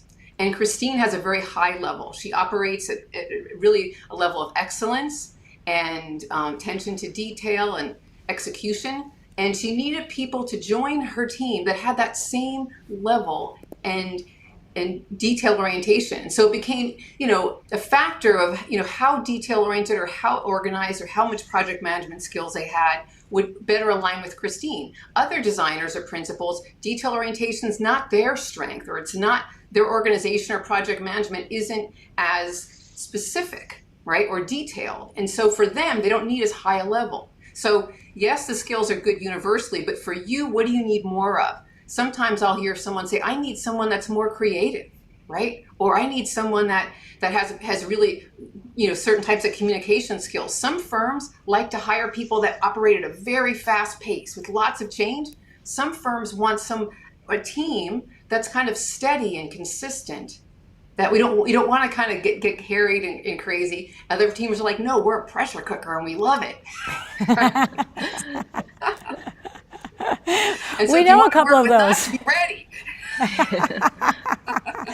We know a couple of those, right, Eileen? Yeah, we do. Okay, so what it sounds like to me you're saying is that the process starts with understanding ourselves first, right? Understanding our strengths, our weaknesses, what our gaps are in the skill sets that are around us. But for example, I think what I'm hearing from you is, look, I'm not a high detail person, so I need people with high detail around me.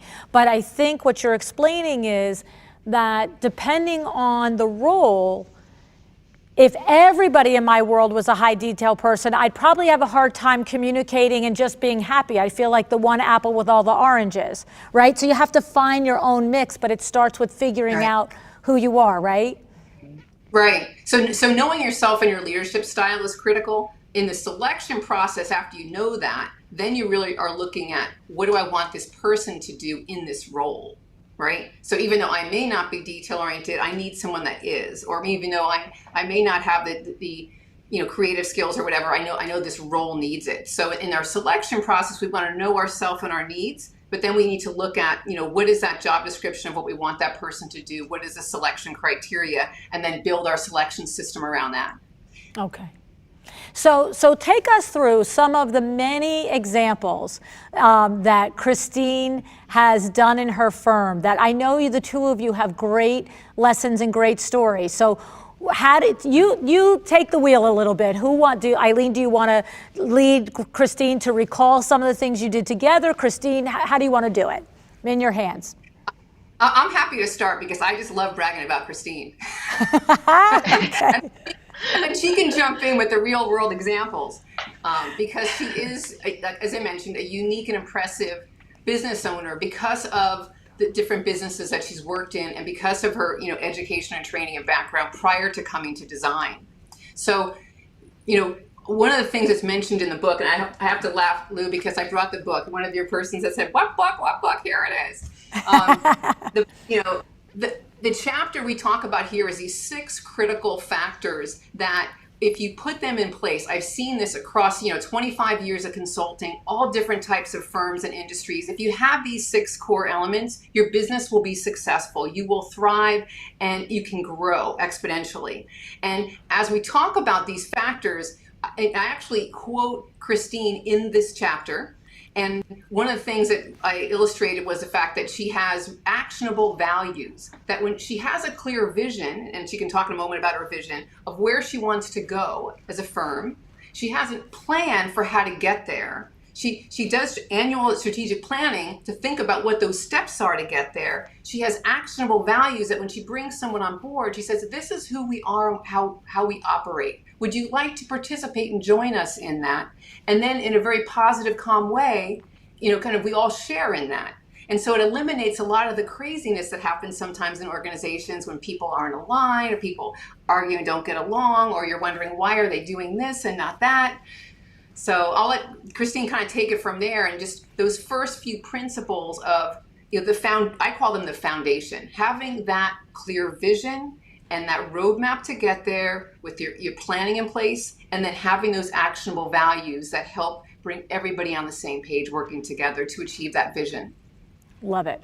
So Christine, tell us about that. So when Eileen is explaining that you have a clear vision for your company and the way you want to run it, and then you mention that when you're in the hiring process, tell us, what is it that you're explaining to those potential designers and various people that are coming to work for you? Yeah, so the vision that I share with them is, where we want to be in 10 years. So for me, that's hopefully one day 80, 100, maybe a 30-person firm, and also working on hospitality projects. So right now, we're doing a mix of residential and some commercial, but I'd love to get into hotels. And along with that, I want to get into product, do something that's scalable. And so that's the 10-year vision. And to get there, I've laid out steps on, what do I need, who do I need to hire for in the next 1, 2, 3, 4 years in order to reach those goals in 10 years. So that's where it starts from. And I share that vision with the people I'm hiring or talking to potentially hire, to get them excited. And, when you have that vision, that's how you attract talent. The people who are driven, the people who are, really passionate about design, they get excited by that vision.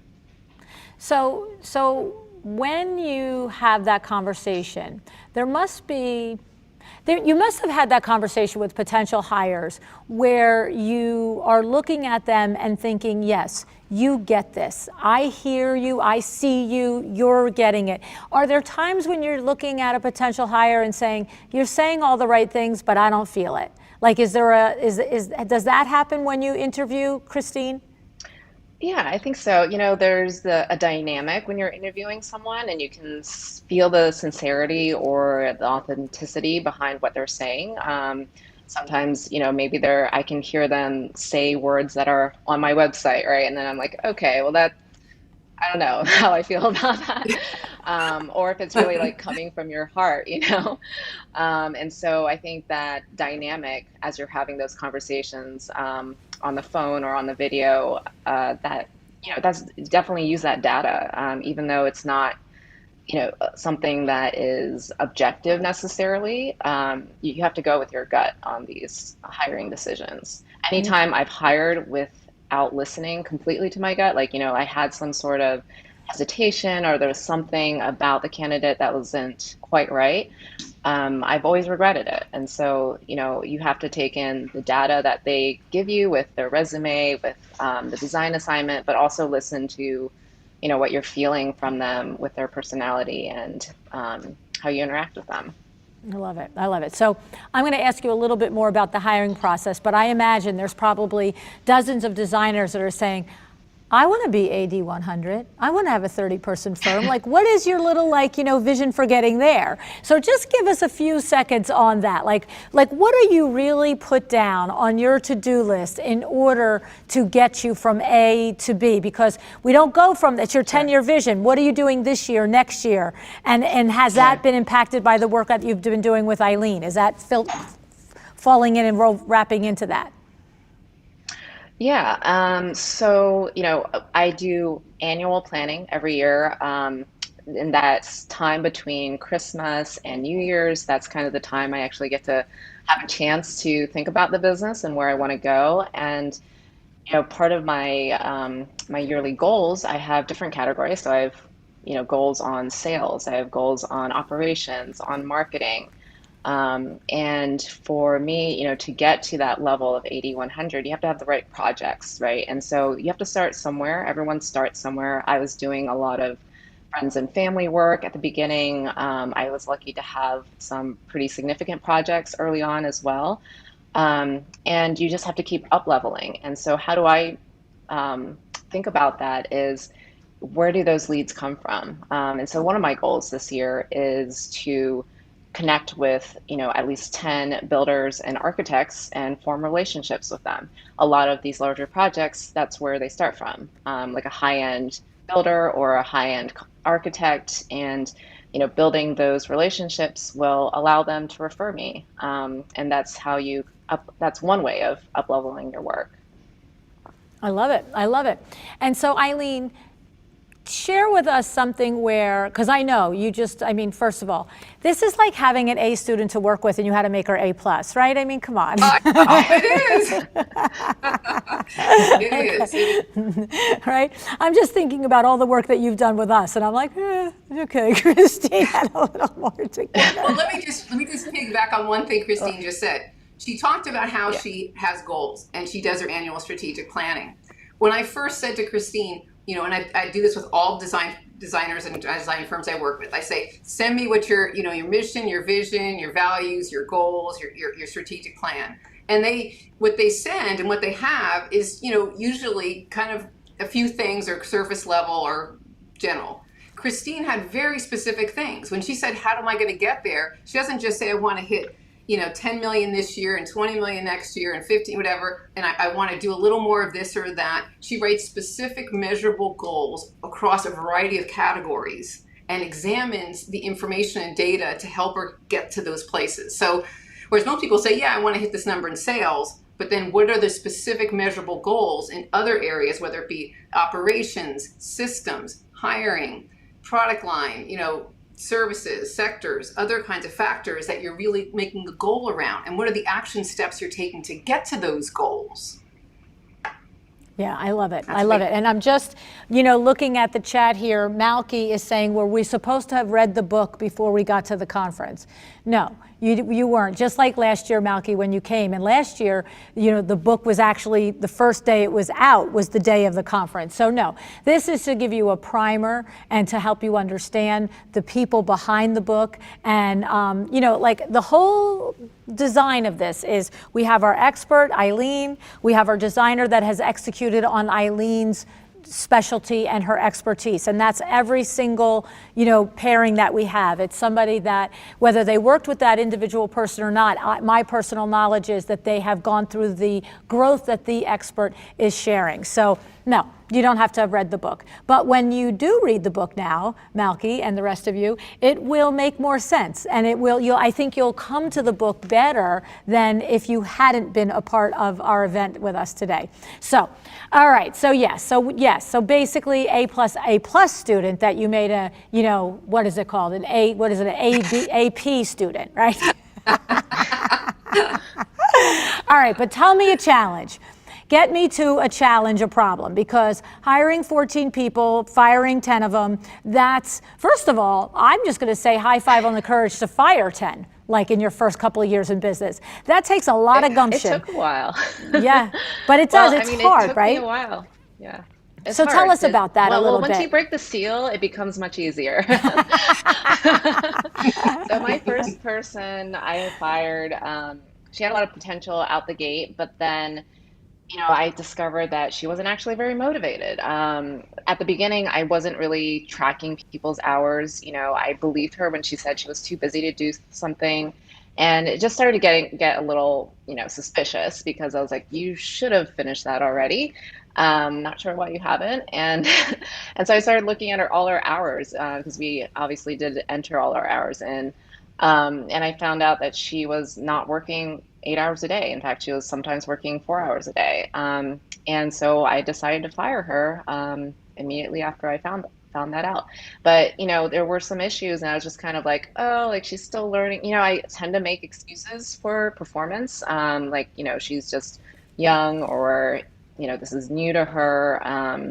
And sometimes, while it's good to empathize, I think sometimes I would tend to make excuses that would hurt my business, right? That didn't actually make sense for me to make. And so, with firing, it's just I guess another big issue in the beginning was I would hire people who didn't necessarily have experience in the industry. So they didn't have an interior design degree, or they didn't work for an interior design firm. The mistake there was I started this firm without interior design experience. I do have a degree in architecture, but that was 20 years ago.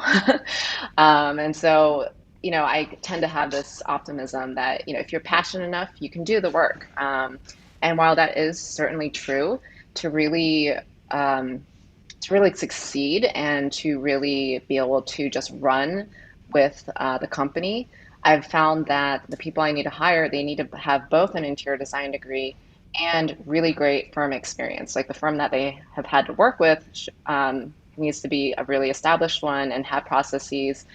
So that's kind of been my journey in finding the employees that really work well with me. And that was definitely trial and error. Obviously 10 people, trial and error, and you had to figure out, what were those things that really mattered.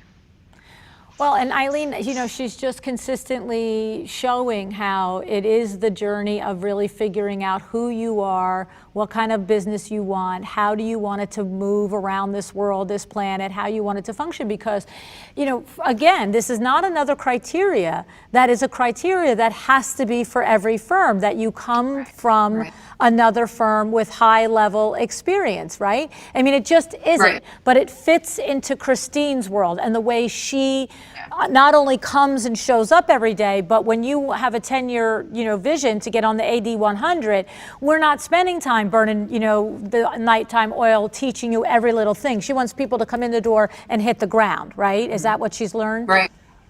Yep, definitely. Okay. So being clear on that, do you want to hire people that all come in at juniors and that you have to develop and train them and that just have a degree or no degree? Or do you want to bring people in that have, certain skills or a certain number of experience? So it's all part of what you decide and what you and your firm need. Right, right. Well, I mean, and you know what's so funny is because you and I have worked so much with Susan Winterstein from Savvy Giving by Design and Savvy Interiors, and that's not that would not fill her model so much, right? She has, how many times has Susan said to us, I want to get them young. I want to teach them the Savvy Interiors way. I want them to come up through my system, be a junior, then become a senior, then become a project manager. So it's not a right or wrong, but it is getting clear on what is good for you and your firm, as opposed to just throwing it at the wall and seeing if it sticks, right? Right. All right. There's so much of that it. Go ahead. I was just going to say, there's so much employers can do, so much you can do to really think about, like, what do I want? What kind of team do I want to develop? What would most complement me? What will help us reach the vision? And then having a selection process to help you get there. Many people, and tell me in the chat if you're one of them, when you don't have a clear selection process, you're just hoping whoever you hire you like will have the skills, and then you hire them and see. It doesn't have to be a we'll see kind of experience with hiring. It can be really clear and succinct. And when you know this is what I want and need, and I interview and select people and put them through a process to see if they have those skills and also the values that are aligned with us, then you can feel confident that I'm going to bring them on board and, you know, hire some exceptional people. And then once you hire them again, you need to kind of invest in them, in their development, and communicate with them to keep them. But it really, there's so much today that can be done in terms of a simple methodology for hiring people that would, like, cut your percentage of, you know, successful hires in half and really put you on the road to hiring more exceptional people. It's available for you. And if I can just say one more thing, Lou, this just cracks me up. In the chat, someone wrote, you know, go Sandra, by the way, can I work for you? Okay. And so I just want to say, I'm working with a number of designers right now that are looking for exceptional people. So if you meet these designers in these next 3 days and you're like, wow, I'm impressed with Sandra or Christine or some other people, email them, because they may be hiring and looking for some exceptional people right now and might be the perfect match. It's so true. It's so true, right? And so what's interesting is Jennifer Tampassis. Hi, Jen. How are you? She is saying the wording for firing. Tips. I know Eileen has absolutely professional guidance and tips. So maybe, Christine, give us a little language, how you muddled through it, and probably, you know, pretty good at it now. And then I have Eileen give us a little conversation about that too. Yeah, I've had a lot of practice. It's always awkward in the beginning. But you know, what it comes down to is fit. It's not personal, right? Like, as Eileen has mentioned, it's really about what works for you and your firm, right? And so they could be completely successful in another firm, and it's mainly just because of how I want to run my firm that it's not a fit. And so that's what I talk about. And I also bring up, you know, I do regular one-on-ones, and during that time, we talk about performance. And so when I give reasons for firing, and sometimes, you know, maybe sometimes you just don't even, but I tend to give reasons, and I will bring up things that I've talked with them about. It's not a surprise. They usually know it's coming because we've talked about areas that they need to improve on or need to work on during these one-on-one conversations. And so the wording I use, you know, it's not working out. It's not a fit. I wish you the best. And, you know, I'm sorry to see you go. And so you just keep it short and sweet. And you just have to remember it's not necessarily a personal issue. And Eileen, I heard the little secret sauce in there that you're going to say is, if you're meeting on a regular basis, give us that little feedback there and explain that to us, what Christine was explaining in action. Exactly. So I'm a huge proponent of meeting one-on-one with your employees every week or every other week. And by doing that, you're sharing with them each week, what are they doing well? What could they improve on? And having that, and then also you're saying, how can I help you and support you, or teach and train and coach you to get there? So when you do have someone that's constantly struggling and not able to kind of master something or meet the specifications that you need, it's obvious. And so it's not a surprise when you have that sit down meeting. And then to me, it's all about kind of heart and soul. It's if the person's not doing well here, I know that they can do well someplace else, right? Or if they're not fitting in or not comfortable with, or they can't work with this fast pace or this slower pace or this detail oriented operation, or whatever the factors are, there'll be a place where they can. And so knowing that in my heart makes it easier for me to sit down and say to someone, I know there are places where you can use your superpowers and be exceptional and feel good and comfortable and, get the accolades that you need and the fulfillment. It's not here in terms of how we operate our business, but I know that you will find that someplace else. So it's that heart that makes the process of letting someone go easier, and it's true. I mean, I've seen it happen a million times. When I see people uncomfortable and suffering to work within a culture or to do a job that's just not natural for them, it makes me sad. I want them to be someplace where they can be happy, relaxed. Because think about the people that you have that are exceptional. They come in, they're themselves, right? They do what they do best naturally. I love your Kimberly, LuAnn. You know that's her. She just shows up, is herself and her superpowers, is comfortable in the environment that's fast pace and change and all the other things going on, and just thrives. So, and again, when you have those one-on-one conversations, there's no surprises. Yeah, I love it. I mean, there was a moment there when you were coming to the end of and it's, there's a place for you and it's not this one. I'm thinking, this is the classic fire. It's like, just like you almost leave after being fired by Eileen and go, that's right, there's someplace else where I'm going to be happier, right? It's true. I know. Yeah. It's honestly, I have a human resource director friend that's been doing this for 30 years. Like many, in fact, probably hundreds of people go. And she said, people thank her. They thank her after she terminates them. She goes, I can't believe it, but I get a letter, I get flowers. They thank me. If not, immediately after a week or a month later, when they're in a new job that they love and thrive. Right, so, right. Once huge. They realize what they were, because, look, I know that your whole message is that everybody, we should all be striving to have exceptional employees, but the reality is the employee will be able to be exceptional if they're in the right role. And when we keep trying to make somebody in the right role, it's not as fun for them as it's not any more fun for them it is for you, right? It's always mutual. Yeah, yes. So Wendy Wallace-Chuck, my good friend Wendy Wallace-Chuck, has two questions, Eileen. Suggested questions for the interview process, right? So I know, of course, we have to figure out ourselves first, but I also know that you have certain just questions that you should ask. And then this will sound familiar. What do I talk to them every week in the meeting? So she's saying, what do you suggest that you go over in the meeting every week? So the two questions. Okay, let's start with, what do you talk to them every week? And I'm saying that because Christine has a great outline for what she talks with and communicates to her employees. It's very real world. And so let's hear how Christine does that first. Awesome. And then I'll come back to the interview questions. Sure. So I have a list that I actually lifted from a book on management. So I can't take complete credit for it. But I thought it was a really good list. And it's not a list where you have to do every single question every single time. It's just what's relevant for that week. And so the questions are, or the topics are, to discuss top priorities. If there's anything blocking them, how can I help unblock them? Basically, my job is to enable my team to do their best work. And so that's always, a topic that comes up often. Another is calibrating on what great looks like, so if they had completed something or done a presentation or did a furniture plan, talking about, this is where I'd like to see you get to. And so if they know that, then they have something to strive for.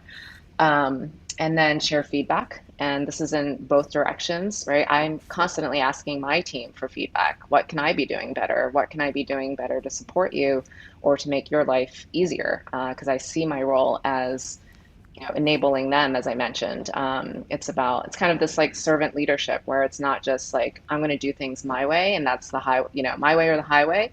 It's really about what can I do that's reasonable, that's within reason, that can create better work for you, from you. And then also just reflect on how things are going, checking in, how's your workload?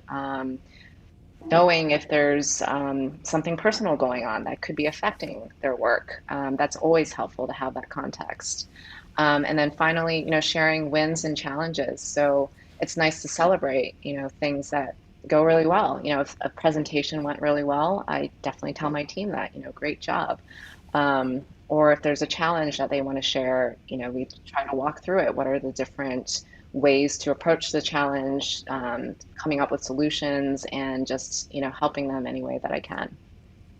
Great list. Great list. And were you already kind of functioning with this list before you met Eileen, or with Eileen's encouragement did you seek out and figure out that this was something that you had to put attention to? Was it a combination? Yeah, I was already doing it actually. Yeah. Good. A lot of these Good. things I've just read tons of books on management, because it was always, the team has always been my biggest pain point, I guess you could say.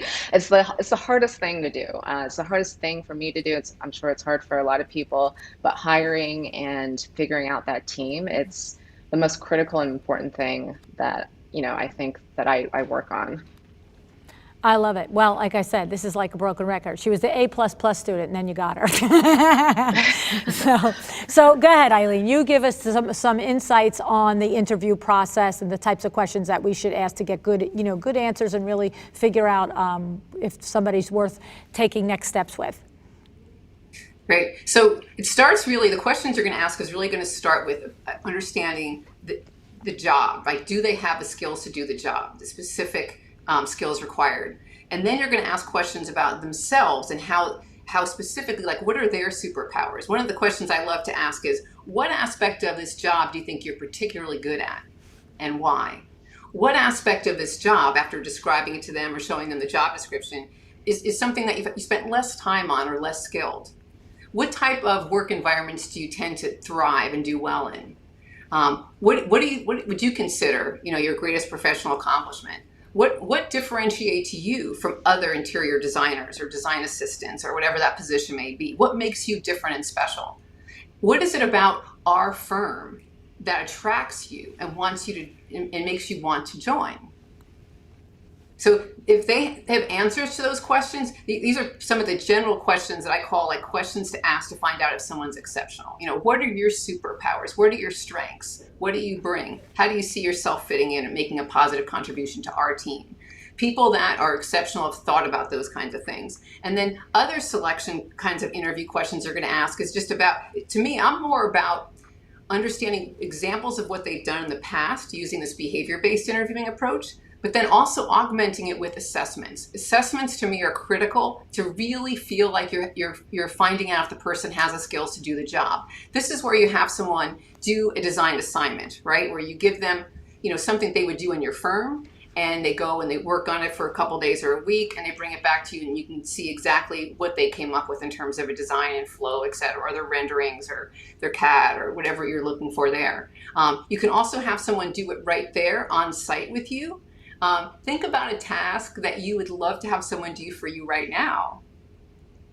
And does the person you want to hire have those skills? And if they did, what if they talked to you and then sat over here for the next 2 or 3 hours and actually did the assignment that you'd love to hire them to do? What do you think of that? I think it's great. We get to kill two birds with one stone. No, but your point is well made in doing the actual, having the test, the assessment tests of the skill level work, right? Because you can say all day long that you have experience in doing something. And, there's even a difference between being able to complete a design project, task, whatever the test is, but maybe you have an expectation that somebody does that in 2 hours and it would take them 3 days to do it. So just because the end result is really beautiful doesn't mean that it's going to fit the dynamic for the position, right? Exactly. Yeah. And, Christine, you have an excellent design project. I don't know if you want to share your design project, your process with that, because if you're a designer and you're hiring anyone for a design position, it's a must do. This will be that game changer, Lou. Like, Carol was saying, what are you excited about for this, for the LuAnn Nigara Live? And I'm like, I'm excited for someone again, or hundreds of people to say, I didn't do that. I did it in 2021 because I heard it on LuAnn Nigara Live, and it's changed my firm. This is a game changer. If you're not doing it, if you're doing it, you can even do it better, because that's Christine's A+ game. That's it. I love it. So what steps do you take them through in that interview? You have certain design tasks that you take them through, Christine? Yeah, well, so we do the standard phone interview, that's 30 minutes. And then if they do well in the phone interview, which most people do by the time I've vetted them to that step, I'll give them a design assignment. So it's a take-home assignment, obviously with COVID happening, though maybe one day I'll make it in person, as Eileen suggests. But it's basically, I have them design an awkwardly shaped living room. And so, creativity is definitely needed to do a good furniture plan in the space. And then I also require a mood board, a budget, and let's see what else. Also, in lieu of, being able to see them do it in person, I have them record on video through Loom. It's this free software that you can use, and basically it records your screen. I have them record 30-minute sessions of doing the furniture plan, the mood boards, and the budget, so I can see how they work it out, how they use the software. Because, what's really important for me is people who know how to use software efficiently, right? Like, can you manipulate a spreadsheet and know how to filter a spreadsheet, things like that, just basic things that for me, it's like, I like to run things very efficiently, and this tells me that, how you use the software gives me that signal. Well, that's an amazing little process right there, right? That's great. Can you believe that? Yeah. No, I mean, the thing is, what I'm hearing over and over again is that drive, vision, technology, efficiency, details, these are all literally the hallmarks of Christine and her business. And so what she's doing and explaining to us is that she is built into her process for vetting and interviewing and ultimately hiring and then training things that ensure that she's surrounding herself with people that share these same ideals. Like, I would go crazy in her firm. I'd be like, no, I'm sorry, sweetie, I'm not making a Loom video. Can we just get on the phone and I'll tell you how I did it? Like, I could never, right? But does that mean I'm not a good person? Does that not mean I'm a smart person? Does that not mean I'm a capable person? Does that not mean that I couldn't be an advantage in her firm? But it means that I wouldn't fit in her firm. Right? I wouldn't be happy. She wouldn't be happy. We'd be driving each other crazy. Right? I mean, this is the point. It's getting the role, but also getting the vibe and getting the goals together, right? Exactly. And the other thing is, Christine, she goes through this thorough, rigorous process to bring someone on board. And I can tell you that when you do that, people are excited because they feel like, wow, when they get the job, it's like, whoa, right? I mean, I made it through all this rigor. You selected me. And you can even let them know, I screened 200 people to make this hire. I mean, it's impressive. And so people are excited. But to me, the secret sauce is the care. And the fact that, ask yourself, you hire people. Do you actually sit down with them and give them time with them one-on-one? Once a week, every other week. Because she cares about them. Once she goes through the rigor, she hires great people, and then she sits down and talks with them. And one of the things she does is not just say, let me give you feedback on how you're doing, but do you have any feedback for me as a leader? I want to support you. I want to help you grow and develop. I've got this vision, to have this big firm with, 30 people. I want to see, where do you see yourself fitting in long term? Let's help you get there. Wow. Don't you just buy everything Eileen sells? I'm just saying. It's like, yeah. Work can be so fun. It really can. It's just like, God, yeah. I know. Well, Eileen Janelle, who we also know to be a really, really good leader. I think you might have even interviewed Janelle for the book too, right? Yep, Janelle's Yes. firm's in the book as well. Yep. Yes, and Janelle is saying that I find that when we ask our team to give feedback on themselves, they reveal much of what we wanted to share with them anyway, right? And so it's that opportunity. Right. Ask your people. You don't have to come out with, here's how you're doing. Here's what I see your strengths are. So start with them. And in fact, I even have a video on my website that says how to have those one-on-one meetings. And really, you want to let them know it's their meeting for them. I'm going to meet with you for you. So when you come to the meeting, tell me what's working. Tell me what you're struggling with. Tell me what you feel great about and you're feeling confident in. And so you actually have them lead the one-on-one. And you're the support. And as I mentioned in the video, I had a supervisor. I was so fortunate. One of my first jobs, Cindy Whittick. People loved to work for her. And she cared and honored you. And she made that time for you every week or every other week. And you couldn't wait to go in there and tell her how you're doing, what went well, what you're struggling with. And you could tell her anything. You could say, I've tried everything and nothing's working, or I'm so overwhelmed, what do I do? Doesn't matter. They're there for you. And then when you have that kind of relationship, it's for life. I mean, it's like, I'd do anything for her, right? Mm-hmm. That's awesome. I love it. And Stacy is asking, if you work from home, how does that affect how you hire? And do you feel that you kind of have to wait until you have an office to bring employees to? We have 14 minutes for our panel discussion. So wondering your thoughts on that, either one of you or both of you. Sure. So I just want to first say, and Christine's hired people this year. The firms I'm working with, all the companies, everyone's hiring remote. Literally never meeting the person in person, all through Zoom videos, and it's not a problem at all.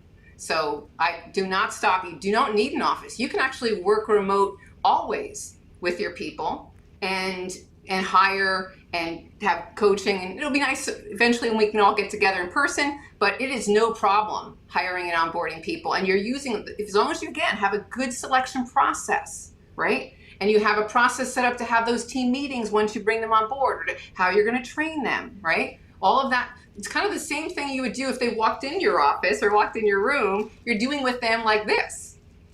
Right. And Christine, how has that worked for you and your firm? Are you guys working remotely now? Well, you're California, so you're working remotely. And have you hired since? Remotely. Yes, and are you the team that you have, were they all in place before COVID, or have you added team members since COVID?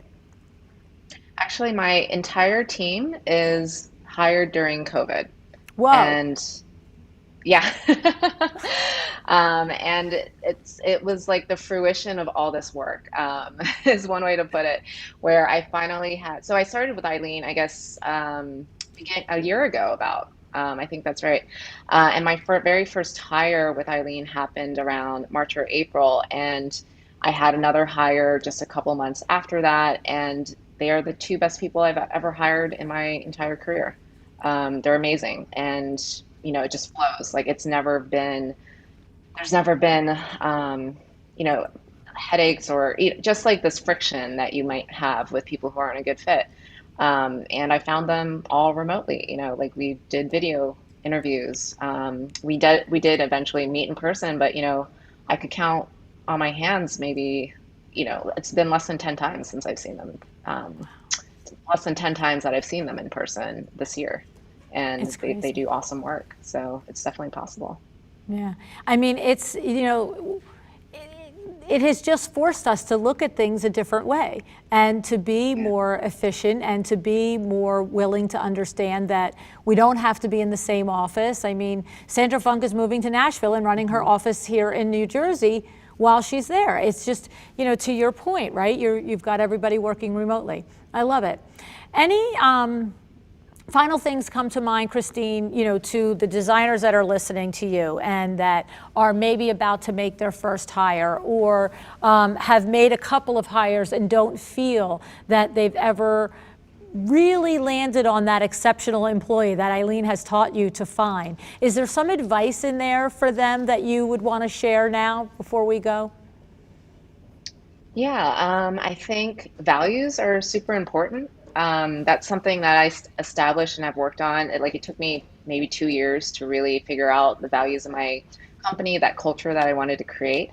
And like I mentioned with my two best hires, they embody those values. Past hires didn't, right? It was always, we do biannual reviews, and against those values, my past hires, didn't really do those things most of the time. And so I think figuring out those values, what you really care about in your company, and things that really differentiate you, not just things like honesty, right? That's kind of table stakes. Everyone should be honest who you hire. But things that, really are specific to your firm that you look for. And I think when you evaluate candidates against those, that really will help find the people who, will just give you energy and take you to the next level. I love it. I love it. And Eileen, we have, we have about, is it 9 minutes? I can't see that so good, but I have a question here that I think will be good for you. She said, I think I just lost it. She was saying that it's been hard to find somebody. Where did it go? Oh, I'm so scared to make a post, so I keep hoping I'll just stumble on the perfect person. Right? Well, right? We know that feeling, right? Yeah. First of all, it's like put that goodwill out into the universe. Why not, right? Like bring me that exceptional person. I'm open to it. I'm attracting that person in. Love that. That's good. And take action. Put the post up. Posts are amazing. Again, you mentioned some people will put a post up, they'll get 200 resumes. From the 200, they can screen it down to the 10 people that truly have the skills, right? And that have potential. And then you go in and you kind of go through your really structured selection process to find the right person. Don't be afraid to put the post on. There's samples out there. We have toolkits that outline the whole process. With sample posts and things. Look at what other design firms are posting. Look at what Christine's posting. She's hiring some exceptional people, right? And so don't be afraid to post. Don't be afraid to talk to, friends, other designers. I hope that this opportunity at LuAnn Nigara Live brings people together. If you're looking, let people know. If you have openings, let people know. Let's get some connections going on from this. Absolutely. And also I wanted to share the 3 key ingredients to hiring someone exceptional.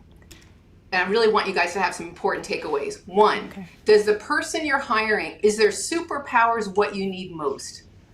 And ask them, what's your superpowers? What are you best at in terms of this position, right? Because you want someone to be able to come in and naturally be good at it. If you were to have videotape me doing an Excel spreadsheet, it'd be like fail.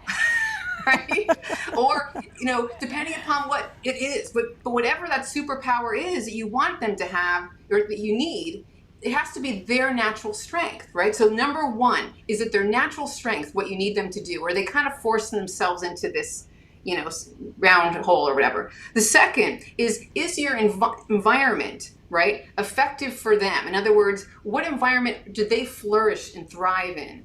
I personally flourish and thrive in fast-paced environments. Not everybody wants that. I do well with pressure and stress. I do well with things constantly changing in terms of priorities. I can juggle, 20 projects at one time. That's me. You put me into a slow-paced environment, I won't be a superstar, right?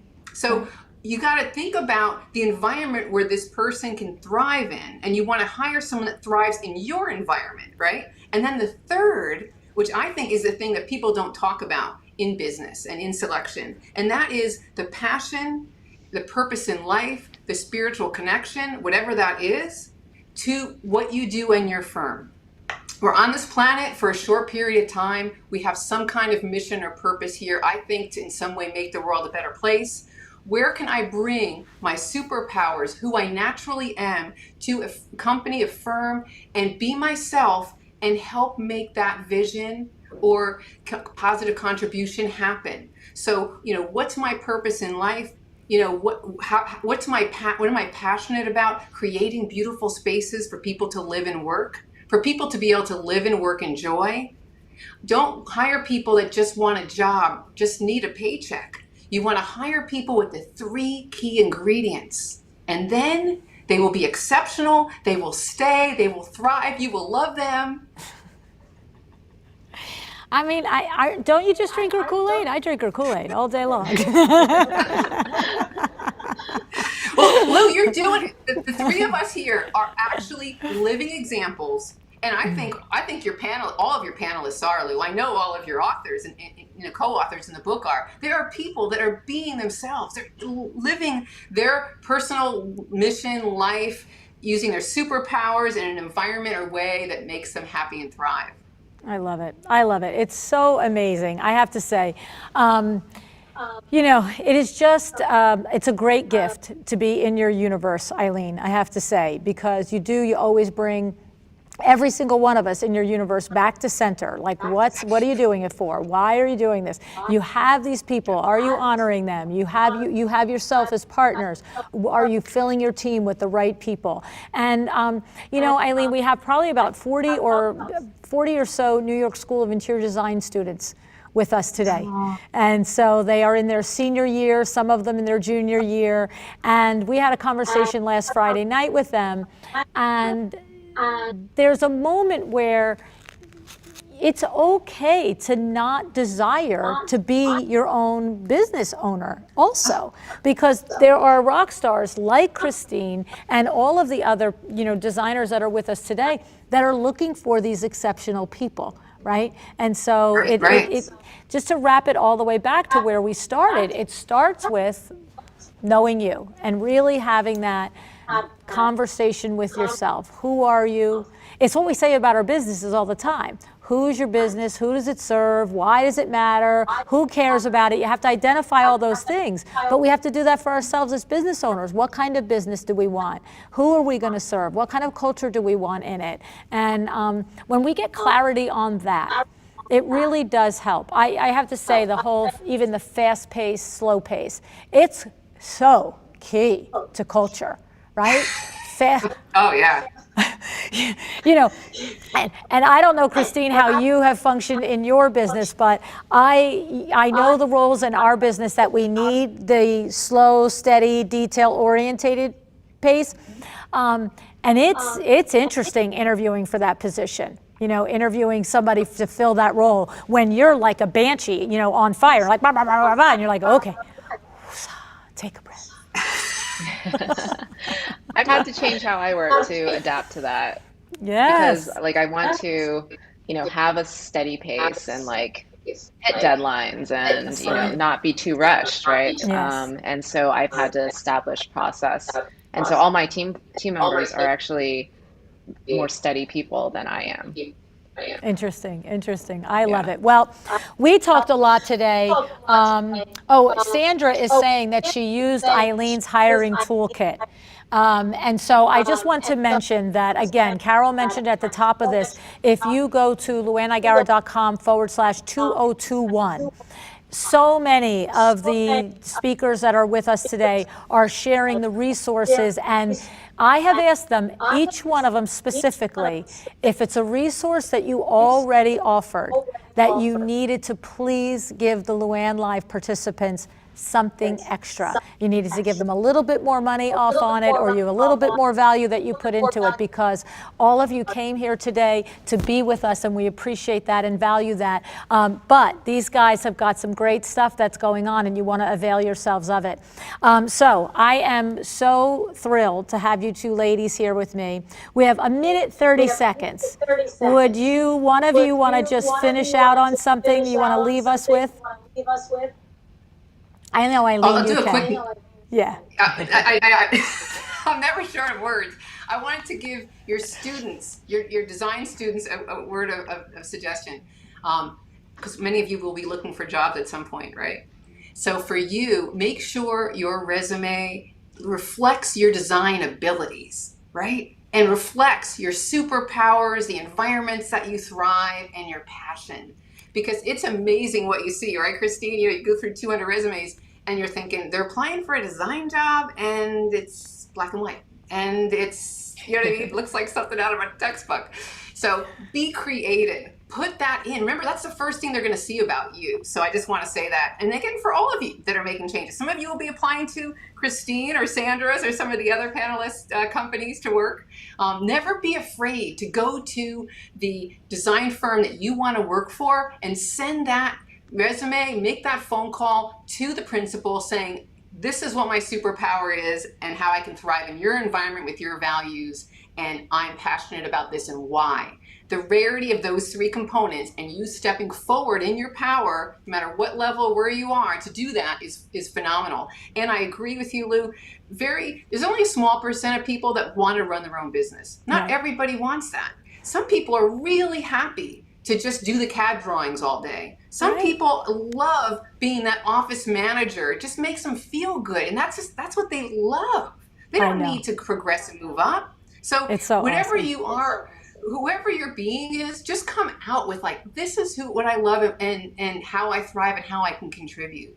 Love it. Love it, love it, love it, love it, love it, love it. All righty, guys. Thank you so much. We're going to bring Carol back on because somebody is going to win a coaching session with Eileen. And thanks to Kravit for sponsoring this segment. Thank you, Christine. Thank you, Eileen. Thank you.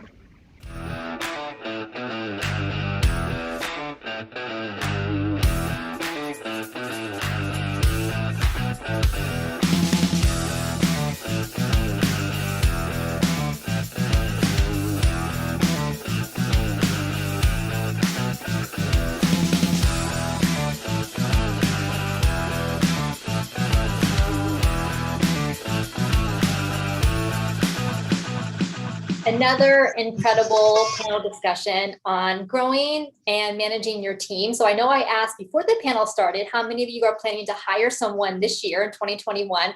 I would love to know in the chat if any of you have now decided that you would like to hire someone, even if you were unsure earlier, because now you feel like you have a roadmap or you have Eileen's wisdom to go to, and obviously the chapter in the book as well to go to make sure that you can find, hire, onboard, and retain those exceptional people. Yes, I have seen some people, bookkeepers, some admin people, maybe some other designers. That's fantastic. I love that. So we do have a giveaway for this panel. Remember, this panel was sponsored by Kravit, who's been in business for over 100 years.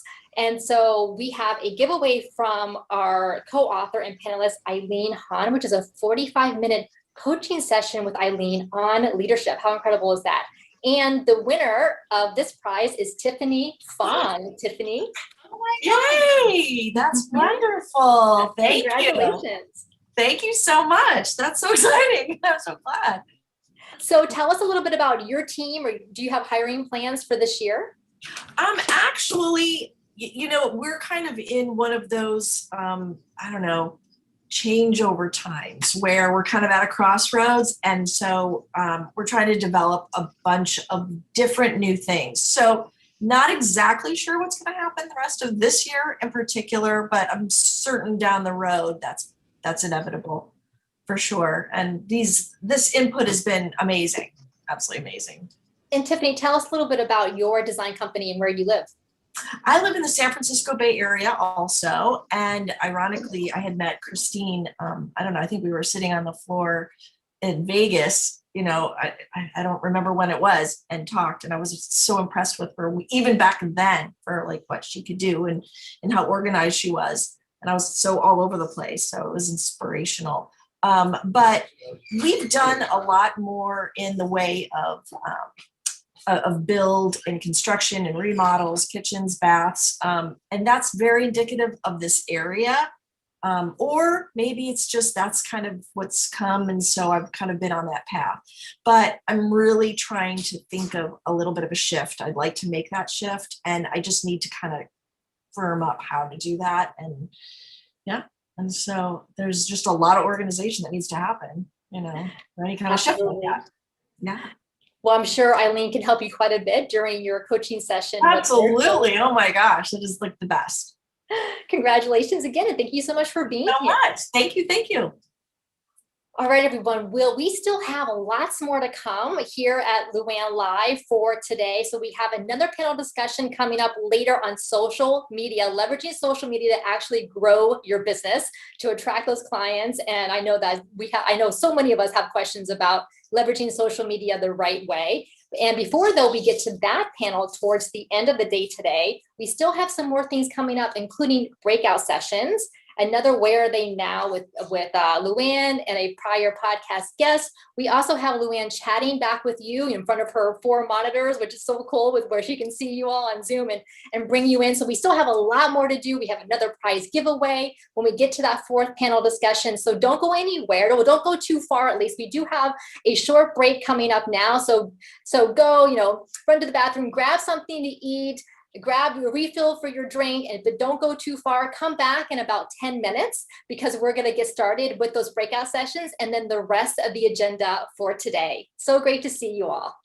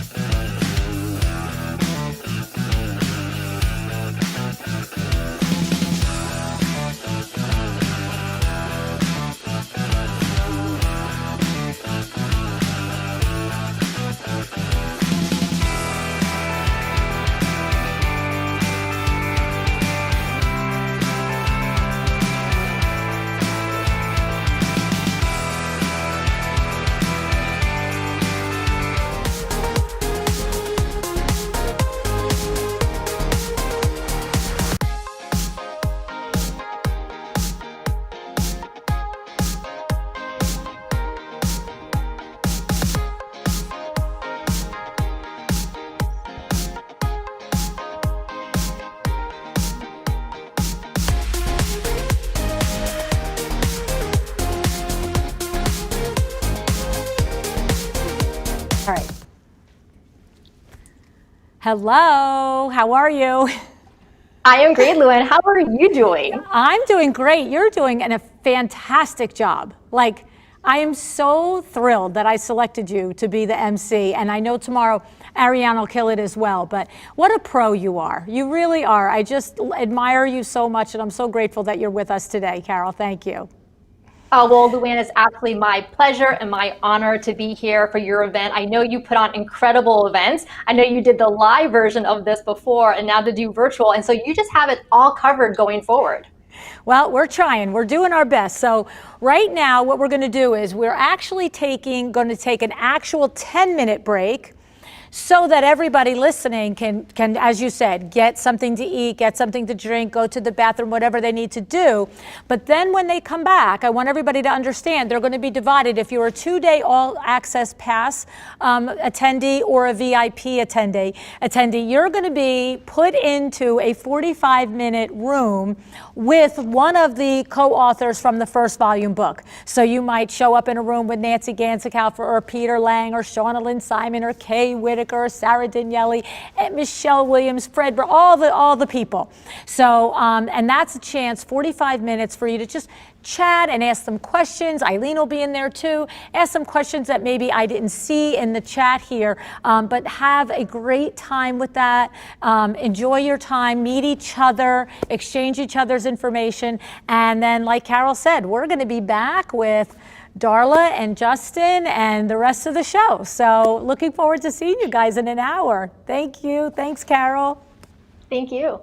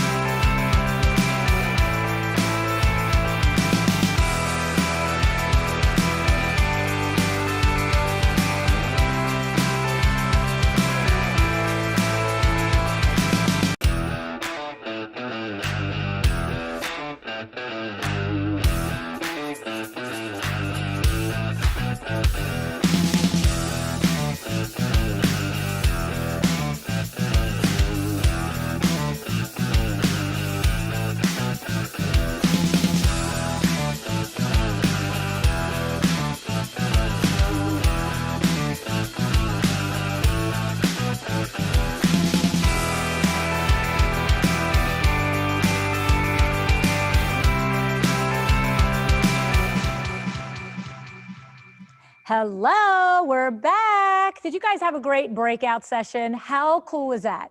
To reconnect with all of the co-authors from the first LuAnn Live. Did you love it? Did you totally love it?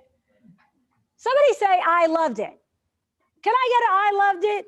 I loved it. Loved it. It was awesome. So much fun. Yes. Okay, I here's loved what I it. want to know. Who wants to be fired by Eileen? How can you feel so loved when you're getting walked out the front door, right? Isn't that awesome? All right. So what else? What else? You had Claire in a session. You had Stacy Brown Randall, Kay Whitaker. Who else did you have in there? That's it. Nicole Heimer. Come on, Nicole. Sarah Heimer. Daniele. Sarah Daniele. Right? We have the super CPA. That's it. The designer CPA, Nancy G, right? Who else? Did you learn anything in your breakout session? Anything exciting happen? Anybody have an aha? Oh, absolutely. Aha. Who's talking to me? Who's talking to me? Nicole? Yes. Yes. Go ahead, Nicole. Tell me my about your gosh. aha. I was in with Michelle Williams and Sandra Funk and learned so much. It was insane. I could not write fast enough. 66.66% markup. I've only been marking at 45%. Whoa, we just made this lady rich this year. Yeah, you did. And not only that, I've only been in business for 2 years. I've learned so much from Michelle Williams just in this short time about profit first. Oh, that's awesome. I Thank love you. it. I love it. So some math brain in this room, calculate if she does a gross revenue of say 300,000 this year, that difference between that markup and the new markup, what's going in her pocket? You see, not a chance that I can do those numbers, but I can't either. I know, but somebody out there can. I'll give you a few minutes, work on it. I love to know that number, right? What were the numbers? So let's just say she does 300 gross revenue and she goes from, what was your gross markup before that? 45%. 45 to 66.6. 630 for 63,000. Another $63,000 is going to go in Nicole's pocket this year. Woo! High Thank five you on that. Who so wants a very ticket much. next year? Who wants a ticket next year? All right. I Come on, right? That's the kind of aha moment you got to get, right? You take that thing back to your business, right? All right. Anybody else have an aha moment for me? We're doing this a little early. I know. We're going to do it again later, too. Don't mind me. I get excited. I like to know what you learned. What else? How about from one of the sessions this morning? How about Beth Diana Smith? You know, Drill Sergeant Beth saying, just no, just do it, just march, right? All right, all right, all right. I have to warm these people up every time we get back to this. I don't know what it is. Like, hand up, let's hear it. What's going on? You know what's gonna happen? I'm gonna start calling on you if you don't do it. Bob wants to say something. Bob from New Jersey wants to say something. Hey, Bob, how are you? No? We have to go our I'm signature. good. You're I was just unmute? waving. They said you said put your hands up, so I was putting my hands up. All right, all right. High five on that. All right. I'll share all what right. I learned. Okay, who are we talking to? Erica and Julie? Pickle and Board. Oh, how cute. I've met you guys before. You guys are familiar. One of our aha moments, not just from our breakout, was just tracking our projects and pipeline. I mean, we're only 2 years old, so this is new to us. We're just flying by the seat of our pants, but just this whole session has been fantastic. But the pipeline tracking was really something big for us. Love it, love it, love it, love it, love it. Yay, thank you so much. So are you ready for like a whole other afternoon and tomorrow night for all of this? Is this crazy pants, all this stuff, or what? Right? Oh, look, here's Renee. Renee was with us, New York School of Interior Design graduate right there, opened up her brand new business. Your business is in Brooklyn? Hi, it's in Manhattan. Yeah, tell us about your business, sweetie. Yeah, so I know everyone heard from Mona earlier this morning, and so she was actually one of my classmates at the New York School of Interior Design. So we recently graduated this last May. And so after working for an architecture firm for a little bit and quite a few other internships, I decided to open up my own firm primarily for residential interiors. And LuAnn, it was so nice to meet you and speak with you, on the panel for NYSED just this last Friday. And thank you so much for extending a ticket for us to just be here. I've learned so much, and it's been an awesome day so far. So thank you. I'm so glad you're here. You kids are great. Love it, love it, love it. All right, I see Shauna Simon in the house. Here she is. How are you doing? I'm doing fabulous, lady. How are you doing? You look great. You look terrific. There may or may not have been a cat on my breakout session. It wouldn't be Shauna Simon if there wasn't a cat in the video somewhere, right? Yeah, right? there might have been. Just Logan. Yeah, but I'm doing great. The breakout session was awesome. Oh, hey, Virginia. Hey, Gloria. See a lot of familiar names and faces, and had a great breakout session. I'm so glad. Thank you so much for bringing us previous authors back in to be able to connect. I was saying, you know what I miss about not being able to do this in real life is those side conversations that we get to have. Right. And so the breakout session allowed us to have exactly that, where you kind of get to know each other. And to be honest, in a much less chaotic way than it was at the actual live event, where like it was insanity of trying to like, oh, I see this person, I gotta talk to this person, I gotta talk to that person. So it was definitely a lot easier to navigate the breakout room. Yeah. No, I'm glad we did it too. I had to do it because Peter Lang was crying because he wasn't going to get to talk to everybody again. And see, and I miss seeing you, Peter. I miss you. I know.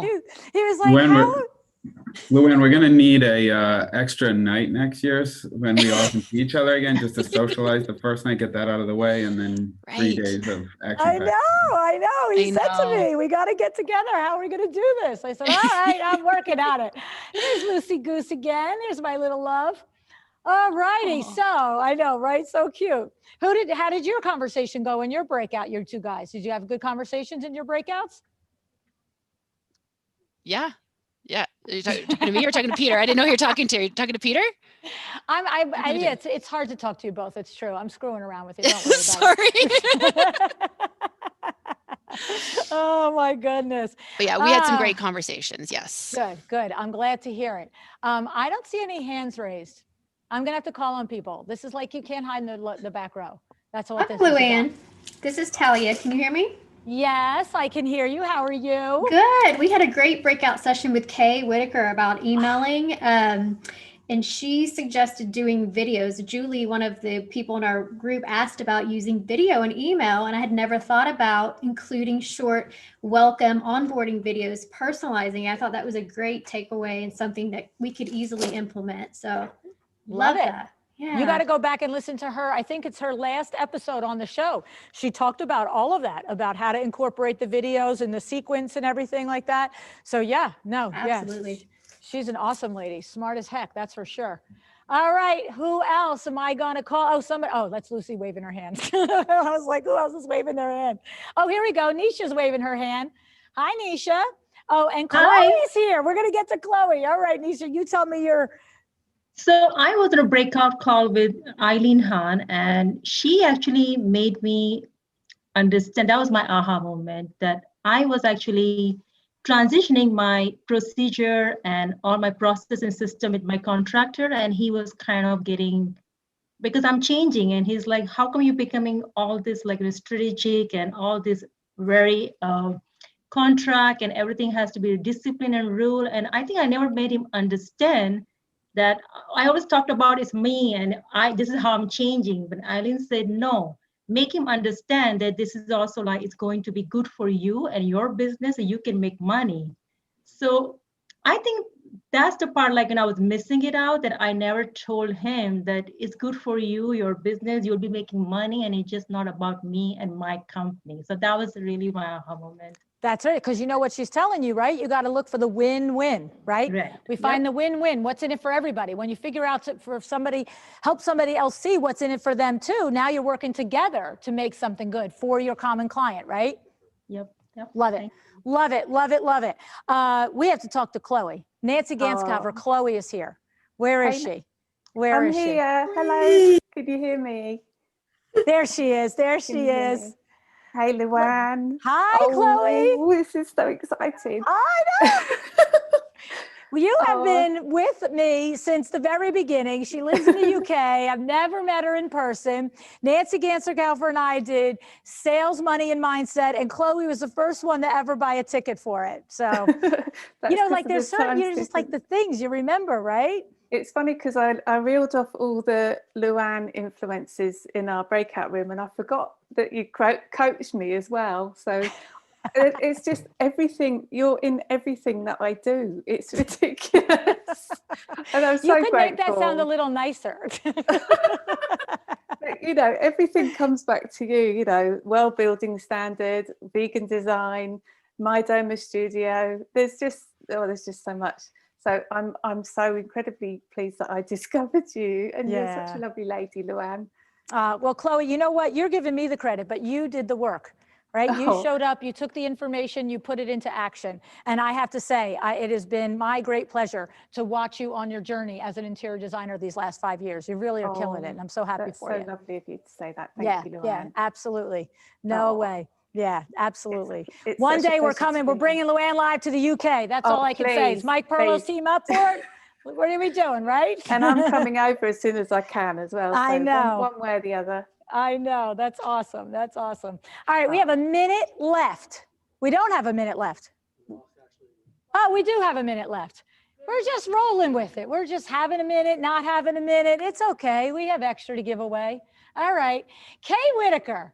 Lady, I got to say hello to you because I won't get to see you later. How you doing, sweetie pie? Hello, how are you? I'm good. You are like killing it too, man. Your videos, and I love what you're doing for Black History Month. You're going to have your children learn a lesson every day and then come on and teach all of us the lesson. Yes. That's an awesome idea, Kay. I love that. Yes, we're excited about it. They're excited about it. They're excited anytime they can get access to my social media because they think they're superstars when they get there.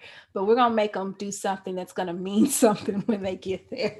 That's awesome. So today is what, February 2nd? February 2nd. What was the lesson? Are they each all doing, you have 5 kids, right? They're each all 4. doing a different, 4. Okay, let me give another one, right?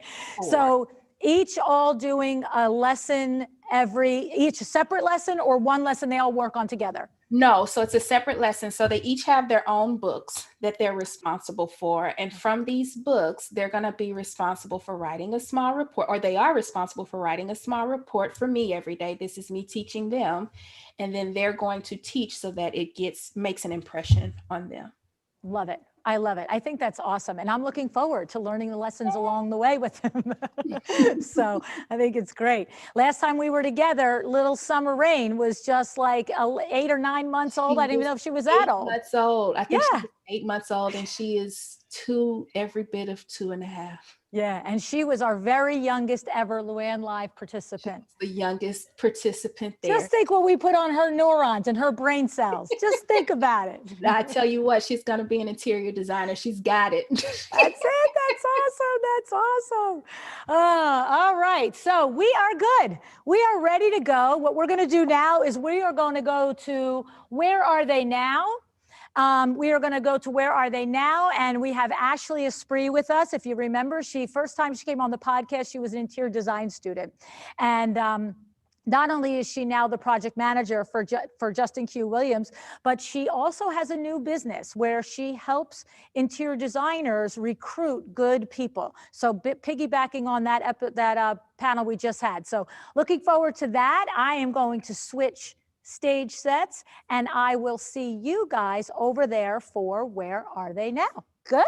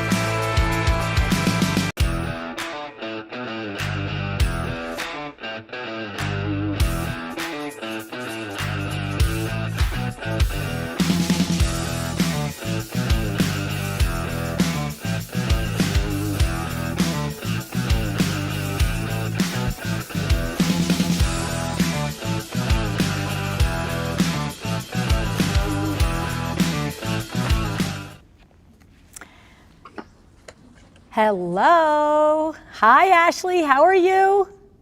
Good. How are you? Good, good, good. I'm so excited to see you. I can't wait to understand what is going on in your new business venture. So, Ash, first of all, when you were on the show, you were a student. How many years ago is that now? 3 years ago, is that already? Oh, yes. Embarrassingly, yes. 3 years. Yeah. Okay, so tell me the name of, first I just got done telling everybody that you are the project manager for Justin Q. Williams, so you're working in design, but you have a major side hustle going on. Tell us the name of the major side hustle that you got going on, and let's pick it apart what you're doing now, okay? Of course, of course. I'm so excited to be here and tell you about the Studio Social. The Studio Social is basically an employment-oriented online service specifically for the interior design industry. Our platform is for all interior design creatives, from design students all the way to interior design firm principals. Okay, and so what happens on the Studio Social? So you have a platform, so principals come, students come, designers come, and what are they coming there for and what are they getting?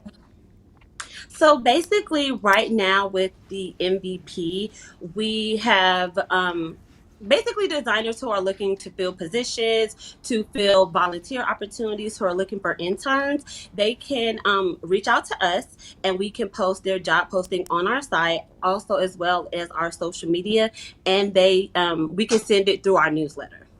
Okay, so, and are you geographically, does it matter geographically where a firm is located, or is it all over?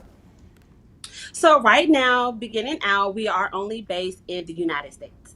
Okay, but all over the US? Correct. Okay, so walk me through it. So I'm a design principal, I need to hire somebody, I go to Studio Social, is it studiosocial.com? Yes, it's thestudiosocial.com. Okay, thestudiosocial.com? Yes. Okay, thestudiosocial.com. So I go to studiosocial.com, and am I going to post my job post there, or I'm going there to find resumes? Like how is it working? Well, I'm really, really excited because I get to talk to you about our relaunch, what we're doing that's coming up 2021 in spring, is that the new site, you will be able to do both. You will be able to search resumes, look at upcoming job seekers' portfolios. You can look at their resumes, their CVs. Even a really cool feature is where you can see their references. So if a coworker or a past manager wants to leave some rave reviews about a past employee, future employers can see that about that job seeker, as well as you can post your upcoming job that you have going on. If you want to kind of wait and try to look through the resumes and see if you haven't found anyone, you can go ahead and post your job posting, your internship, even your volunteer opportunity on the site. Okay, I love it. And is there a fee for the principal to hire somebody, or the fee for the principal to post a job posting? How does that work? Yes, there will be a fee. There will be 3 packages that a principal as yourself would be able to choose from, which is the best option for you, for which a company is looking for. Okay. And when you collect the resumes from the different designers that are looking to be hired, are you actually part of a vetting process, or we shouldn't expect that level of service? You're just simply making the information available, and that the principals in the audience should make sure that they just do all the same due diligence as they would do if they learned about somebody from Indeed. Like where are you at in there? I would say we're definitely a notch above Indeed. You will still have to do the due diligence and looking into the prospect candidate. But what the Studio Social is, it's literally a community where interior design creatives can get together. So it's going to be niche focused. It's not like you're going to get on a platform and you're going to come across individuals who really don't know much about interior designs. It's going to be individuals who are passionate about interior design, who have experience about it, who've worked into it, and also students who are eager and ready to get started working. And so, yeah, you definitely have to do your due diligence, but you will get quality resumes when you're on the platform. Okay. And what made you decide to do this, Ashley? Why did you want to build this? Well, I'm glad you asked, because from the first interview that I had with you guys on LuAnn, is that I was in a position with ASID as a student representative, as well as I was just in different things in the interior design industry with other organizations. And I felt like I became a connector, connecting design students and companies, because I basically was able to have relationships with both. And they were like, "Oh, Ashley, do you know anyone that is looking for a job right now? I'm looking for a design assistant." And I actually knew students or recent graduates who were looking for a job. And I'm like, "Oh, of course, I know her. I can hook you up. She's looking for a job." And then it literally became a thing for me. I literally was just hooking up people with internships at showrooms, hooking them up with jobs for design firms, as well as just connecting, just a relationship, meaning when a design student really wanted to connect with experienced interior designer and they just wanted advice, I was able to connect them together. Wow, so much fun. So that's great. So you took something that you were doing anyway, you were enjoying doing it, and then you figured out a way to make it into a business. Love it. Right. It was really good. A lot of people were like, "Oh, you should do this. This should be your company." And at first I'm like, no, I just love doing it because I just love helping people. And then I thought about it and I'm like, you know what? I really want to make this a business where I really can touch more people versus just the small area of Atlanta, the Atlanta design industry. So I wanted to touch many other states. That's awesome. I love it. I love it. So thestudiosocial.com, if you guys are looking to hire, or if you are out there in the audience and you're looking to put your resume up, I highly recommend you connecting with Ashley. Ashley is a go-getter. So I don't know more about her business than what she just shared with us, but I know this lady, and this lady is a go-getter, and her heart is in the right spot. And you impressed me the first time I met you. So let's talk a little bit about your actual work as a designer now. So we meet you and you're a student, and now you are the project manager at some big kicking firm. Justin Q. Williams is not exactly, just your regular old dude out there, right? He is not.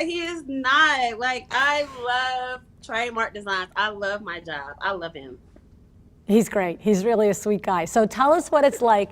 What's your day-to-day like as the project manager? What types of things do you take care of in the job? Because what I'd love for you to do, Ashley, is in describing it, we do have all of our New York School of Interior Design students here with us. So talk a little bit about that job and working in a firm like Justin's, which is, high-level luxury, high profile, right? And I imagine all of us strive to deliver a great client experience, there's no question, but the stakes are high when you're that known, in social media. Even any one of us worries about the bad review, let alone when you work for a high profile firm. So tell us a little bit what it's like to be a project manager in a firm where the expectations are probably very high and are always scrutinized. I will say it has its days. It is a rewarding job, especially when when you're passionate about it, because I am passionate about interior design. I went to school for it. I've always been in love with it. So I can take the good with the bad, even with a positive attitude, because I'm like, oh, this is a job. I love what I do, and I know how I can handle it. But I will say that as a project manager, starting as a design assistant, it kind of easily shifted into it, which was really, really good. But I love my job. Being a project manager, it entails literally having your hand in everything. Because we are a small team, it's literally, me and Justin as designing, handling all the, handling the day-to-day, but also communicating with the clients. But we do have our go-to contractor, wallpaper guy, electrician, painters, and things like that. But really, it's just us two. And because we have a good relationship, like, I wouldn't say we're best friends, but we have a really good relationship. We can laugh and talk and kiki and share personal things. And so it makes the job a lot easier. I will say that being a project manager, you have to manage not only the projects, but you have to manage the client. You have to manage, I have to manage Justin and making sure he's on point. You know, he's on next. I'm going to be talking with him next, so you better watch. He will agree, I promise. He's gonna be like, yeah, actually, trying to got it together. But no, like being a project manager, because it is just us two, my role isn't traditional project manager with other firms where those project managers strictly do like the admin, managing projects. I still kind of do a little bit of the designing, doing a little bit of the resourcing. I do all of the space planning, do all of the drawings, which I love. But being a project manager is being organized.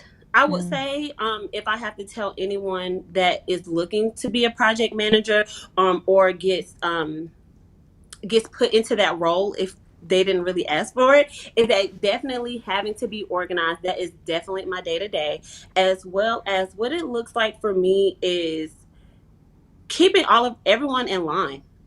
I like to run a tight ship. So if you say you're going to be at our client house at 9 a.m., please be there at 9 a.m. Because I don't want the client to call. That's right, right. Exactly. Making sure all of the items are being delivered on time, making sure that the receiver receives them. I'm in constant communication with our receivers because we have quite a bit of projects going on right now. So I have been talking to them every week, making sure everything gets in on time, making sure I manage deliveries, making sure that I manage our clients in a way that they too are organized. They do know expectations, knowing how to communicate with Justin in a timely manner, making sure that Justin communicates with our clients in a timely manner so that everything is on schedule, and then that we're not running behind, and that we can get the client projects finished when we say we're going to have it finished. That's great. That's great. So when Justin gets on here in a little bit, I'm going to pretty much just say, you pretty much just like show up and look gorgeous, right? And Ashley does everything, right? No, I was about to say basically, but no. So tell me, Ash, what do you and Justin use for communication? Do you have a specific routine where you have a meeting every week about the different projects, where you have, do you communicate with each other through Slack? Like how, because it sounds like you're both handling a lot is what it sounds like to me. And so that means that you're probably spending a lot of your days, in different directions on different tasks. So where's the information, the communication? How do you guys do that? We basically communicate through text, first and foremost, through email. We use Airtable, which is a platform that we use to organize our projects. Good. And literally, we use that to communicate to make sure that the tasks are done. Right. So basically, if I'm assigned to do something for client A, versus him texting me or him having to communicate with me at all, he can just go look and say, oh, okay, Ashley did this. All right, let me make sure I go do that. What I'm saying? So we communicate that way. I love it. I love it. That's great. So Airtable is a good way. So he can be working whenever he's working and make sure he assigns to you things that he wants to have happen. You can go in and indicate when you've done them. He knows the project's moving along. He knows when it's his turn to pick it up and do something next, right? Exactly. And we really love Airtable. Not to be a spokesperson for them, but we really love them because with Airtable, even with information for our clients, so say for security purposes, we like to use it to have for our our clients' garage or their gate codes is in Airtable. So versus us having to communicate it out loud or through text, he can check Airtable and just say, oh, okay, here's their code in case we have to go to their home at different separate times. Love it, love it, love it. What would you say is the biggest aha that you have from when I first met you and you were a student to now you know, working in a high profile firm, starting your own business on the side? Is there something that you can think of in there that you'll say to yourself, I had no idea what this would have been like, or that's a big lesson that I did not see coming? Anything come to mind? I would say my path and what I thought I wanted to do in the beginning, because I think when I spoke with you the first time, I think I wanted to do like hospitality design. Were you the one who wanted to design yachts? Was that you? I did mention that. I remember this stuff. I remember that. You said you wanted to design yachts. Oh, we lost her. Oh, all right. We'll see if we get her back. Just hang out. But I remember that conversation with Ashley, and she said, and I almost feel like she might have had an opportunity at one time to design one. I don't remember that part of the conversation so well, but it's funny the things that I remember from the conversations that I've had with you guys over the years. It's literally 640 episodes almost at this point, and people always say to me, how do you remember that? And the thing is, people touch me. You know, when you come on my show and we have a talk, we usually talk 15 or 20 minutes before, and then we talk for an hour on, and then we might talk another 15 or 20 minutes. And, you know, it's what we always say in business. It's creating relationships, right? It's creating and investing in that network. And that's how come I think the stories stay with me and the little bits of pieces stay with me, because I really am enjoying what I'm doing with you and getting to know you and all the things. So very, very interesting that I pulled that out of a hat somewhere. So what we can do is, if we don't think we're going to get Ashley back, I'm not sure what's going to happen, but I'll tell you what we are going to do is our next session. If Ashley comes back, we'll finish it. But our next session is going to be with her boss, Justin Q. Williams, and Darla Powell from Wingnut Social. And so we're going to have a little conversation on. I'm getting so many signals right now. I'm doing my best to talk and walk and chew gum all at the same time. Ashley's back. That's all they're trying to tell me is Ashley's back. Could have just seen you on the screen and I would have known it. So how you doing? All right, we dropped you. We missed you somehow. Your internet probably went down. That's okay. So yeah, so I remember you telling me that you wanted to design yachts. So now you're saying that one of the ahas from when you were a student and I met you to now is looking back and seeing how the path that you thought you wanted in hospitality and yacht design turned out not to be something that is so important to you any longer. Is that right? Well, I would say that just going through my experiences and trying different things out, and that's why the studio social is important to me, because being able to go through different interns, having different jobs, it led me to the path of really figuring out what I wanted to do in interior design. I love interior design, but I learned from then and now is that I don't have to design or to have a purpose or not to help people and things like that. So that's definitely an aha moment for me. That's interesting. So it's interesting that you're saying you've learned that as much as you love design, that you don't need to have design in order to help people and have your purpose. Is that what you're saying? Right. I can definitely help others hit their purpose by doing what I want to do, by not technically going into a space and changing it. I can be in the interior design industry and helping others find a job, and get their experiences and connecting with others. So definitely that was a good one for me. That's nice. See, that's the thing. It's like we're all, whether we're young and coming out of school or the middle of our lives and reinventing ourselves, it's just really just cueing in and tuning into I guess the voice in your head, right? The voice in your heart that's telling you it's okay to do this, go try that, right? Correct, exactly. Yeah, very, very cool. So the new launch of the website will be ready when? How soon do we think? Definitely springtime.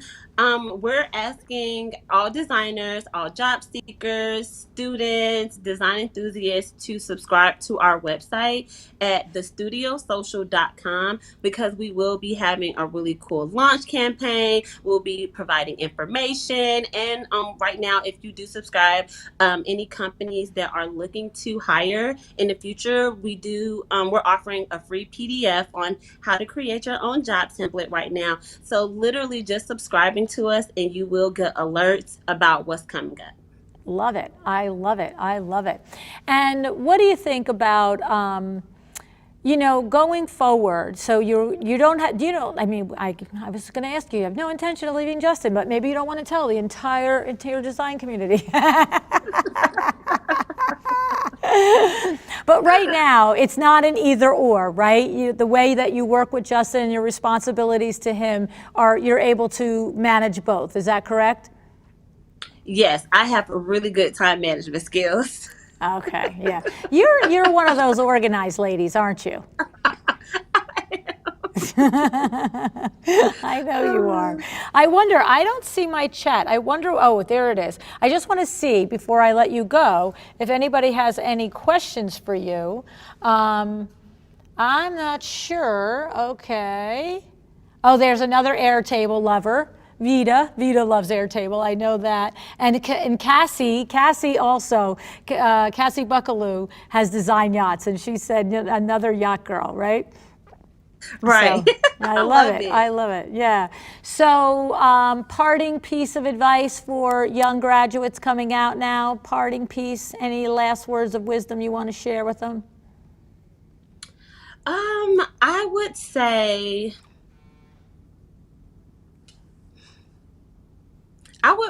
the best advice I would give anyone starting out is that literally be creative.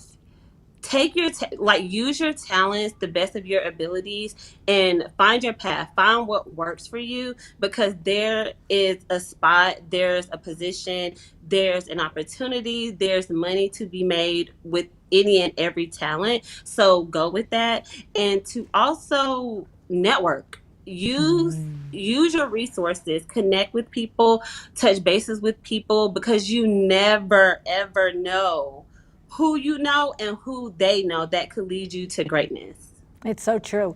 I mean, you reached out to me cold. You reached out to me. I know, you're like amazing. You're just a go-getter. You wrote me a letter. I'm a design student. Listening to all of the episodes, think about that. All of the episodes from established interior designers, and you wrote to me and said, I'm a design student.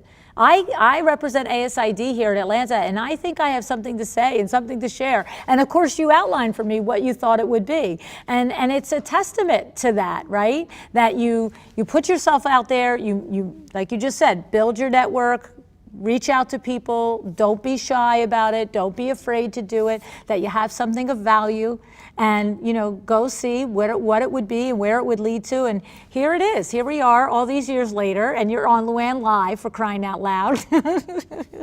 I love it. I absolutely love it. And then you connected me with Justin, so you keep the circle going, right? Exactly. Yeah, it's really, really, really cool. I'm so thrilled for you and for your new business. I think it's awesome. And I'm excited to see where you take it. And I'm encouraging all of you guys out there in the studio audience that if you are looking to hire, that you give Ashley a shot here at thestudiosocial.com and see if maybe somebody on her board. How many designers do you have? Is it so new that it's not loaded up with a bunch of designers yet, that need to be hired, or do you already have, several resumes loaded up already, Ashley? Yes, we have about 140 applicants right now with their resumes ready to be hired. They're eager students, and this is not just based where I am in Atlanta. It's nationwide. So yes, please reach out to me wherever you are, because we have students and job seekers who have 3 to 5, 6 years experience that are ready to work. They're open to work remotely, in the office. Their resumes and portfolios are beautiful. So please reach out.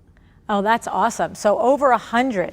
You know, I have to say, in the masterminds that we've been doing over the last 6 or 7, 8 months now, every single one of the designers in one mastermind has hired this past 6, 7 months, and the other mastermind, several have also. So that's great to know that you've got over 100 interior designers ready and looking to get hired. So yay, yay, yay. I'm so excited. That's awesome. All right. Yes, it's really exciting.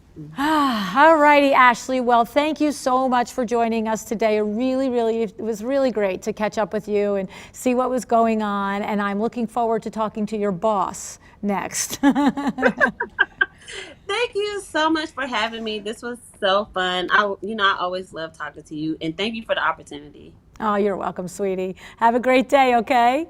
All right, you too. Bye, everyone. Bye.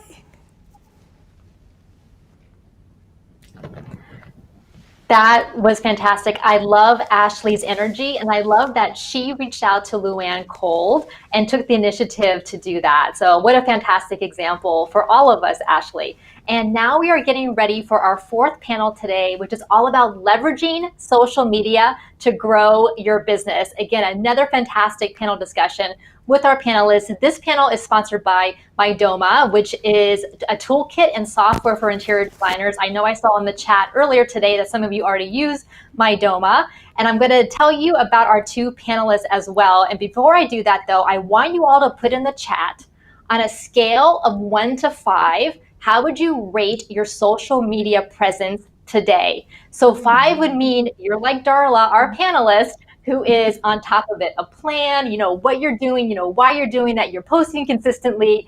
And so that would be a 5. A 1 would be you have some social media accounts, haven't been too active on them. And 3 is in the middle, where you're doing some, but you're not quite sure what the ROI is. And again, no judgment here. This is so you can determine what is the next step for you on your to-do now or your to-do later.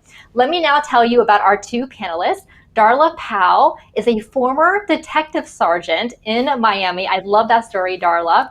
And she mentioned in her bio that as a child, she loved rummaging through her grandmother's antique store. So I guess no surprise that you ended up going into interior design, even though you had this very different career. She's now the founder of Darla Powell Interiors, and she also has a social media agency called Wingnut Social and a podcast as well.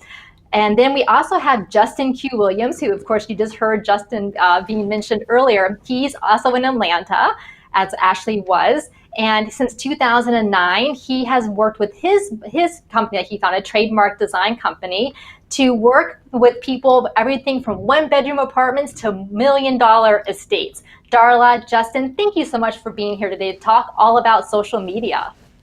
Oh, thanks. I'm so excited to be here. Hey, Justin, nice to meet you. Hey, how are you? Nice to meet you too, I'm doing really well. I'm looking forward to this. Yeah, I am too. I'm really looking forward to it. There's nothing I like talking about more, except for maybe design. Depends on the day, but I love marketing. So let's do it.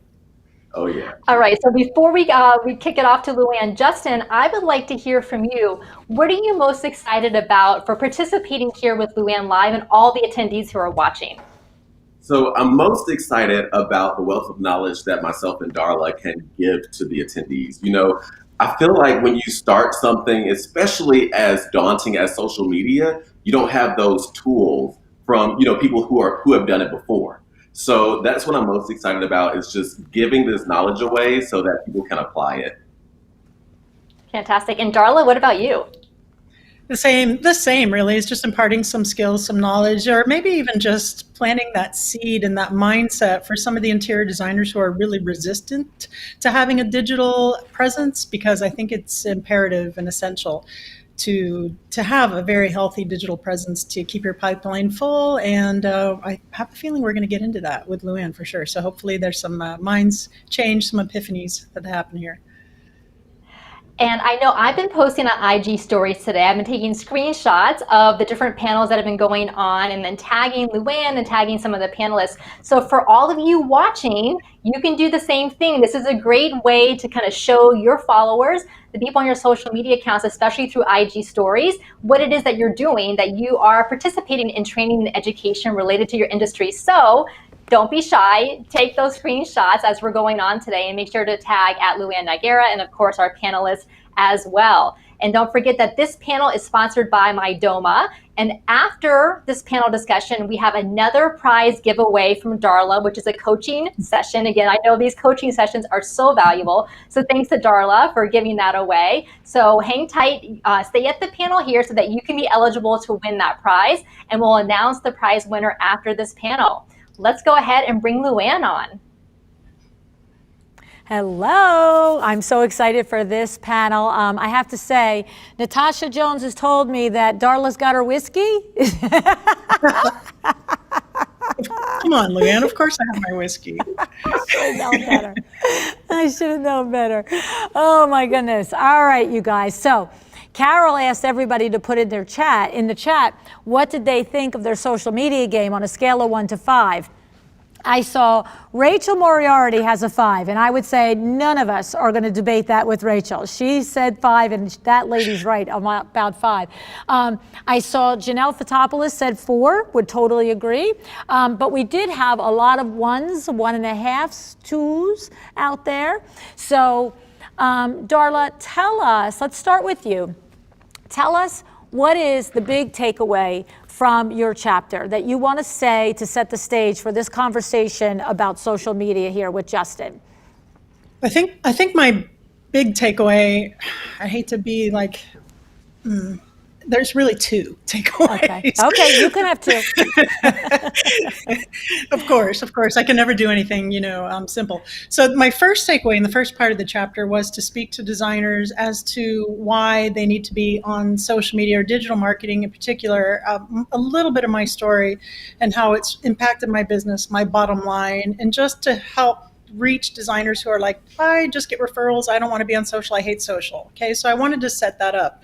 The second half is basically, if you're not going to delegate out your social media, on how you want to figure out the positioning for your social media, your content pillars, your value proposition, just getting into some of the meaty technical aspects of it so you can kind of do it yourself, if you want to root through it and do that. But really, I mean, if I can just speak to one designer who can be like, you know what, I'm going to get out there, I'm going to get on social, I'm going to start reaching my ideal client, and then they start getting DMs from Instagram from people who want to hire them, done. My work is done. Because that happens to me all the time through DPI. And it's been magical, and Instagram in particular, but digital marketing as a whole has made me pretty decent penny. So that's nice. That's very nice.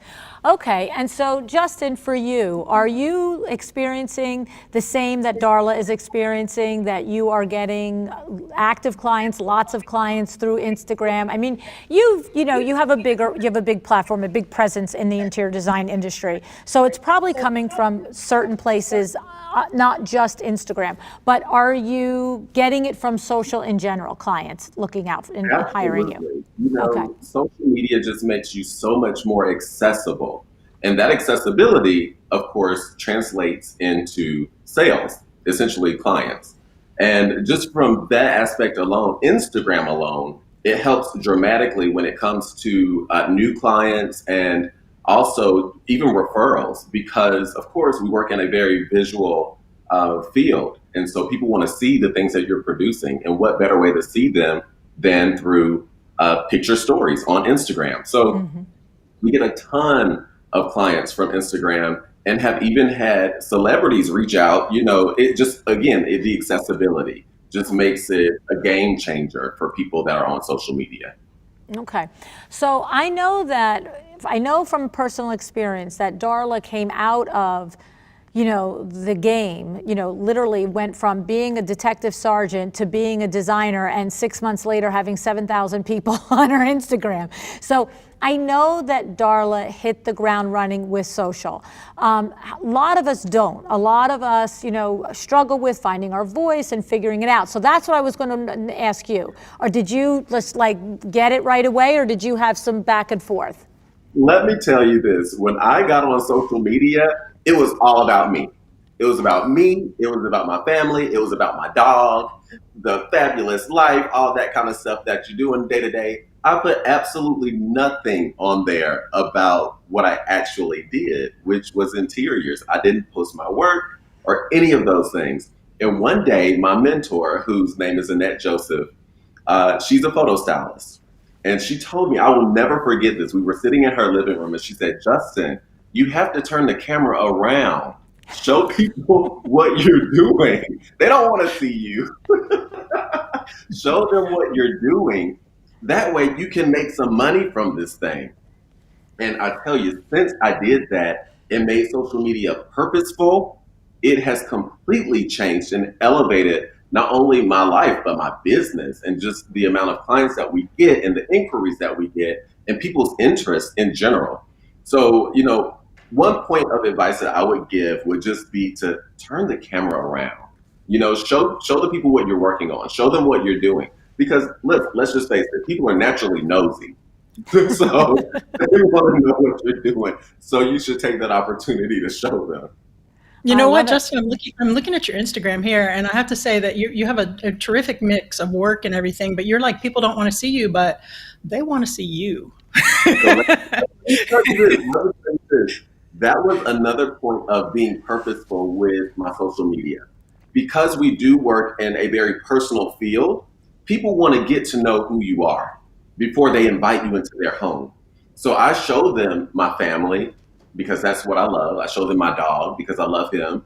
I show them all of the beautiful work that I do, but I also invite them into my life so that they don't feel like they're inviting a total stranger into their homes. And that was, again, being purposeful with social media. Initially, I wasn't purposeful with it, but it totally advanced once I gave it purpose. And I think that is so important. We get a lot of designers that come to us at Wingnut Social for a discovery, for an intake or what have you, and I'll go through their Instagram for pages and pages, and I have zero idea of who the designer is. And it's so important if you're out there in the audience and you're listing and you're camera shy, you're going to take this face inside the client's home for a consultation, right? I mean, show it on Instagram, because just to Justin's point, it is such a vulnerable and intimate thing for the client to have you come into their home. If they can see you and feel like they know who you are coming into your home, that know, like, and trust, and those warm fuzzies, which, if you look at Justin's page, I would hire him in an instant. I'd feel so comfortable having him in my home. It's important. So don't be resistant to that. You should have at least a shot of yourself once every 9 in the grids, or something in your stories behind the scenes on video. This is how you walk, you talk, you chew bubble gum. Let them get to know you and see if they're your tribe. And that accomplishes they love you, they want you to come do work for them. And also, they're probably going to vibe with you and align with you, and you're not going to have that friction or that headbutt, and they're less likely to be a red flag client. Yeah, I have to say that when you hear me on the show say it all the time, somebody reaches out, especially on Instagram, first thing I do is I go over to look at their profile. And, if your name isn't in the profile, it makes me crazy. It just makes me crazy. I'm like, buttons and bows, interior design. Who's buttons and bows? So if the name isn't there, then I'm like, all right, well, let me go see who buttons and bows is. And I don't see who buttons and bows is, because there's no pictures, there's no faces, there's no anything. And I think, Justin's friend gave him good advice to turn the camera around. But to both of your points, you're like, Darla, so you're recommending 1 out of 9, your grid of 9, at least one of the grid of 9, has your face. 2 or 3 is fine. I think Justin's nailed it. He has everything. His content pillars are terrific. You're seeing pictures of him, which are terrific, stunning, with his personality, his work, which is stunning. Your dog, by the way, I love poodles. I want your dog. I mean, it's a really good example of an account well done. Isn't that awesome? Well, look at that. You're getting a little a critique here, and you're getting all A's. Well, he's got 21,000 followers too. So, right. He knows a thing or two, right? So now let's dig into that a little. And I just want to encourage you guys to ask questions here, because I'll read them to these guys if you have some questions. But let's dig into it. So because what we're saying is, put the work out, put some of your personal life out. But we're not saying, here's my breakfast and here's the bun on the top of my head, right? There's a way to put yourself out there that still speaks to the professionalism, right? I mean, of course, stories is one thing. Was it Lori Paranjabe told us it was, all business up front and a party in the back, right? Remember she said that on the show? And she looks at her main feed as the business and the stories as the party in the back. But, tell us a little bit about that, Darla, about that mix, that professionalism. So we like to call that curated authenticity. So you don't want to put on airs. You don't want to be anything that you're not, but maybe you're not going to show yourself sitting in pajamas, eating a half gallon of ice cream on the sofa. That might be my reality, but maybe that's or little not what Debbie cakes. I had a Christmas tree Debbie cake today before I went on. That might be, what I do in my real life, but you want to curate it to an extent, because you still want to appeal to a certain level of clientele, and it's not being fake, it's not being phony, but it is being selective about what you want to reveal to your ideal client about certain aspects of your authenticity. And I do think that's important. And it really is when you go the deep dive and you figure out, okay, who is my client avatar? Who am I trying to attract? That's where you really kind of whittle it down into what that curated authenticity looks like, which takes a hot minute, a little bit of introspection and maybe asking your friends, what do you think of when you think of me and my brand, and those kind of exercises. But yeah, no, you don't want to get like slovenly unless, that's your thing. Maybe that's, maybe that's your deal. But generally speaking, yeah, curated. Well, I guess what it is, right, when you think about it, you mentioned a moment ago that it takes a minute for somebody to recognize that a stranger is going to come into their house. And so it makes it more comfortable if they have an idea what to expect. And when you say curated authenticity, I like that, because it's to me what I heard when you said that is, look at me sitting here. Do you think in my regular life I sit around in pink blingy suits? I mean, do I really though? No, I was at the dress rehearsal, so no. Exactly. I mean, I just told you all this morning that I haven't had clothes all the way from top to bottom 2 times in 11 months, right? But the idea is that when I go to do something like this, it is authentically me to be dressed up for the occasion and to be, like I would not come here in my, Georgetown sweatshirt, right? And so it's the same thing. I would not go to a client in a Georgetown sweatshirt, so I don't put that on the feed, maybe, is what you're saying, when you figure out your best self, right? Okay. Yeah, well, not even just the best, but just, yes, not the best, right? You're right. There's days on installs where I'm in a Wingnut Social t-shirt, or I'm in a DPI t-shirt, or, a Lululemon or something. That's fine on installs if that's, if that's how you're going to show up, and that's okay. Because it's appropriate for what you're doing there. Yeah, and that's just me. And I'm kind of a t-shirt kind of girl a lot of the time anyway. But I mean, this, and you are not inauthentic right now. We've seen you dress like this before. We know that's you. Right. But we also know that you can rock a sweatshirt, so. What you mean is you can live in one. That's what you mean.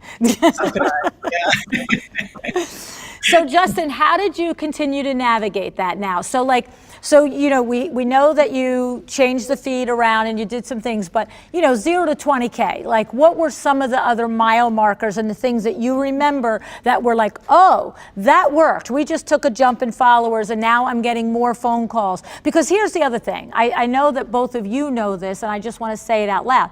It isn't about the followers. It's about getting the phone calls into our business. So you can have an account with 500 followers. If you're having a great conversation with them, you're always showing up, you're always communicating, and you're getting work from it. But tell us about your journey in it, Justin. So I'll tell you, there are certain shifts that you'll find along the way. My initial point in going into social media was, I want to have this platform attract new clients. And so I would post my work. Now, when I first started, I didn't have a lot of work going on. So what did I have to do? I had to shift. Interior designers are problem solvers.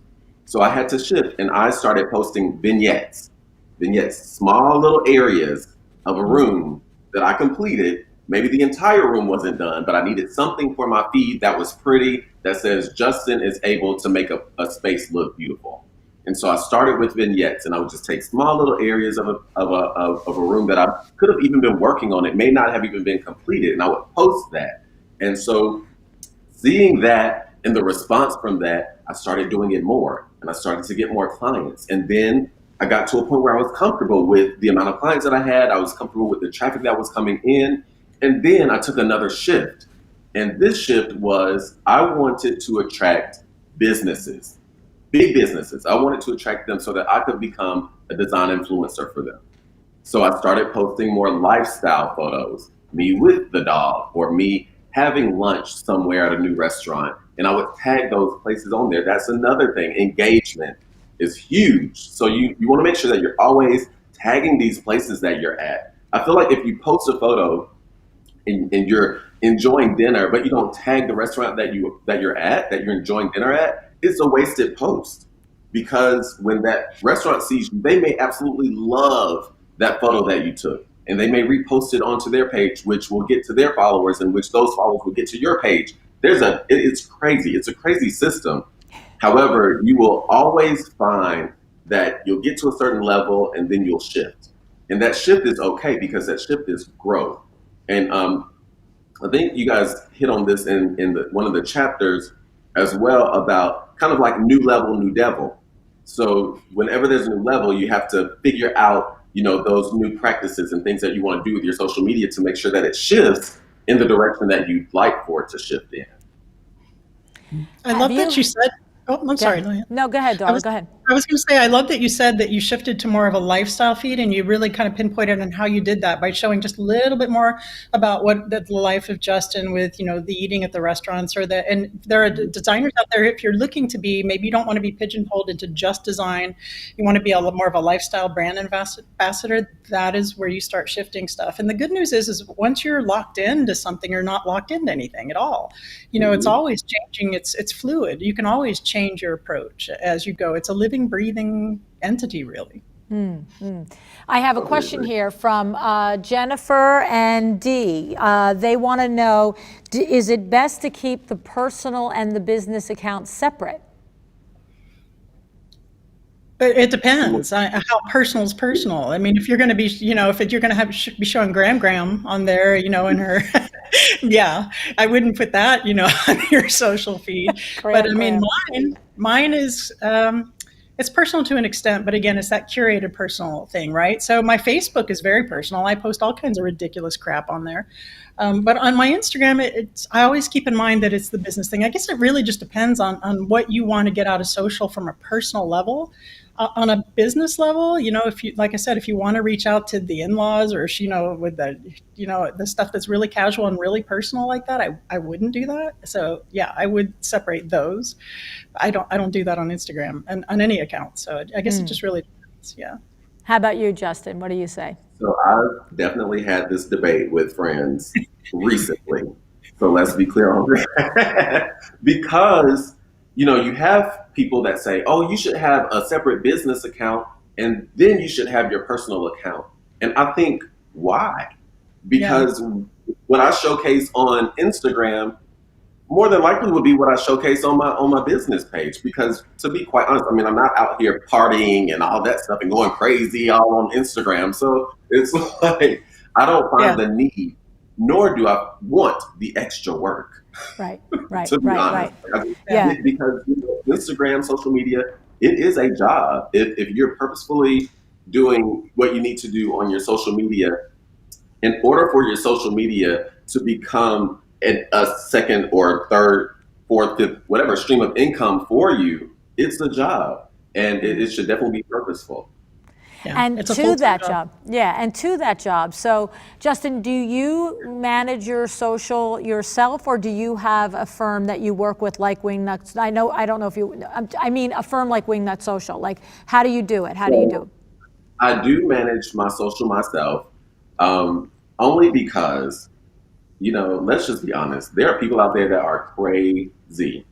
And because my social media is both personal and business, sometimes I get some outlandish stuff in the social media DMs. So I do manage it myself. He's blushing, I think. I think he's blushing.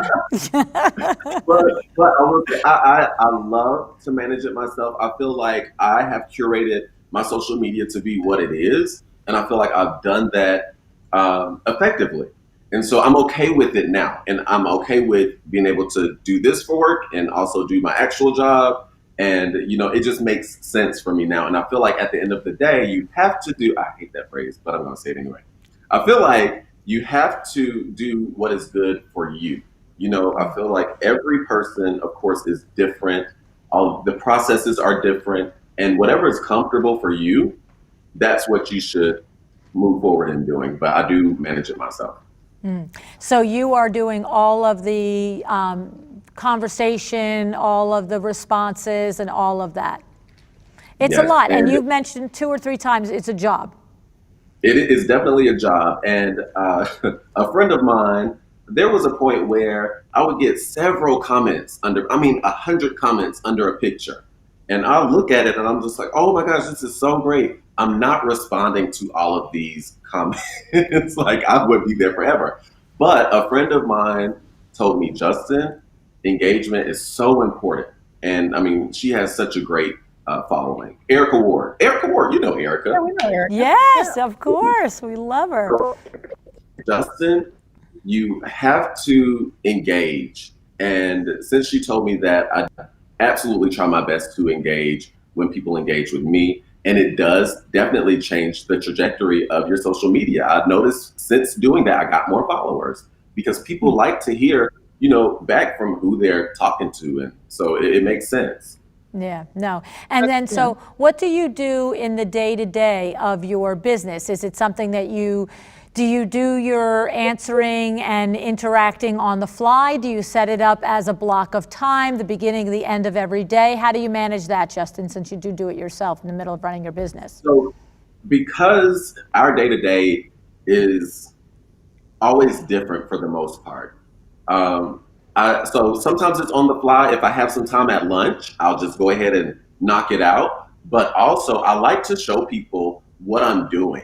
For instance, today, my project manager is Ashley, Ashley, and we were completely separate today on 2 separate jobs.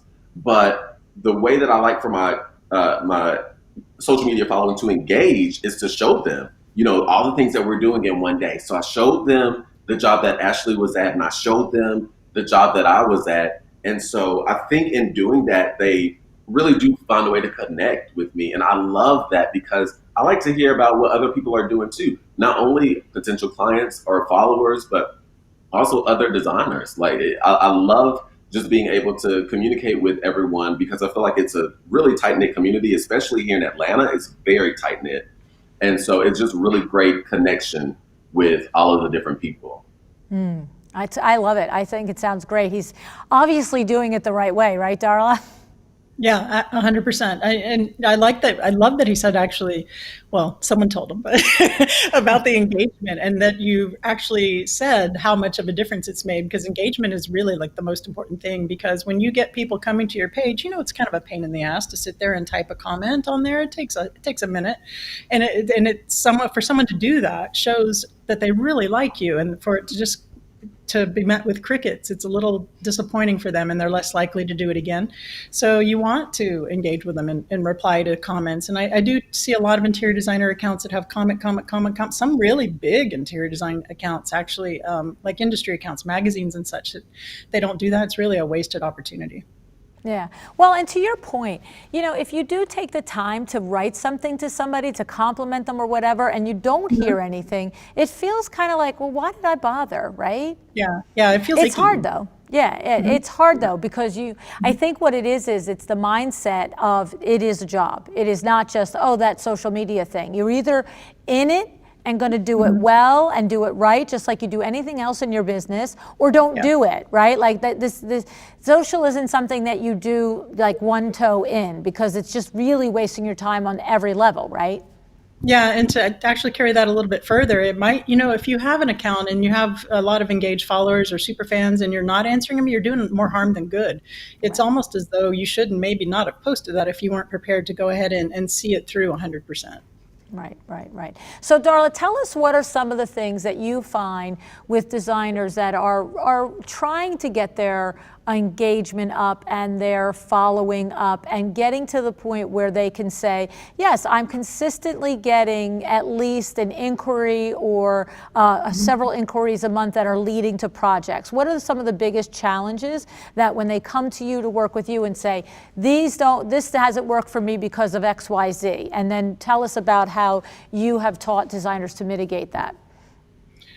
So the biggest challenge that I see when I have designers coming to me is consistency. First of all, consistency, and again, to sound like a broken record, the engagement. Designers will come, or any clients that come to Wingnut Social, and they'll be, I tried it for 2 or 3 weeks, and I posted a couple, 2-3 times a week, and I didn't get any clients, so they give up. And that's, if you think about it, interior design is a big ticket item. You have to be in front of people 6, 7, 8, 9, 10 times. People will sit here and sweat you for a couple of years before they say, I'm going to spend $100,000 on this Instagram person. So it's a long game. It's not a short game, and it doesn't pay off like that. You want to build that know, like, and trust and get that brand awareness and that reach. The second one, again, is to reiterate, is to if you're shy about being on video, or if you're shy about putting your pictures out there, to really just get over yourself and put a picture on there. Be okay with doing the stories. Anything on Instagram that is relatively new, like right now, Reels are the hot thing. And if you get on video and if you show yourself and you're not afraid to do it, they kind of reward you with the extra algorithm boosts and followers. At least it appears that way. They're not saying that in general, but really that. And third is photography. Don't put up crappy pictures. You're in designers. You can look at a picture and know if it's crappy, right? You want to have some photography that's well lit, that's shot well, even if it's a vignette, like Justin was saying before. You frame it in such a way. You take a photography course or have some professional photography. Linda Holt has a photography course that's been really well received, just using the iPhone. But there's some bad photography floating around out there. And again, you're doing yourself more harm than good by throwing up something that, a potential client could see and be like, nope, no. You want to, if you're not sure, run it by somebody, get a second or third opinion and say, hey, what do you think about this? Because this is your day-to-day. This is your day-to-day portfolio. And you don't want to do good enough. Well, and I love that you just said it that way, that it's your day-to-day portfolio. If you wouldn't put it in your portfolio, if you wouldn't put it on your website, then it doesn't go here either, right? Is that so? At least on the main feed, right? On the main feed, yeah, to some extent. Maybe you're not putting vignettes on your portfolio, or maybe it's not quite portfolio stuff. But it's still going to be eye-catching, and it's still going to be either aspirational, representative of work that you want someone picking up the phone and throwing dollars at you. Okay, so I'm understanding the distinction. Typically, you're saying designers, you wouldn't necessarily put a lot of vignette pictures in a portfolio, but of course we know that for Instagram that it is those teaser pictures that are perfect, right? Vignettes, generally speaking, because we collect data at Wingnut Social, don't do as well as full room pics. That's just a tip there. If you have a full room, it's always better to post that. But when Justin and myself, when we were starting out, we didn't have a whole hell of a lot of clients. And you need content. And if you're not particularly okay with posting inspirational stuff from, aspirational stuff from other designers, you want to just post your own stuff, vignettes are where it's at, as long as it's well shot, well lit. But when you start having a portfolio, the full room shots tend to do best, or pictures of yourself on there get tons of engagement. I'm sure Justin will say that those probably get the most or some of the highest engagement on there. But I forgot your question. I hope that answered it. Yeah. So what do you find, Justin, are the pictures that get the most engagement from your followers? Yeah, I wanted to stay on that topic, Darla, because when I tell you, people love before and afters. Yeah. Before and afters. And I'm going to tell you my mistake. Here was my mistake. When I first started out, I would put the before because I wanted them to have a dramatic swipe. I wanted them to swipe and say, whoa, that looks good.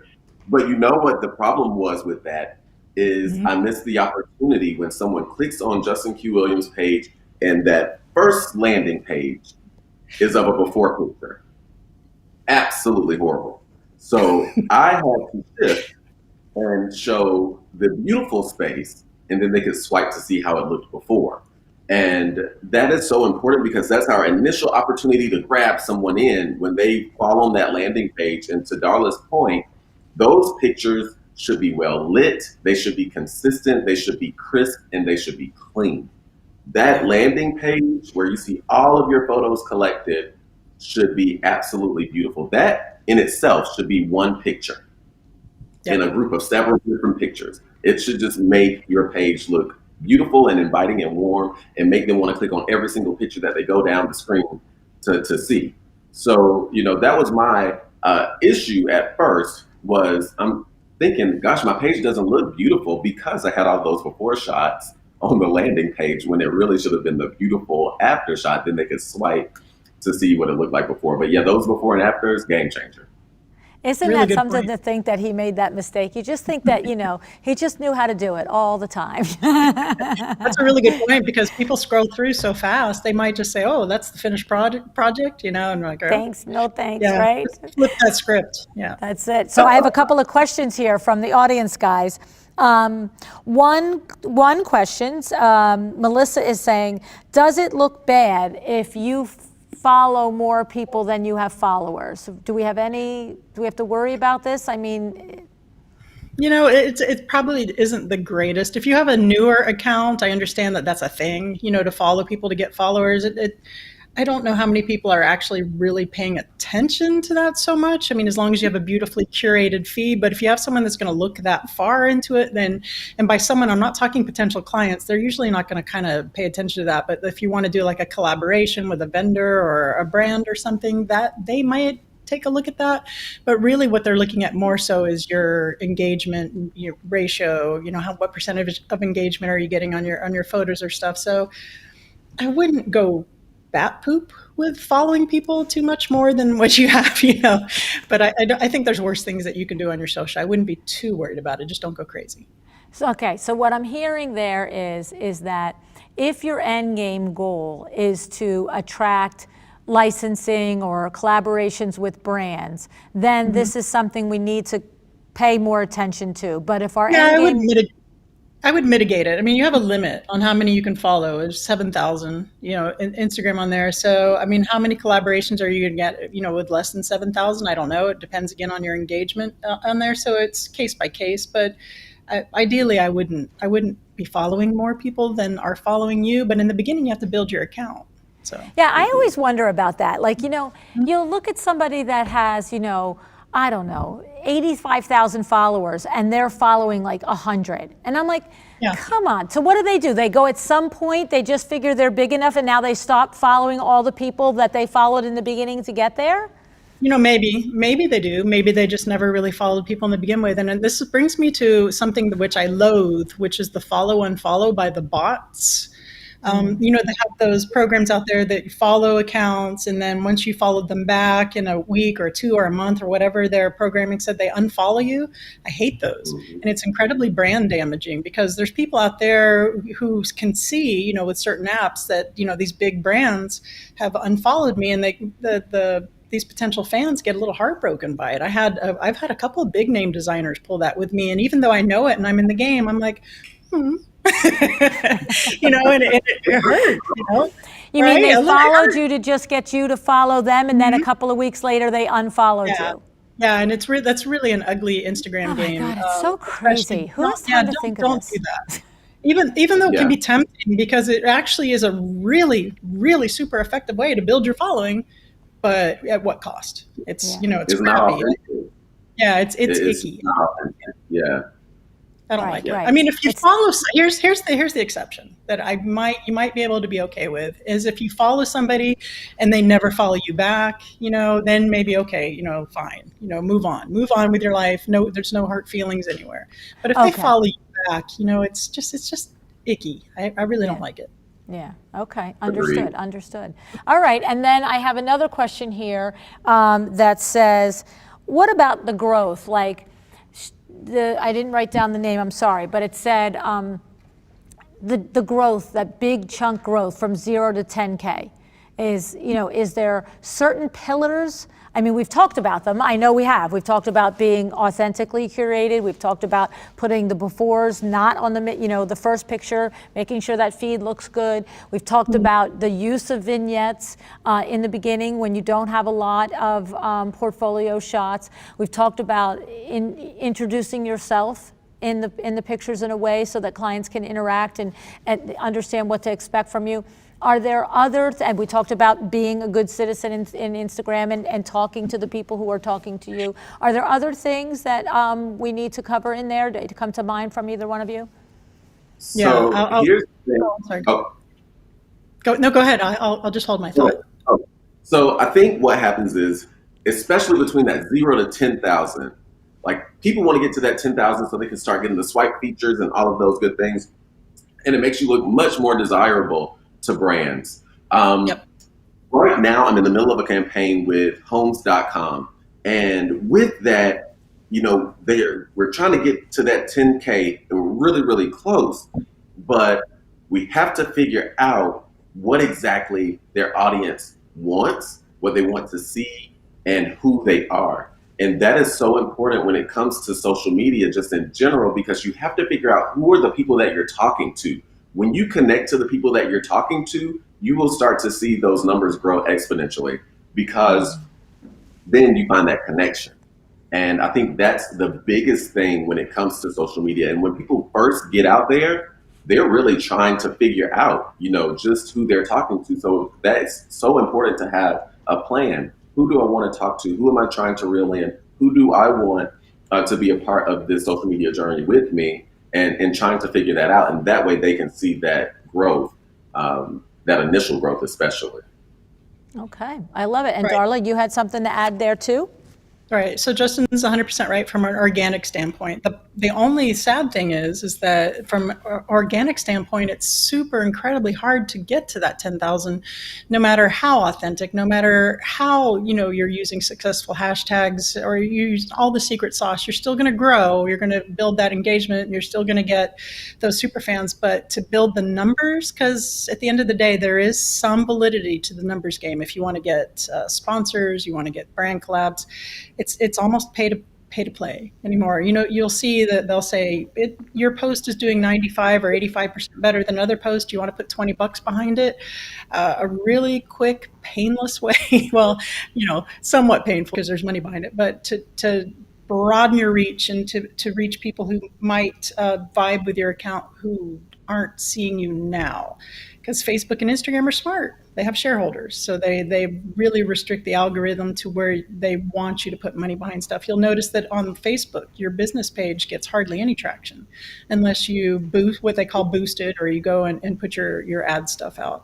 So that is a really surefire way to build followers who aren't fake because they're genuinely interested in the post that you've tailored to promote that way and what you're doing, and they'll come over and follow you. A lot of people don't want to hear that because it does cost money, but it could be $20, $30, it could be $100. Experiment with different dollar amounts, but because organic traction is a slow grower. But I have found, like Justin and I are both at about the same level of follower amounts, that the more followers you get, kind of the more followers you get. Now at the 20,000, 21,000 mark, I seem to get followers without trying so hard anymore. Justin, I don't know if it's the same with you, but also again, playing with the new Instagram tools, the reels and all the new stuff, the IGTV and just, and the engagement. These are all things that help it, but you'll throw $20 behind something, see what happens. So Darla, you have Justin. Sponsored ads.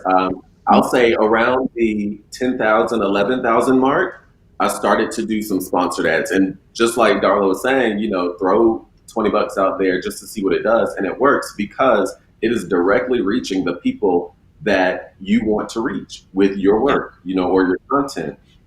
As a social media person, just in general, you have to be a content creator at the end of the day. You have to create content that the people are going to love, that your audience is going to connect with.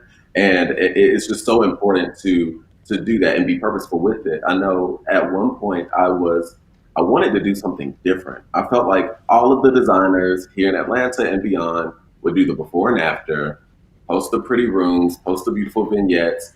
But what was it that no one else was doing? And I came to the conclusion that was home tours. You would see the realtors do it. And of course, people like to see a pretty house, So why not see a very well designed home in the form of a video? So I hired a videographer who started to create, short reels that would give a teaser, and then he would create the full home tours, and I would post those to my page, and it was a hit. I mean, a hit, because people felt as if they were there in the space that I created from start to finish. And right now I have a few of those other things in the works since, some people have picked on to that and have started doing those home tours, especially here.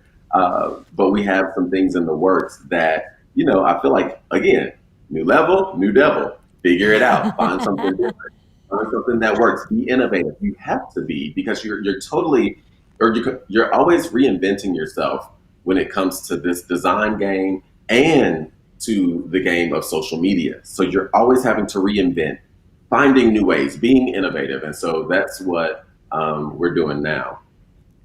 I like that. And I want to go back to the sponsored post for a second.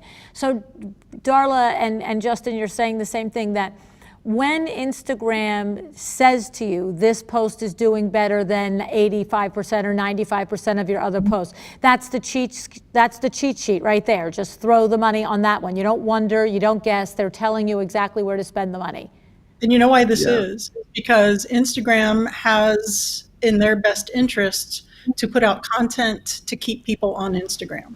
So they want those well-performing posts that are performing well from an analytics standpoint to broaden your reach. That's really pretty. People, it's been proven in the pudding that people already like it. So let's let more people like it. Their end game is for people to stay on Instagram as long as possible.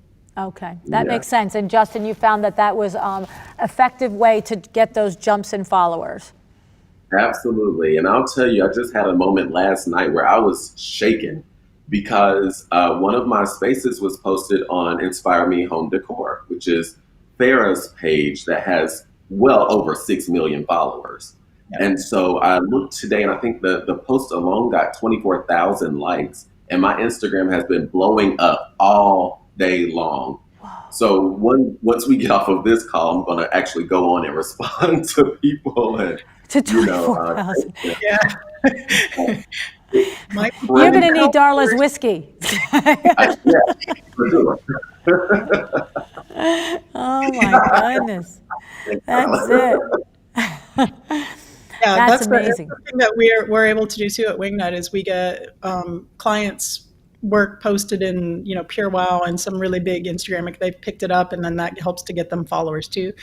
That depends on their end game too. So love it. Okay, I have a couple more questions here. Do you recommend going back and cleaning up your feed and deleting posts? So you've had some lessons when you look at it. Do you just take them off and you hear what the experts like you say and you're saying, uh-oh. So do we just take them off? Yeah, go through, call it, look at them, see what visually isn't, but don't delete them, just archive them. That way people can't see them, but you're still going to keep your statistics and your analytics for the year or whatever. So you can really compare and contrast and compare and see why they suck so hard compared to what you're doing now. Just have them there. Just don't delete them, because those are numbers that you might want to give to an agency so they can take a look, or, and if you want to delete it, you absolutely hate them, go ahead. But I would archive them. Yeah, just go through, clean it up. You can always unarchive them. Yeah. And did you do the same, Justin, when you were learning your lessons along the way? I'm telling you, when I had that camera on me, it was me, dog, mom, dad, me. So I definitely went through. I didn't even bother to archive those. I just deleted them. And then there were some photos that were just, they were just bad. Because I'm also a trained stylist, a trained photo stylist. And so in going through those photos and again, just maturing in my field, I would look at them and think, gosh, this is just horrible, and it doesn't represent who I am now. And so that is something that you should definitely ask yourself. Does this photo or does this post or this series of posts, does this represent who I am now, who I'm trying to reach, and how I want my social media to appear to others? I love that. It's a simple question to ask yourself. When I look at this, does this represent who I am now? I love it. That's a great barometer, right? It's either a yes or a no answer. We don't debate that. Okay, and then there's another question is there a percent of engagement that you hope to see? So, and what are we making this percentage based on? Are we saying like if it had, 50 likes, is that what we're asking, Darla? Because it wasn't even more, it didn't, is there a percentage of engagement you hope to get on a post from Casey? So what percentage of what are we talking about? Of your reach, of your likes, of people commenting. If you can get 5 to 10%, you're doing pretty good. 5% would be at the low range. 10% is doing really, really well. Just on your reach and how many people have seen the post, following, liking, all those statistics are doing pretty well. So 5% of your reach is good. 10% of your reach is really, really good. But now help me figure these out. So when you say reach, I have to go in, it says view insights, and I see the reach number. Okay, so it's not like I have a post and it has 40 likes. I'm not looking for 5% of 40 likes. I'm looking for the percentage of people it reached versus the number of people your follower numbers. So like if you have 20,000 followers, I'm so reaching, I kind of misspoke. So if you have 20,000 followers and you put up a post and you get 5% engagement in there, do math for me, LuAnn. Oh, yeah. Watch me or do 10%, 200 comments, which Justin gets pretty regularly. He does really well with his engagement. And just in a brief overlook, that he doesn't have any worries on there. But if you're only getting like 1 or 2 or 3%, then there's some followers on there maybe that are some robots or something that aren't really engaging, in a healthy way. That actually, as much as this sucks to say, it might be time to cull through some of your followers if they're not engaging with you, because that could be more harmful than. You know what I mean? So like if you have 21,000 followers and you're going to someone to collaborate, they're gonna, or to do a affiliate or influence, and they see your engagement rate's really low, it might be more helpful for you to have 18,000 followers and a relatively higher engagement rate and get rid of some of those accounts that are just dead weight. Can you get an account off of yours? It's not that they have to unfollow you. You can take them off, stop following me? Mm-hmm. Yeah. Yeah, you can. Yeah. I didn't for know sure. that. You can clean it up. Yeah. I mean, I wouldn't, because I'm going to Yeah, go. that's. There are there are programs that you can run on there that can tell you which are not active accounts. It's kind of like your email marketing. If you have an email list and people aren't responding to your emails, and you're paying a certain amount for 5,000 or 1,000, it hurts you. So you want to unload some of that dead weight. I know people don't want to hear that because they were dying to get followers. Yeah. Well, but what if your account is really, let's get it back down into normal terms. Your account has 1,000 followers or 2,000 followers. You're a regular business. You're not, a lifestyle brand like Justin, and you don't have all these other aspirations of doing the collaborations and the licensing and so forth. So you've got, say, 2,000 followers, and you put good work up. Say you do all the things. Is it possible to do all the things and not have it work, or is there something we must be missing? Because if I have 2,000 followers and I put a picture up and I get 3 likes and no comments, and that happens 5 posts out of 7, what do you think it is? Do you think it's my captions aren't good? Like where is it?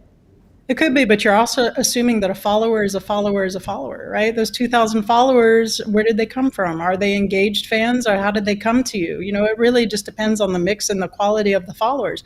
Someone with 1,000 followers that have came there organically, love the hell out of what you're doing and want to comment and everything, you can have 50% engagement rate on there. It really just depends on how they came to you. But the bottom line is that the amount of followers you have is what goes into the math to figure out the engagement, and then affiliate marketers can see, okay, then her follower count or his follower count isn't quite as impressive as it looks because the engagement rate is so. Okay. And what if you're doing all the things right, like Justin, you are doing the curated authenticity, you're doing all the things right, and you're doing the answering, like he's going to sit there tonight for hours and answer all those new comments, right? But call me Justin. What if, say you are doing all of that, but yet your posts do not have that 5% engagement. If you got the 5%, you say you have 2% engagement and you're answering every one, but the people coming back and talking, engaging isn't increasing. What do you think that is? Or how can you move that number? How can you move that needle? Because the more engagement you have, the more it will show up in the algorithms as well, right? And so that more potential clients will see your feed as well, right? Was that to me? Yes. I do have a thought though before Justin answers too. Something that if you do have everything going right, you want to, and your content creation is on the money. Justin has no problem with this, and you're getting low engagement as far as people commenting. You might want to check your caption and see if there's any kind of call to action or any kind of question that leads to an engagement to start a conversation. Not something cheesy. So that's important. That's very helpful. The polls, especially the polls, because that gets questions started in the direct messages. So definitely doing things that say, hey, I'm talking to you, answer me, don't sit there and be rude. So things like that. There have been times where I've posted something like, hey guys, what do you think about this? Or what do you think I should do with this space? People love to tell you what to do. They love to tell the expert what to do. So things of that nature would be a great way to kickstart a post that you may have. Okay, so that's a great question. It's the same thing in real life. We come in and we're a person who is showing interest in the opinions of others. We're not just putting our opinion. It's sort of like the same thing with the camera, right? And the camera, you turn the camera around, but turn the post around and the conversation around, right? To bring them into the conversation. Yeah. And that's the way you craft your captions, right? The first 150 characters on Instagram is what you see. So get their attention, get them to read it and make something about the post and ask them what they would like to see or what they're doing. The stuff that does really well, favorite movies, favorite drinks, favorite foods. Yeah. People just love to talk about themselves in that way. That's some cheap tricks, but every now and then it's fun. I mean, I love talking about food and whiskey. You'll get me every time. So, yeah. I'll say that too. I was at a restaurant and just tagged the place, and people were just like, "Oh, well, how were the wings? Or how was this? Or how was that?" Yeah. And that's just another way to kind of get the conversation going. People love food, just as much as they love design. That's awesome. I love it. I'm going to look to see, what do you do if you use a it says, what do you do if you used a banned hashtag? I used hashtag desk because it was a photo of a special antique desk, and I since found out it's a banned hashtag. Why would hashtag desk be banned? That's you got me with that one. Hashtag this is desk. When, pop culture goes over my head. You know what, though? Just a general hashtag like desk, that would bring up millions of desks. You want to make something more specific. So if it's an antique desk, hashtag antique desk. That way you're pulling up a curated hashtag of antique desk, and all you're going to see are antique desks, which won't be as broad as desk. Was that a hypothetical? Because it's not banned. I see desk showing up just fine. It might have been a hypothetical, but to Justin's point, that's a very broad hashtag. You are not going to be found by posting hashtag desk. Okay, so maybe Miami desk, antique desk. Yeah, maybe. We have about 7 minutes left, and I want a couple of questions here. I know a couple of times people asked, how often should you be posting? And I know, Darla, you're going to say consistency, right? But how often? And then we got to say what Holly's teenagers are telling her. And I know we're going to tell Holly's teenagers to butt out of her business. Holly's teenagers are saying that my teenagers rip me on for posting on IG even 3 times a week. They say once a month. Fire your teenagers, first of all. Holly, you have our permission to tell your teenagers, they don't know everything. Once a month. We recommend it winging up 4 to 5 times a week. And the reason that's only 4 to 5 times a week is because we understand you guys have lives and you're really busy. I mean, if you can post at least once a day, that'd be terrific. Some of the bigger influencers post a couple times a day. It really just depends on what you have going on. You might have a project that lends itself to a day-to-day, reveal kind of thing and stories or on Instagram. It depends on that, but at least 4 to 5 times a week. And have I mentioned this is a full-time job? Yes. And Justin, how often do you post at So this I'll point? tell you, I'm not as good as posting as I should because, again, like I have work to do as well. However, I do take my followers with me in my stories. My stories is consistent. I post there daily. I don't post to my actual page daily, but my stories there's always a party going on there. So Yeah. I think you have to also figure out, who your followers are and take them over to your stories, invite them in, and that way they feel connected to your life in that sense. If you're not posting as much as you should, which is me.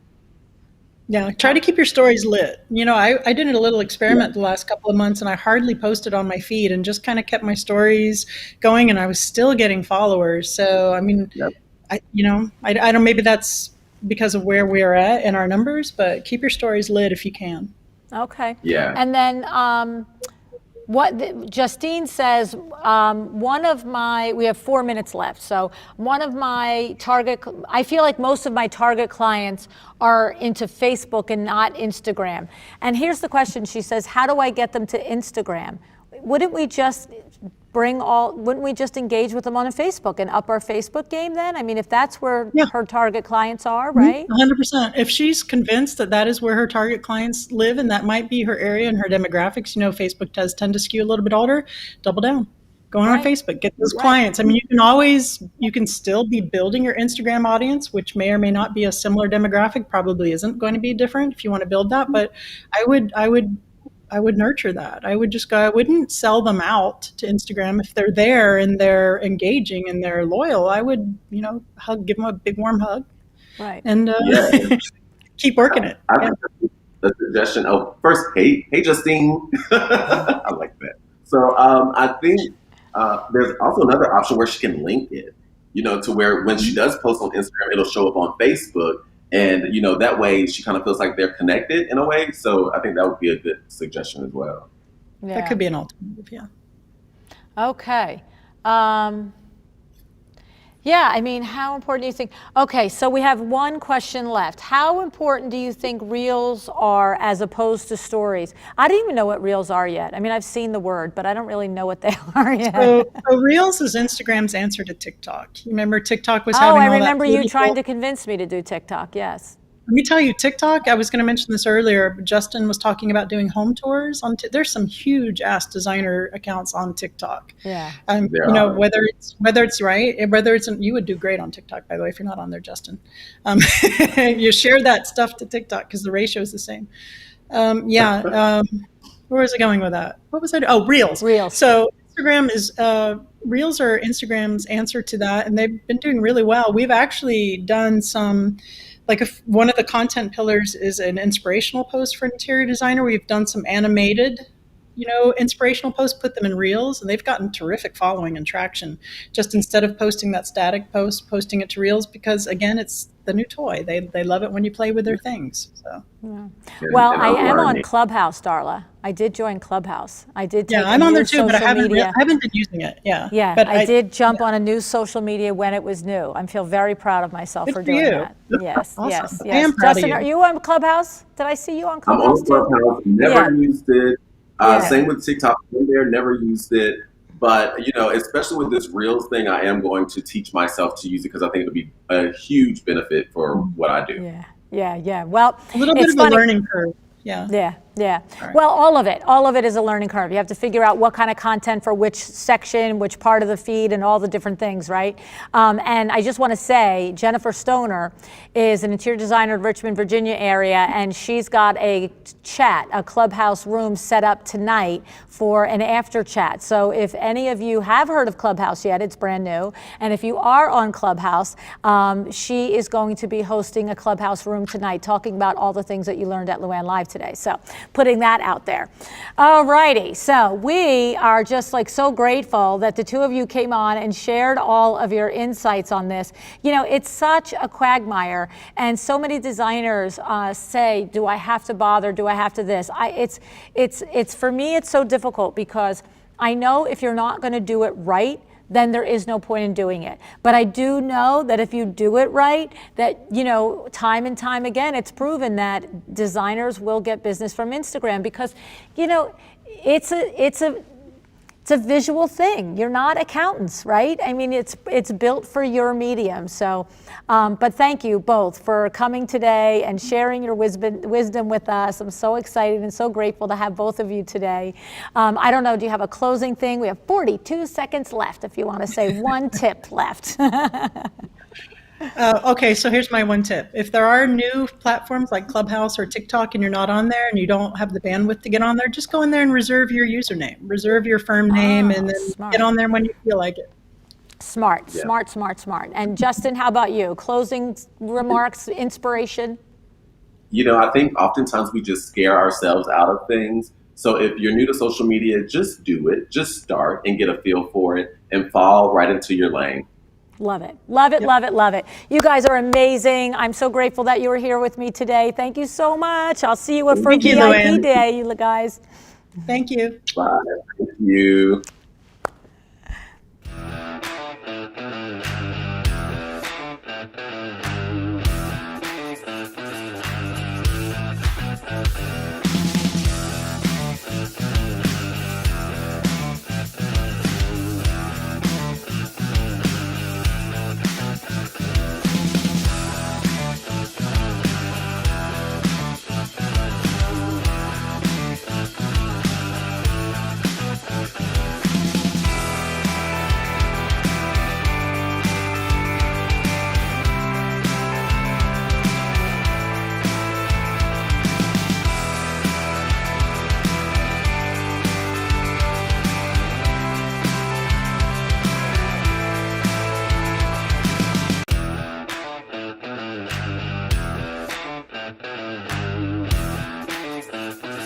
Wow, that was another hour-long packed information, panel discussion, masterclass.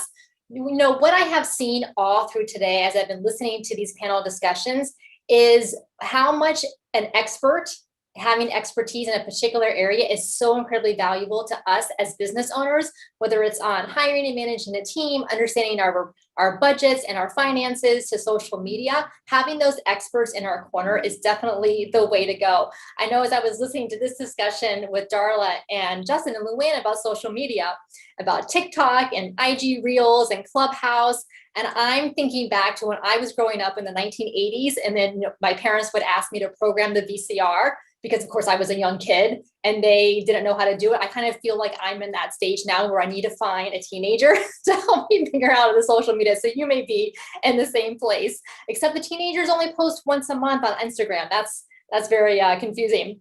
All right, so again, thank you so much to MyDoma for sponsoring this panel on social media. Thank you so much to our panelists. They are amazing. Make sure, of course, to follow them on Instagram and wherever else they are. If you haven't already, hopefully you took some screenshots during the social media panel and have shared them on your social media. We do have a prize winner for this panel. So this prize winner gets a 45-minute coaching session with Darla on social media. How incredible is that?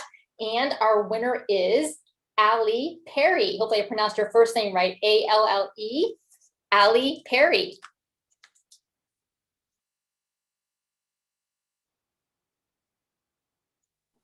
Hi, can you hear me? Yes. It's kind of the phrase of the day, right? It always is on Zoom. Congratulations. Yeah, I'm so excited. Thank you. So is it Allie? It is Allie. Yep. Okay, fantastic. Well, Allie, tell us a little bit about yourself. What do you do and where you live?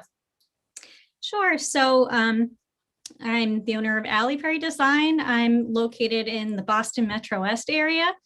And I'm actually what LuAnn would call a hashtag baby designer. I'm just starting.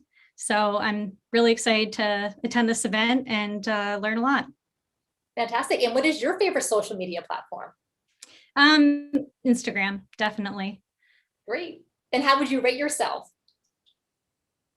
I put myself as a 2. I have a lot of work to do, but I feel like I've taken away a lot of tips from this session. So I'm excited.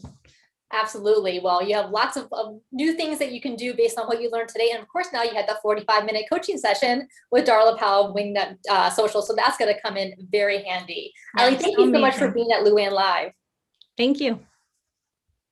All right, well, that was our last panel discussion of today, but we still have more content, more programming coming to you. We are not done yet by a stretch. Of course, we have tomorrow's panel discussions as well. So tonight, or all depends on what time zone you are, but today we still have coming up more with LuAnn. So she's going to have a lot of fun with you, all of you who are here in Zoom, have some more conversation with you, bring some more of you up on video so you can chat with LuAnn and give her your ahas from today. I know you have lots of notes that you've taken, all the things that you're going to do now, things you want to do soon, mindset, things that you've learned, things that you want to apply going forward, again, whether it's hiring or social media or finances. So start thinking about what those aha moments were for you today, what your top 3 aha moments, look through your notes. And so I know LuAnn is going to want to hear those from you. So hang tight, don't go too far. Maybe go get a refresh on your drink, but then be back in a minute because we have a lot more coming up.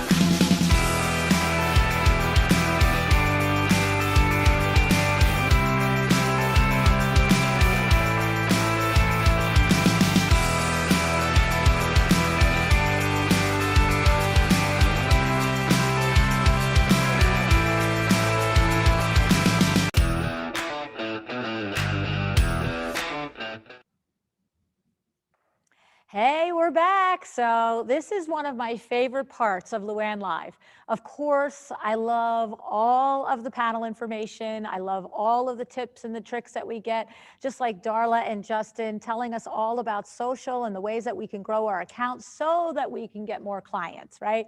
But this is my favorite part of LuAnn Live, of getting in here and talking to you guys and finding out what it is that you learned today that you're going to take back to your business. So I am going to play a little Mother May I, Simon Says. When I turn around and look at you, I want to see hands up. I want to see who wants to share with me an aha moment.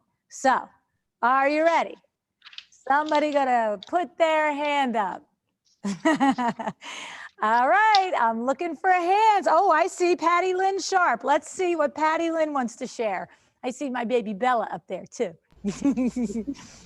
Here we go. Here's Patty Lynn.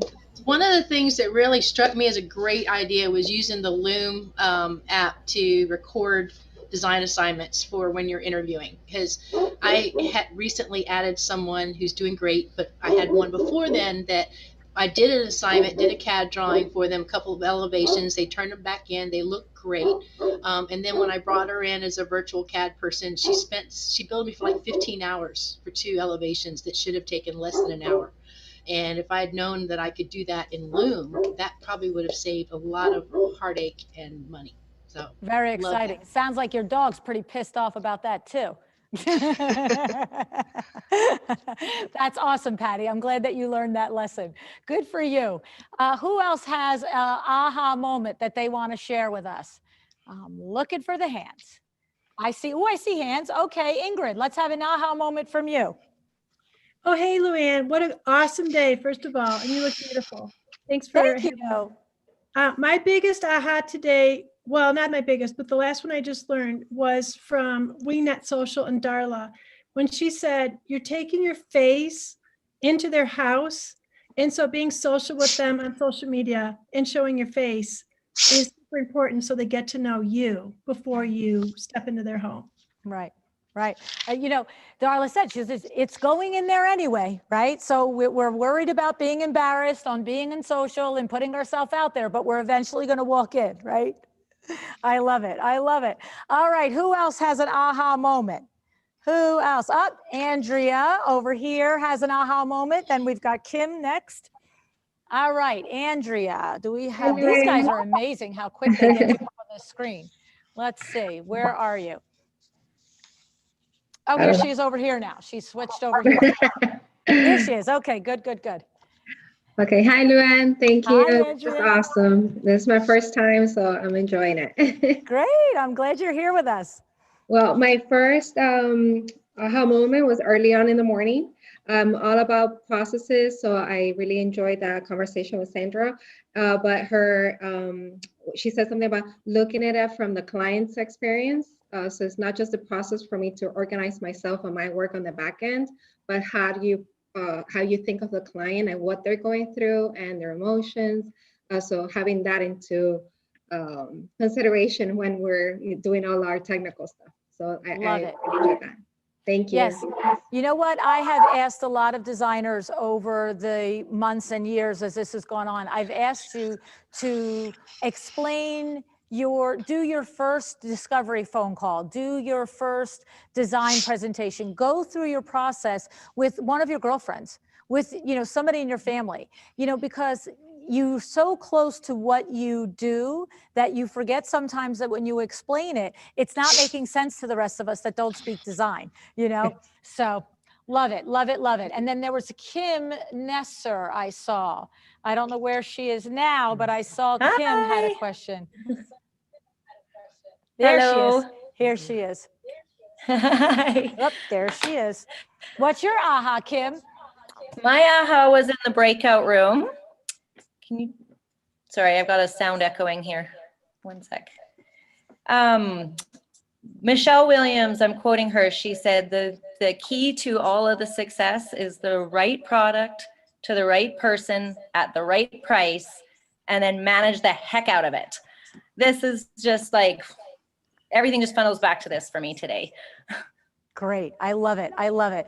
The right person at the right price for the right project. What was the last one? Product. You have to sell the right product, whatever that is, to the right person. So know your target, know who it is that wants to buy what you have, and then figure out the price, make sure it's sold at the right price, and then just manage the heck out of it. So stay on top of it. Don't let the balls drop, that kind of thing.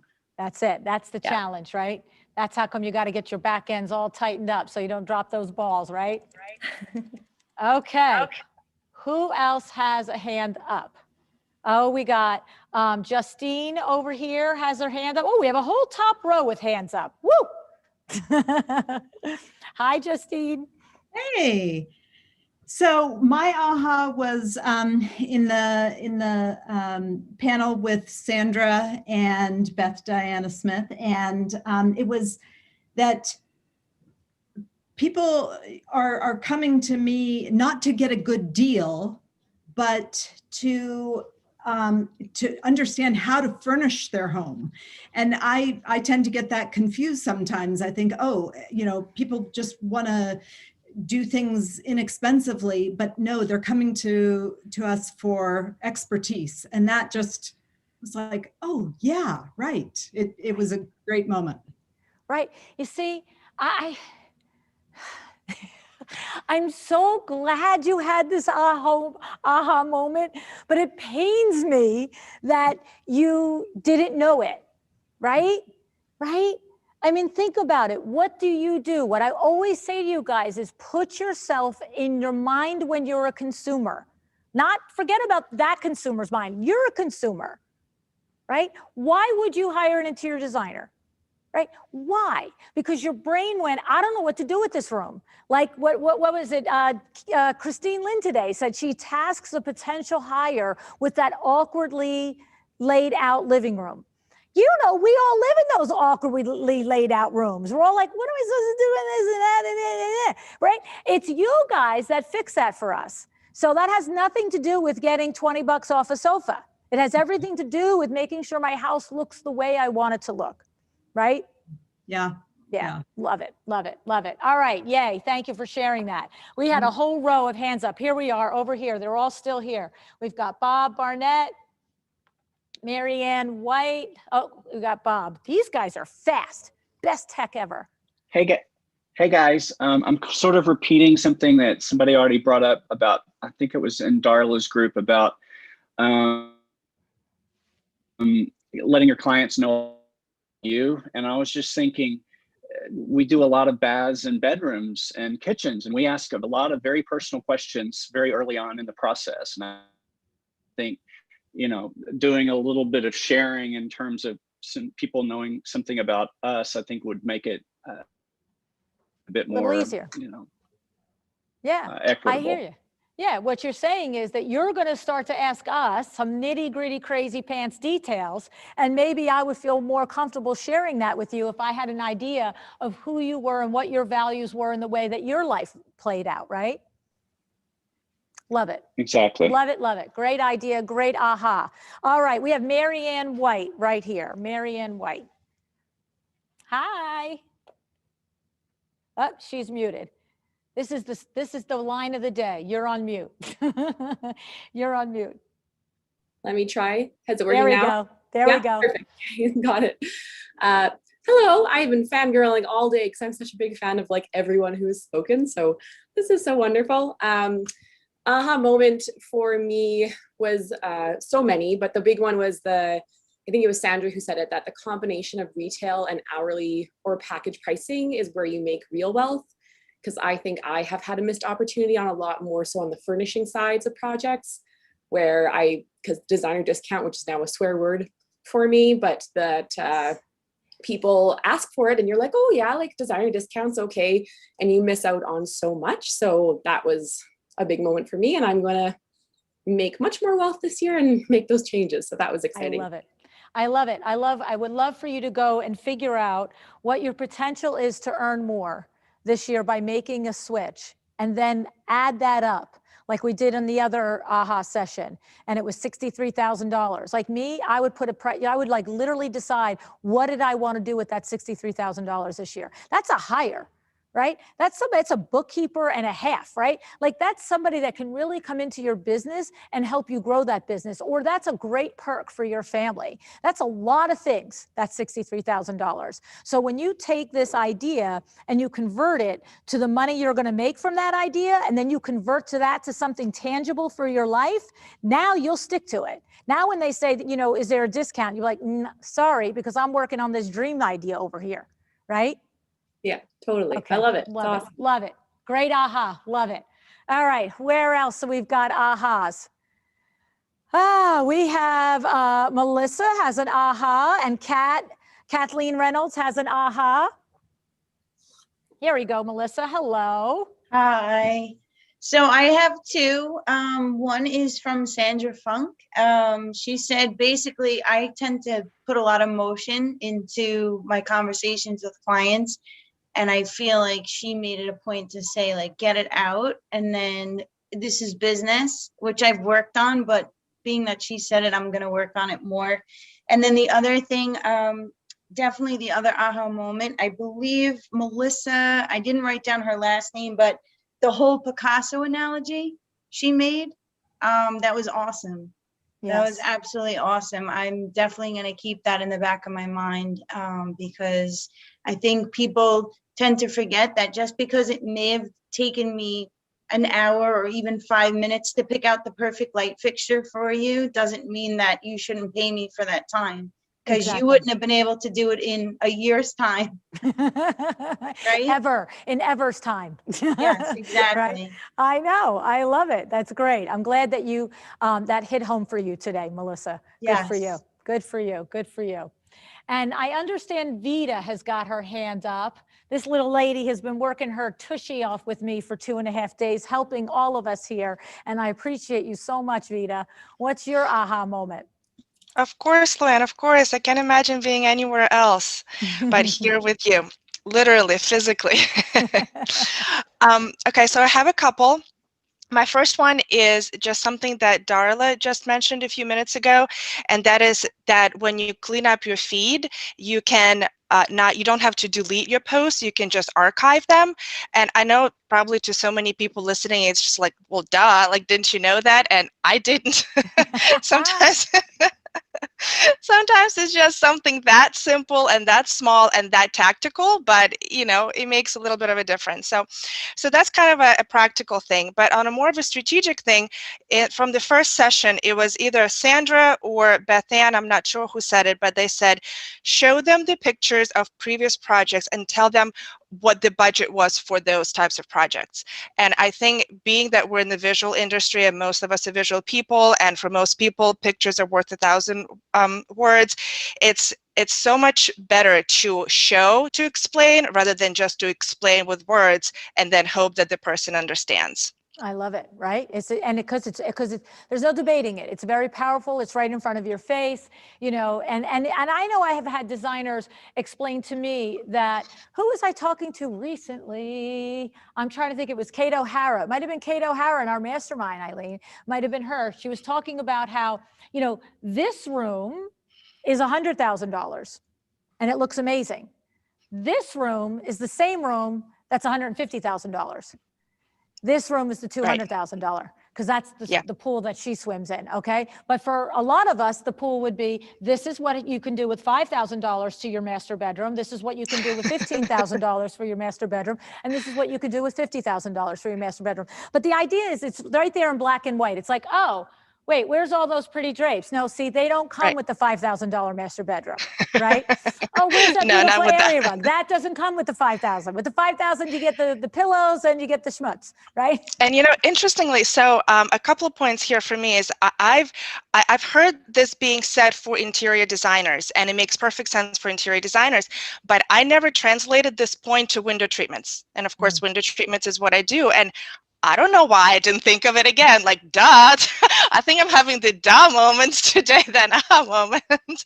But you know what, even though I did hear it more related to interior designers, I never even thought to parlay it to window treatments. And this goes back to, I think the points that we were saying, like why to attend this event, why to attend any event, because you can hear something a million times and then on day X, you hear the exact same information and boom, it just hits you like, you know, a pound of bricks. And there's my duh moment for today. The Rubik's Cube, it clicks into place, right?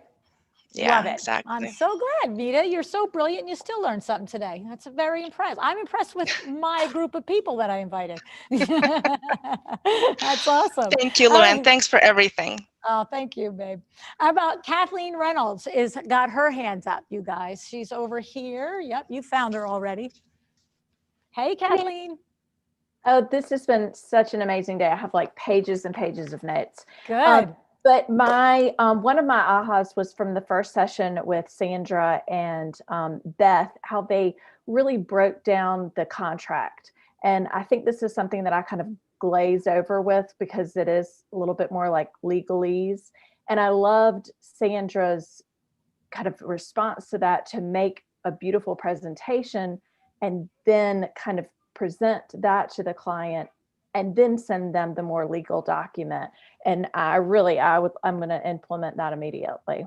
I love it. It's a great tip. It's a great tip because, you know, you can make it beautiful and pretty and keep our attention through it and point out all of the high points that we need to point out. But then the way Beth does it, and she sends it on for signing, you know, they've got to be grownups and they put their name on their John Hancock on it and they have to own it, right? Love it. Love it. Love it. Love it. All right. Who else has got an aha moment for us? Oh, here we go. We have Heidi Reese here wants to have an aha moment. Hi, guys. Hi. The thing that I loved hearing today from Sandra this morning was when she was talking about who is coming to a designer to save money on furniture. And I feel like a big part of what I've been bringing to my project is look at what a good value I am. I can not only design the crap out of your house and give you a really beautiful space, but I can give you a really good value for it. And that just hit me like a ton of bricks. And then they also said people don't mind making it rain on their goods, but they'll scrutinize the design fee, which I have had a problem with. I've been sharing my discounts. So I wrote down, stop sharing discounts in all caps. You are the incentive, not the pricing on the goods. And when you hire a professional, it will cost more, but it's done right. And I think that was you talking about the steak, by the way. So that was mind blowing. Yeah, I have to say, you have to listen to this Friday's episode. What's today? Tuesday? Friday's episode is a What Would Lou Do episode. And I really do go into that a lot about where, and the thing is, what I actually say in the episode is what you just said here. On one hand, as a community of interior designers, you are really outraged when people come to you and want you to show them your net prices, want you to give them your discounts. But at the same time, you're constantly bringing that into the conversation. I can design your room and I can save you money on your purchases. Like, leave it out. It doesn't belong there. It doesn't need to be there. If somebody brings it into the conversation, then figure out through all of the people here how you're going to address it. Okay. But honestly, you can't have it both ways. You can't say, I'm sick and tired of clients not appreciating my value and asking me for my discounts, and then be the one to enter it into the conversation every fifth time. I mean, it's illogical. And if, I don't know, it's where I started levitating last year, and I just might have to get going. I'm not sure. Well, I think that was really a game changer for me because I realized I had a couple of clients this year who were treating me like coupons. And I told my husband, I'm done picking up every dirty penny off the ground. I got to step over those and find the money that's worth my time. So It was really helpful. I'm glad you had the moment, but do you understand when you say to them, and I'm going to save you money on your purchases, no wonder they're treating you like a coupon because you said, I'm your coupon. I'm your ticket to lower prices. Yep, that's exactly right. Yeah. So, listen, I said it once earlier today. I got news for you. You're in a luxury business, period. Period. You're in a luxury business. Any single person on the planet can go furnish their home without an interior designer. As soon as they consciously say, I would rather do it with an interior designer, what are they saying? They're saying, because you're going to do it better than me. Guess what? When you hire somebody to do something for you or better for you, you pay for it. They're grown-up people going into the arrangement. They understand. Don't tell them otherwise, right? Whoa, I'm really close to levitating. I'm not quite there, but I'm getting there. All right. What else? Who else has a question? Okay. Beth wants to say something, right? Is your hand up there, Beth? It is. It was more. Come on, preach, Beth. Come on. It was more of a comment. I feel bad. I can't remember her name, with the blonde who was just talking with the really cool hair. Haircut I love, by the way.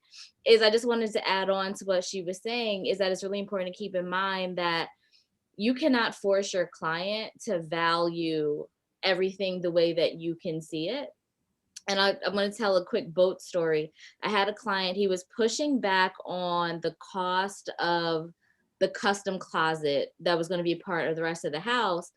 We had the conversation on Friday. I'm back on site on Monday. But during the weekend, he had bought a boat. So it's not that you couldn't afford the closet. It's just that you didn't value it. So one of the things to keep in mind is it's not worth debating the cost of things. And my client says that they don't want it, they can't afford it, they want something cheaper. I'm not running around to help you find it, but as we go through the process, I will make you feel like you wish you have did it. And that's usually what they do. You just have to play it smart. Don't chase them, have them chase you. Right. Love it. Great advice. Great advice. Love it. Okay. So Malky has something she wants to say right here. Hi. I'll give everybody a little background. I know LuAnn since like the first year that I'm in business. And, you know, one of the best things, besides that she's an amazing person, as I'm sure you all know, one of the best things that she's done for me is that my business mindset has accelerated way beyond the amount of years that I'm in business and brought me to projects and places that I'm currently working on that don't match up to the amount of years that I'm in business just because of where she's brought me to. So one of the things I realized, everybody loved what Beth Diana said about you're not obligated to work with me. I think a lot of designers don't yet have the mindset that you can curate and edit your clients. Like if you're a good designer, if you're worth your salt, you curate a room. You say, you know, this is our style directive. This is what we're choosing here, which means we're saying no to other choices intentionally. You can do the same thing with potential clients. If they're not working for you, you don't need them. You don't even want them. It's like the pieces of design that don't belong in your room. Those clients don't belong in your projects, in your life, in your portfolio, in your wherever. The same way you apply that principle in your design work, you apply it to your business as well. Like if it doesn't fit, it doesn't fit. And that's okay. I love it. You can tell that we've known each other for 5 years. I know. We met each other the first year of the podcast, and you were very brand new in business. And I remember you wanted to join the very first mastermind that I was running for new designers. And I remember you and I talking a couple of times about it. And you were like, okay, I want to do this. But your husband wasn't sure. Do you remember that? Yep. Yep. And you're like, I don't know how you feel about this, but would you have a conversation? He doesn't listen to the show. He doesn't know you like I know you, right? But it was great because he was looking out for you and making sure that you weren't making wrong moves with the beginning seed money that you had for your business. But you are a really good example, Malky, of someone who comes for the information and then takes away and puts it into action. That is what I've known you to do from the whole time I've known you. And I'm so proud of you and how you've grown your business. This kid is going to the AD 100. That's on her dream team list too. She is. Oh, yeah. This kid, that's on her list too. So we all got to watch for that. Okay. All righty. Awesome. Awesome. Awesome. Who else has a question? Nancy Sabrava over here has a question. This is one of my exciting window chums. Let me unmute. That's it. Yes. Let you unmute. The word of the day, right? The phrase of the day. How you doing, Nancy? Well, I'm doing really good. You've worn me out. I worn you out. That's funny. Well,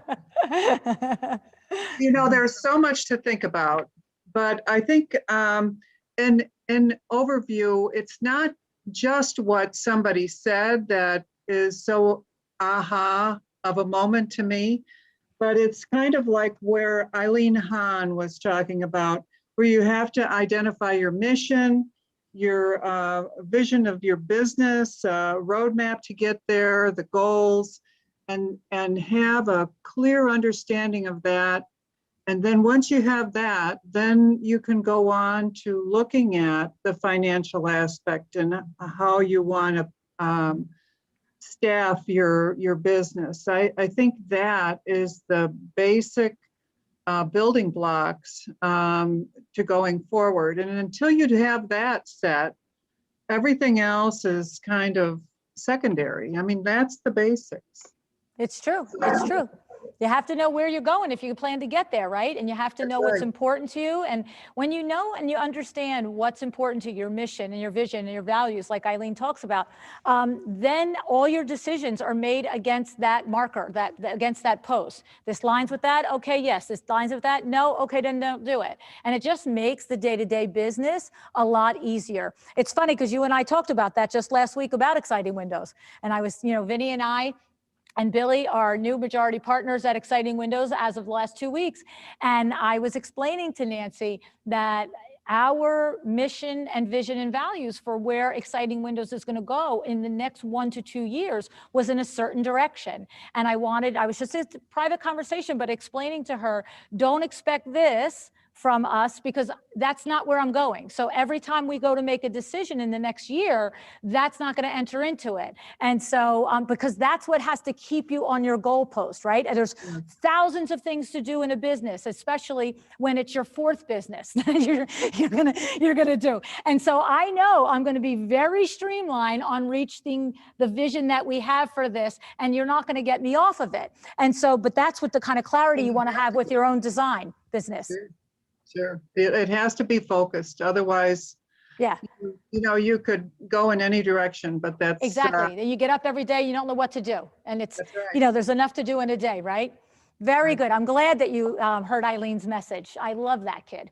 All righty. Good job, Nancy. Thanks for joining us. All right. So we have Nicole and Nisha. Oh, no, Nisha's not. That's bananas in the background.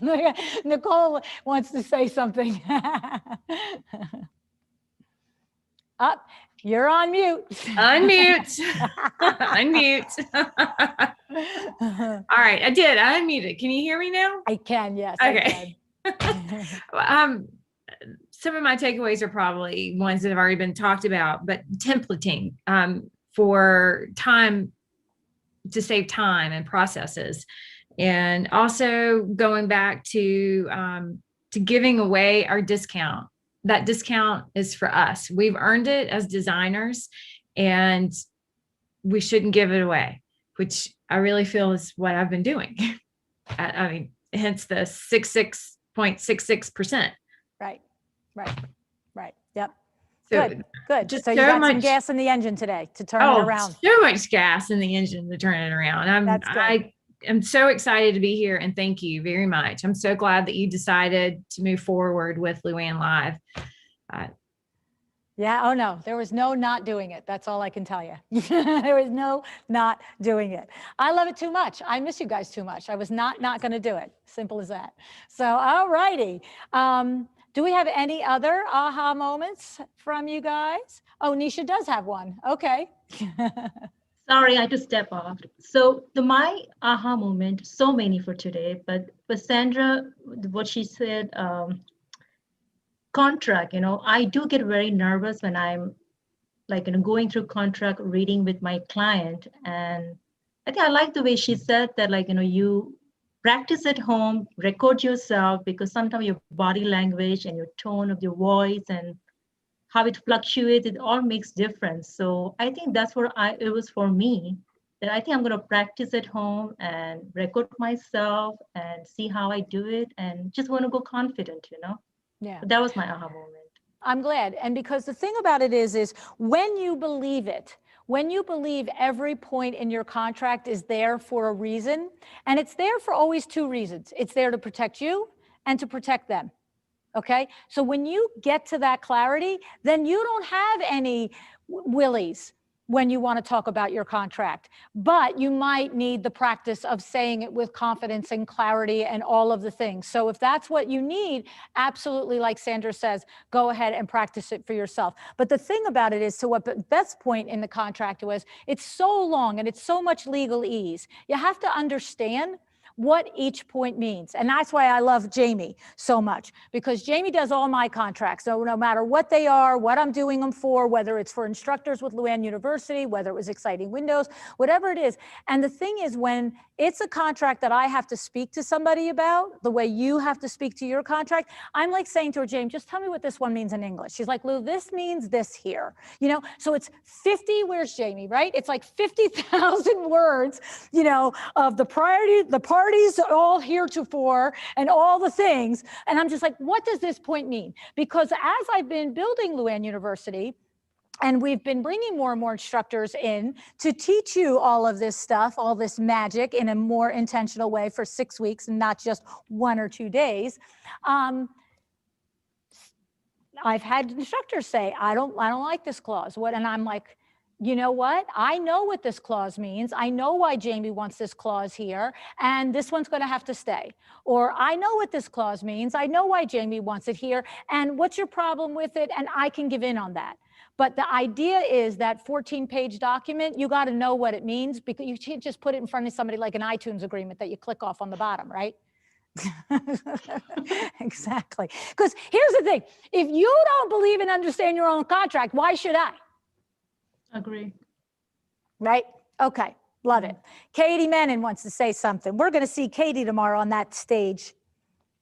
Yeah, well, that's the thing, is just talking about believing those details of the contract. I just am going to allude to my conversation with Desi tomorrow and my experience working with her, is that it just translates across your business completely. You have to believe these things in order to feel good in the business, to convince your clients. And then it's even changing your vocabulary. Like, I need to convince them. Like, no, if I just believe that this is what it is, that's what it is. It's a fact. And it's just the mindset. It's just so powerful. I think we take it for granted sometimes, and going through that step of believing the things is important. Like you said, however you have to practice that, talking it through with your friends, like Sandra said, it makes all the difference. So. Yep, absolutely.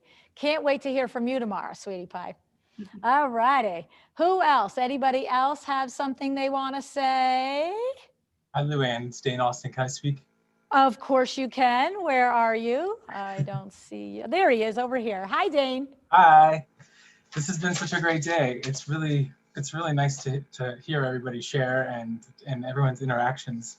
I think one of my biggest takeaways actually was for the breakaway, and it was talking to Nancy G, and just the idea that you should talk about your budget in the front end, so that it's not, you don't have surprises along the way, which I've kind of known. But she said take it a step further and think about asking the question to the clients: have you done your research, and what's your investment level?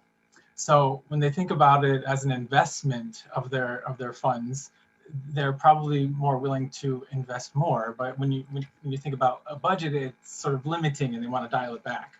Right. So I love that sort of little mental mind shift. Rather than talking about the budget, talk about the investment level, and to ask if they've done their research. I love it. I love it. You know what it reminds me of? If you were going to walk into like a Lamborghini place, right?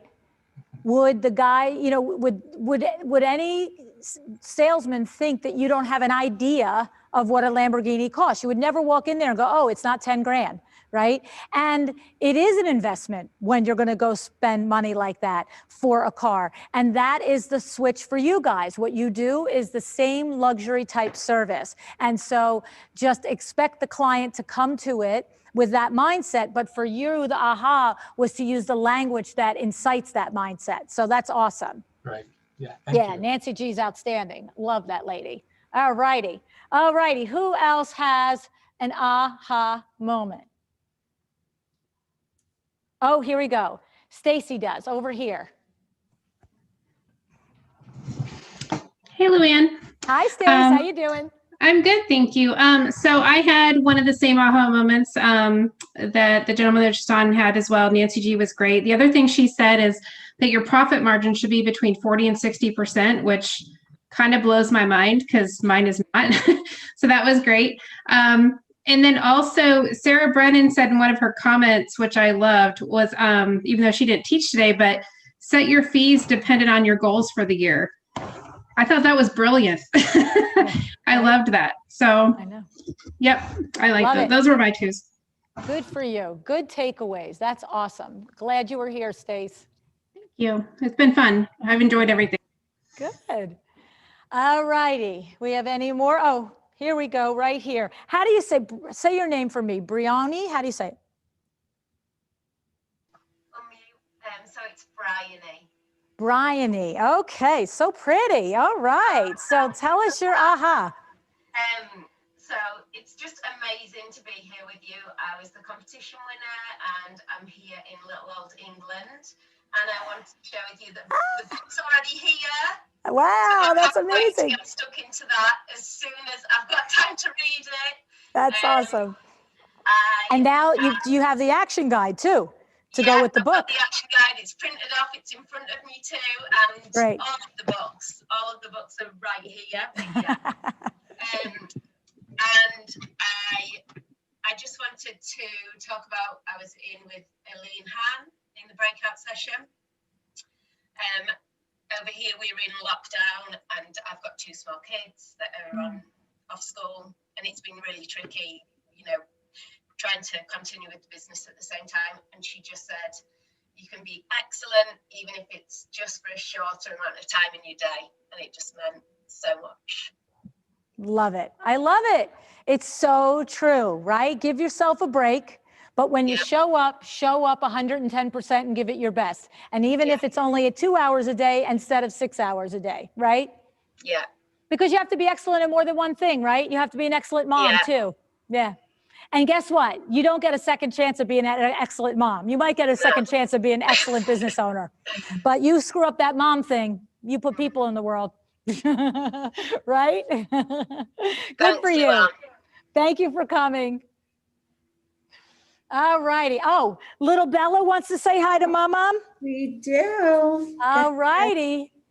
Hi, Bella. Hi. What do you have to say? You wanted to say something, right? I love you. Ah, sweetie pie, I love you too. And? This is the only time in her entire life she's ever looked shy. Go ahead. Right. I love you, and you said it before. I'll need you to say it with me. Ready? 1, 2, 3. Great job today. We'll see you tomorrow. Thanks. High five. High five. High five. Thanks, Bella. Thanks, Beth. You're cute. It's just a nut. You're cute, Bells. You're cute. Anybody else have an aha moment? We got Ariane up here. She's our MC for tomorrow. Looking forward. Carol did a great job. Listen to me. I know that you are going to kill it, but those are some shoes to fill, huh? I'm with you on that. First of all, I'm going to have toothpicks holding my eyes open because this has been information overload. Second, I'm going to have to hype myself up on some coffee, caffeine, all of it to get through it. But this is amazing. I literally have a text that I'm going to press send on as soon as this is done because I don't want to interrupt you. But you are amazing for this because this has been mind-blowing. Okay, but to my aha moments. Actually, I was really inspired by the session with Eileen and Christine because I'm in that part of my journey where I'm looking to scale and grow appropriately. And the tips that Eileen gave about what to ask when you're hiring someone, how do they thrive? How can they help you with your mission? I would probably have been so focused on what can you do that I might have missed asking those important questions. So I love that. And I also love how badass Christine is because she doesn't fall into a goal. She like sets the intention. Homegirl said, I'm gonna be AD 100. How do I get there? I just thought she woke up and that happened. Like I need to get it together. I need to visualize. I need to be real clear and specific on what I want. And then I'm gonna be like Christine and I'm gonna do the little things it takes every day to get one step closer to whatever that big goal or dream is. So that was amazing to me. I love it. And I know you're the lady who's going to do just that too. I know you firsthand and I know you're going to. And I would tell you, if you want some more inspiration, listen to the episode that when Christine was on the show. And I don't remember how long ago, maybe a couple of years ago, but she was only in business. I'm trying to remember if it was the first year or just around the first year. And actually, I think I interviewed her the first time when it was about a year. And it's, I've probably had a dozen interviews that once they're done, they just go into the stratosphere somewhere. Like my computer eats them up. I don't know what happens to them. And I'm just like, oh, that's great. Let's just do all that over again, right? And so Christine was one of those interviews that I had to do over again. And by the time we got it together, it was another 5 or 6 months later.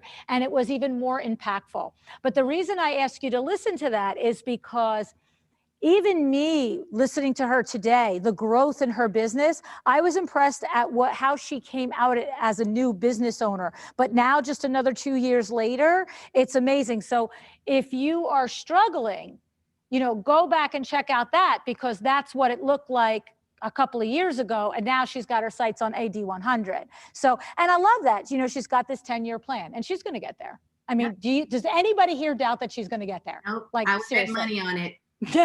Like, forget the billion-dollar mega millions. We all put money on that and we'll be multimillionaires, right? That's right.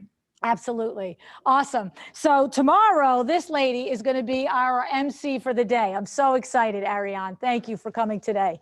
All right. Who do we have here? Oh, Sonia from Jersey. Hi. How are you? Oh, you're on mute. Here we go.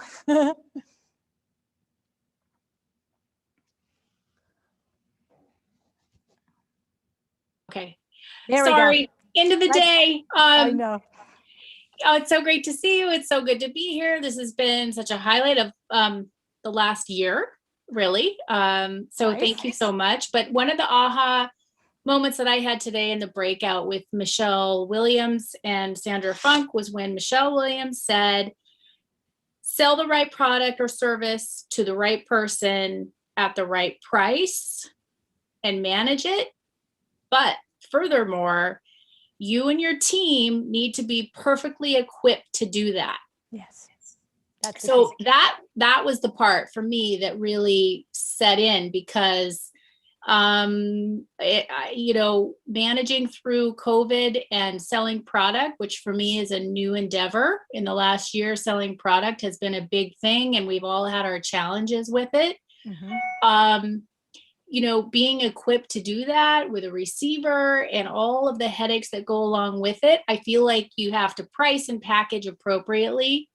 And I'm not there yet. So I'm looking forward to, you know, maybe some things that are happening tomorrow that might shed some light on that. But I'm really going to stick with that to be perfectly equipped to do it, because I mean, I want to deliver 100% to my clients. That's right. And if I'm not perfectly equipped, then I'm not going to be able to do it. No, you're not. And it's funny because I had a recent, it was about 3 or 4 months ago, my very first session with a new coaching client. And she came to the session telling me about this great project that she had an opportunity to do. And it was referred to her by an architect, so solid referral. It was like this 10,000 square foot home or 7,000 square foot home. And as we were getting to know each other, I'm asking her different questions, and I'm finding out that she's never managed a project like this before. And in the conversation, I'm saying to her, do you have a game plan for managing this? And she said, well, I'm not really sure, but, you know, like, why are you wanting to take this project on at this time in your career? And she said, well, it would be great photographs, and I've always wanted to have a big project. But the honest to God truth was that by the time we had the first hour of our conversation, it was clear that she wasn't ready to do it. And I had to look at her and just say, I'm going to ask you to decline this project. I'm going to ask you to find a more skilled interior designer that's ahead of you to refer the project to. Because if you take this project, you're never going to get the photos. You and your client aren't going to be talking to each other by the end of it. If you don't have the team, the structure, the back end to handle a project of this size, you know, you can't do it yet. And don't ruin your reputation with this architect by taking a project that you don't have the skill set, you don't have the back end. You have the chops to design the house, but do you have the chops in the back end to execute it? And it was a tough conversation. And at the end of it, she said, you know, I really, really don't. I just want to do it. And that was probably in September, October. And she just texted me this past week. And she said, you know, I've learned so many more things about this project that have been going wrong with the builder that she has maintained a relationship with. And she's like, I'm so glad I never got involved. So, you know, I have to say, you're exactly right. Michelle Williams is exactly right. She's right about almost everything that comes out of her mouth, I have to tell you. You know, you do have to have, you know, the client experience, you can't make it exceptional. You can't deliver the luxury that you're selling if you don't know how to do it on the back end. But here's the really cool thing. When you know how to do it on the back end, then you're not embarrassed any minute. There's no compunction whatsoever to charge your money. Okay. So good for you. Good for you, Sonia. Thank you. I love it too. I love it too. All right. Anybody else? Ah, hi, Dee. Here's Dee here. How you doing, sweetie? What's Hi, up? how are you? So, can I tell everybody, did you go to the hotel? Not yet. Oh, okay. Oh, we had I'm all that waiting for darn this- snow. You couldn't go because of the snow. Exactly. I'm waiting for this to be over. My bag is packed and I'm ready to like shoot over there. Dee is getting a hotel room so that she can do all of LuAnn Live and the next day and a half for the VIP alone, uninterrupted, without husband, children, clients, everything. So yes. good on you.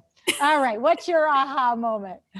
Well, the first one, I really took into account the 5 points Natasha did with a notebook.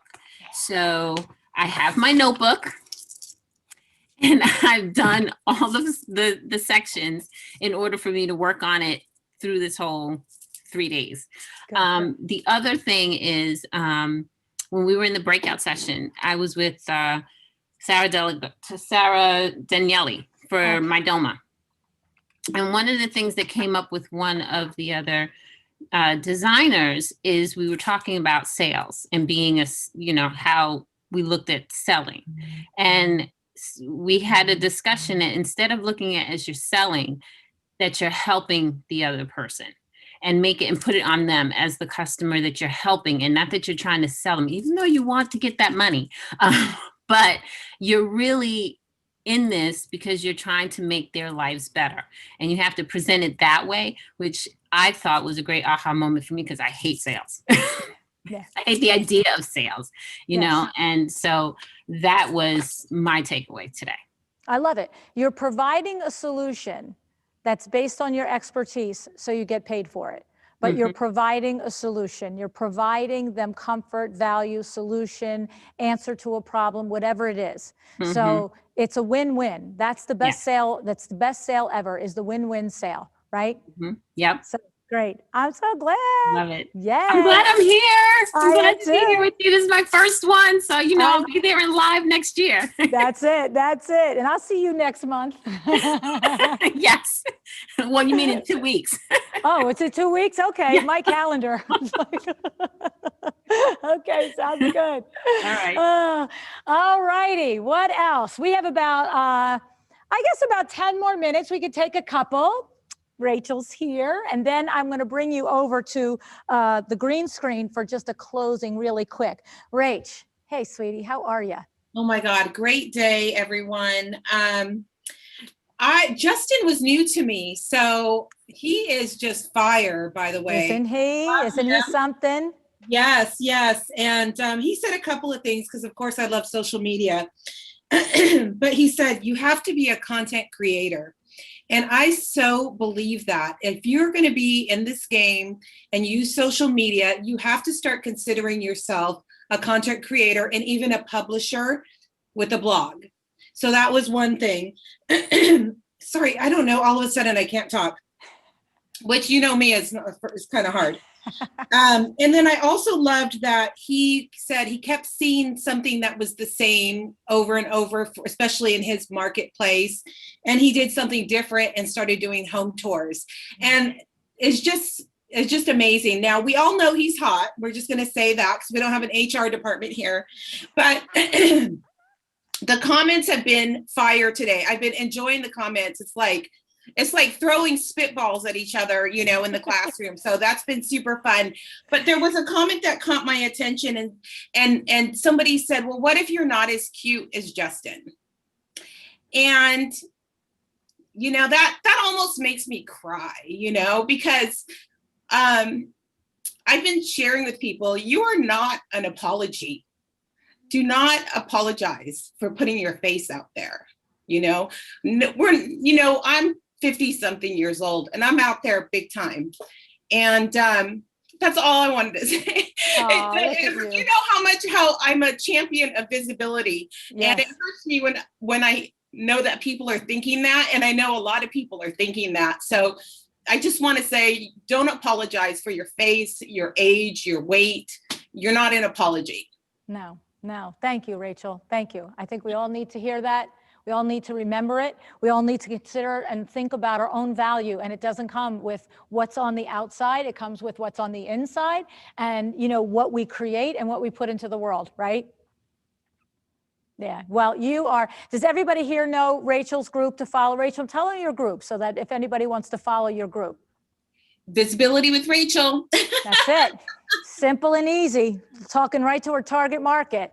Yeah, excellent leader Rachel is. And I just love you and the way you've grown your business over these last 5 or 6 years since I've met you. Back at you, babe. All righty. So we got a couple more minutes if we want another aha moment before I go to the fancy green screen. Wendy's in the house. All right, Wen. How am I supposed to follow that? Oh my God. I know, right? I'll try not to cry. Rachel knows I love her. So my aha was with Eileen and Christine. I love them talking about how you need to meet with your team, meet with your employees every week, but I really love turning it around and asking them to assess themselves. Turning that around and asking them to do that, it's just mind-blowing to me. I don't have to go in and say to them, you know, you're doing this well, you're doing that well, you're needs a little work on this. They can do that themselves. So it's right. Perfect. Yeah, and it is, and it's such a great tactic because Eileen, of course, knows it works from 25 years experience in teaching. You know, I say it all the time. I tell you guys all the time, companies from our size companies all the way to, you know, San Diego Padres and Texas Rangers and all the things. But, you know, when Janelle Fotopoulos from Blakely Interior Design popped into the chat and she said, you know, exactly that, because Janelle follows those principles. You know what I mean? She is an intentional business owner as well and is very, very, very good leader of people. And, you know, she said, half the time they're saying all the things that you were going to say anyway, but you don't have to bring it up. And now it's an easy conversation because it's a helpful conversation instead of a look at you conversation, right? Right. Yep. Great. I'm going to start doing that too. I don't have enough meetings. Yeah, that's it. Good for you, Wendy. Good for you. So what do we got? We got anything else here? Are you guys done? Are you all aha'd out? All right. Looks like we're aha'd out. We have one more. Ashley, who is Ashley? Ashley Evans has an aha. Here she, I had her. I did see her. I unmuted myself. Does that help? Where? That's so crazy. I just had, oh, here she is. Here she is. Right here. Yep. Hello, Ashley. Hi. Mine was, my aha was with Eileen and Christine as well. And it was, I never really thought about it this way. Your vision for your company can also be used to motivate and excite your team. You know, I think sometimes we keep our vision to ourselves, or we don't want to tell other people where we want to go, but that we should, because they can be just as motivated by that dream as we can. That was a really great point Christine made, I thought. Yeah, it is. It is, because when you have the right people on your team, I don't know if Kim is still here. She was here, but you know, that kid runs like crazy, and Carlos and Joanna and Catherine and all of the guys on our team, because they understand where Window Works is going. And we talk to them every single week about where we're going. At Eileen's advice, she's been teaching us. I'm telling you, it is no joke. It is no joke learning to lead a big team, but you can do it when you have people like Eileen around and others that can teach it to you. And she's got 2 chapters in a book, each one, lots of information there. All right. So I'm glad that you heard that message. I'm so glad you heard that message, Ashley. All right.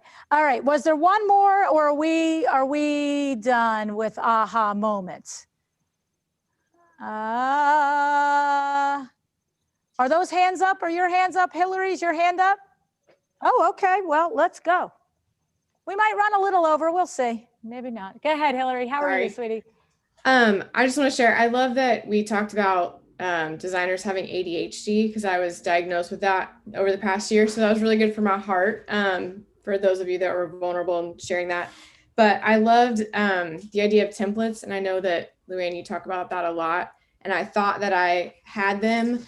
I think I get nervous about templates because I don't want, the details make me scared, but it was just an aha moment for me. Like, templates will actually help me, because I think Sandra said something like, when you have the template, they're thinking, oh my gosh, she's amazing. And you're thinking, wow, that was easy. And that's the kind of design business I want to have. So that's the top of my action list. Good for today. you. It takes a lot of work to develop all the templates. It really does. You can do it yourself for your own business. You have the interior design standard. You could do click and paste and take all of Sandra's templates, whatever works for you. Okay. But if you're going to do it yourself, my recommendation is put time aside every week to work on it. Time that doesn't get blocked off by other things, doesn't get canceled. I don't care if it's an hour a week, and I don't care if it takes you a year. Peggy Morgans was here earlier. I don't know if she's still with us now, but Peggy and I work together. There she is. There she is. Peggy, you should come on there and let's bring Peggy on and you tell them how hard you worked your fanny off all of 2020 creating templates and processes and procedures for your business, right? I did, yeah. With LuAnn's guidance, I did. It's a lot of hours, and you do have to just commit to setting the time aside, because, you know, running your business, you've got 500 other things to be doing to service your customers, and you just have to buckle down and set the time aside to do it. Yeah, yeah. But how great does it feel a year later that you committed to it and you did it, right? It feels like amazing, because the year is going to go by anyway. So we don't look to try and do it. Hillary, don't say, oh my God, it's March. I didn't make any templates. You know what? I guess I shouldn't bother, right? You know, you had your ups and downs. You had your busy periods, Peg. You had different things going on, but we just kept getting back to it. Where are we? Did we do the procedures for the workroom? Did we do the procedures for the installers, right? Yep, that's right. Yeah, yeah, love it, love it, love it. So lots of inspiration here for you to model after, Hillary, okay? All righty, folks, I think what we're gonna do is we're gonna go to the green room. All right, so stay with me. I want you 10 more minutes, just 10 more minutes. I just want to actually let you see the green room screen. And I want to thank everybody for today, all right? So hang on 1 minute and I will be right back, all right? All righty.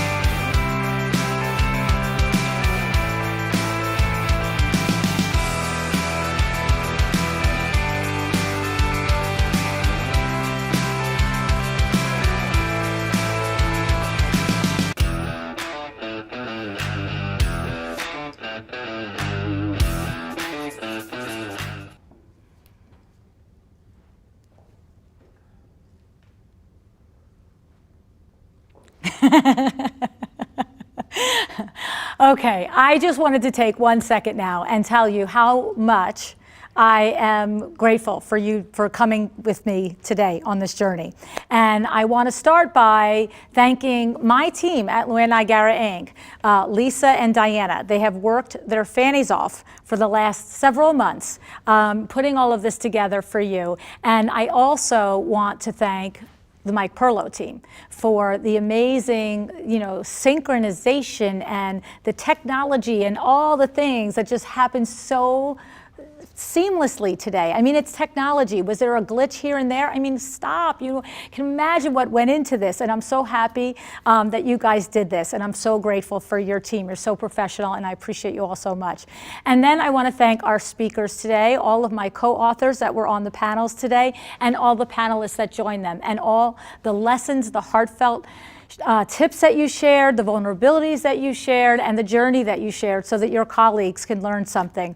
And then for all of you for showing up and being here and believing in that LuAnn Live could be good virtual, and even though we weren't in person, that you gave the benefit of the doubt that we could probably do something special together. I hope that you feel that we did. I think by that aha session, I'm feeling pretty good about it, that you had a great day, and I'm looking forward to seeing you guys again tomorrow, because we're going to do it all over again with new co-authors, new panelists, new aha moments. And so really, thank you, thank you, thank you for coming with me today. And I can't wait to see you tomorrow morning. Thank you.